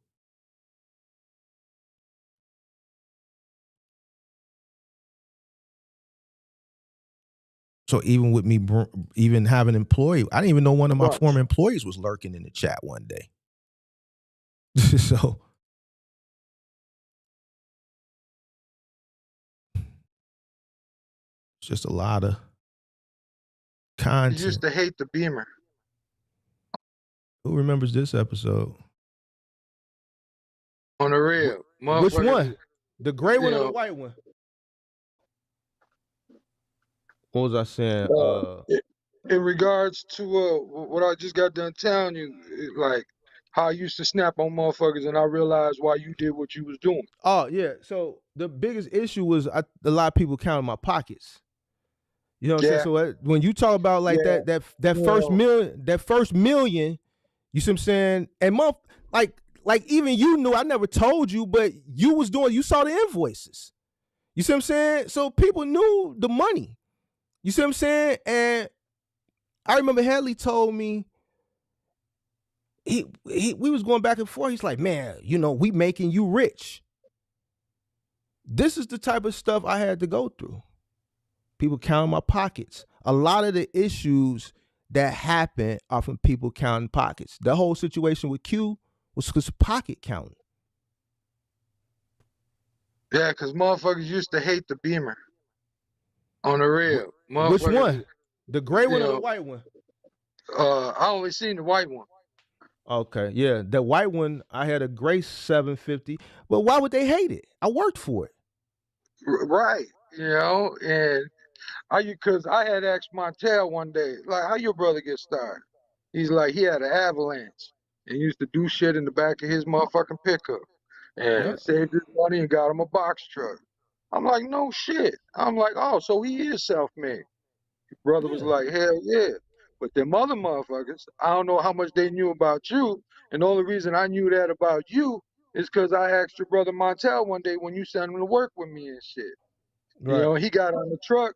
When he got on the truck, I guess he thought I was going to be one of these motherfuckers with like an attitude. And I ain't had no attitude against you. You drove a Beamer, shit, that was your motherfucking choice. You know what I'm saying? If you work for it, shit, you should be able to buy whatever the hell you want to buy with the money that you done put blood, sweat, and tears into. Whether it's a motherfucking business owner, because one thing people fail to realize, to get to that level, you had to grind it out yourself first. And nobody realized that. Everybody just think like, bam, this man just popped up as a boss man. It don't work like that. Motherfuckers, their famous line was like, shit, I like to see his ass out here doing this.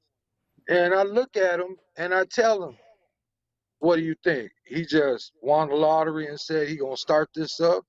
I'm like, he started with a motherfucking pickup truck, doing motherfucking deliveries out of his motherfucking Avalanche. They're like, how the fuck you know? I'm like, it don't matter how I know. I'm telling you how my man got started. I'm like, y'all motherfuckers want to trip about the wrong things. And like you said, it gets to a situation where motherfuckers are haters and they do want to count your pocket. Yeah, it's just And pocket counting.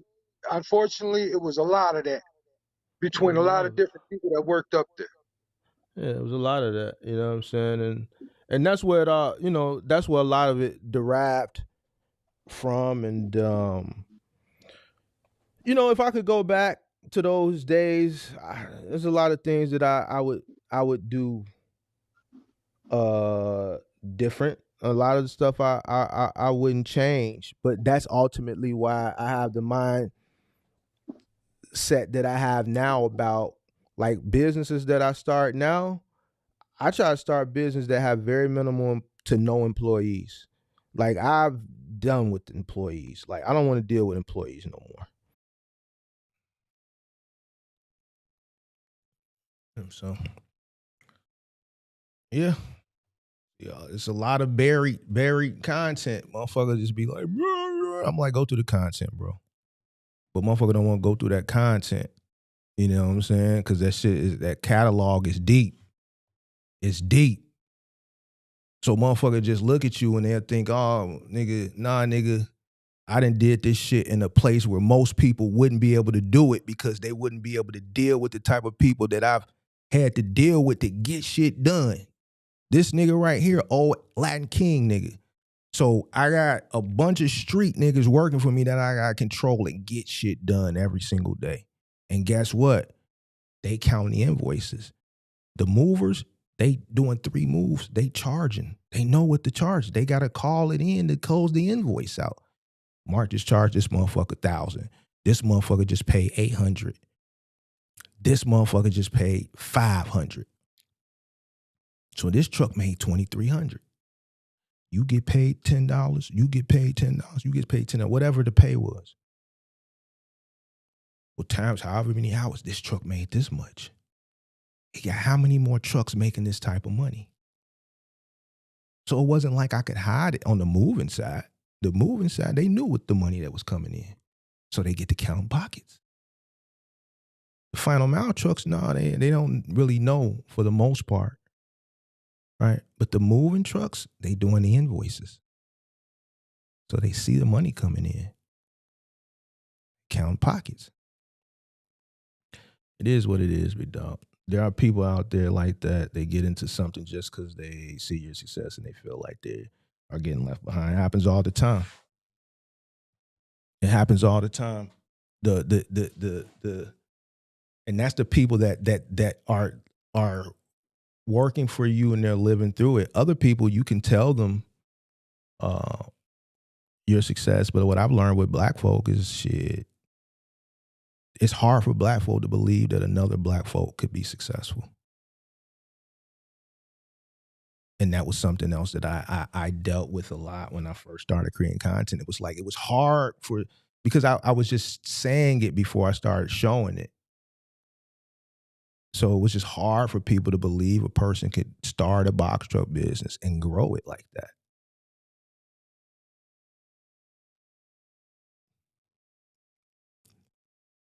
The information wasn't enough. Why? Because most people that we see, valuable information, they don't consume it.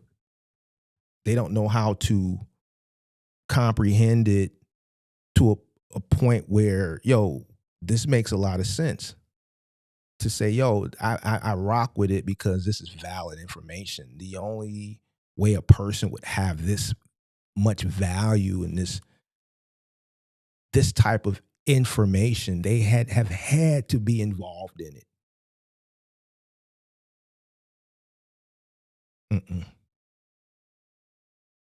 No. Not enough. Person can't even assess the difference between credible and non-credible information. You got certain people, you have to put it in front of them. So it is what it is, man. I kicked it with y'all long enough today, man. I've got to go to the gym. It's 5:30. Shout out to Ro in the building. Oh yeah, see, folks won't remember this classic. Yeah, because see, these classics are buried.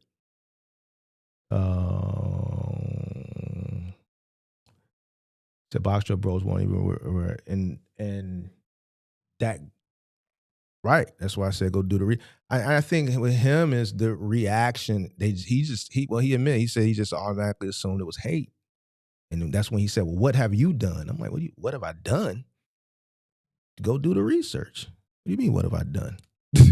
So, but I didn't take it, I didn't get offended. The way I responded wasn't from, I just said, go do the research because I already knew why he felt the way he felt. So I just said, go do the research. I'm not finna have a pissing contest on who's bigger, because in his mind, in comparison to everybody else that's active right now, he's him.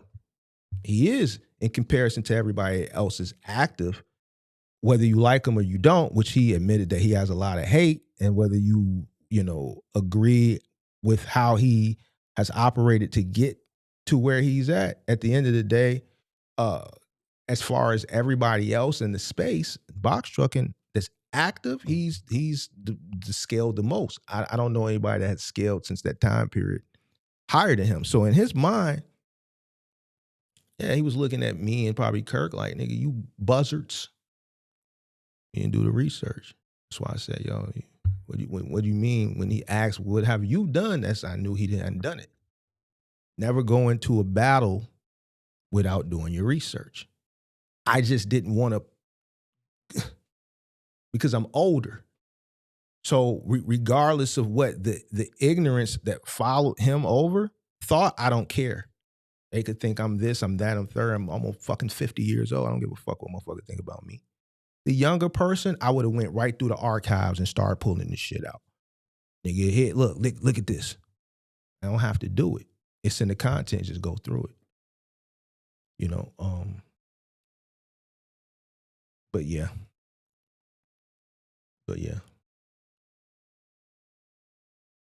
Nope, I don't know nothing about Forex. I don't know shit about Forex.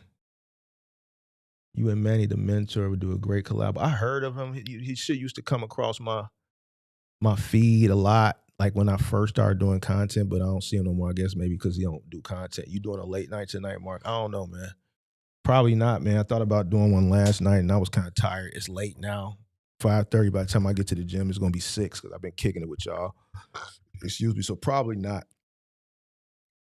I mean, I got a topic, but bro, like I ain't gonna lie, that late night shit, it be fucking with my sleep. So I gotta get that late night shit, in earlier. Mark, can you please do something on partial freight? No, I can't. I've never done anything on partialing. I don't have any content on partialing because I never partial. You got to call Kirk for that, big dog. Kirk is the best person for partial freight. Kirk is the best person for partial freight. I can't help you with that, big dog. I can't help you with that. You got to call Kirk, bro. Y'all got to get Kirk back. The man y'all love to hate. Y'all got to get Kirk back on the line. You dig? You said you want to call in, but you're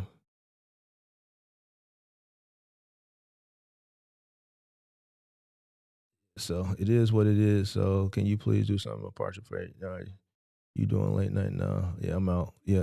So yeah, I'll hit the Discord, bro. I'll jump in the Discord and work out with the Discord because I haven't jumped in the Discord this week, and I should have jumped in there yesterday. So after I jump off of here, I'll jump in the Discord on the way to the gym.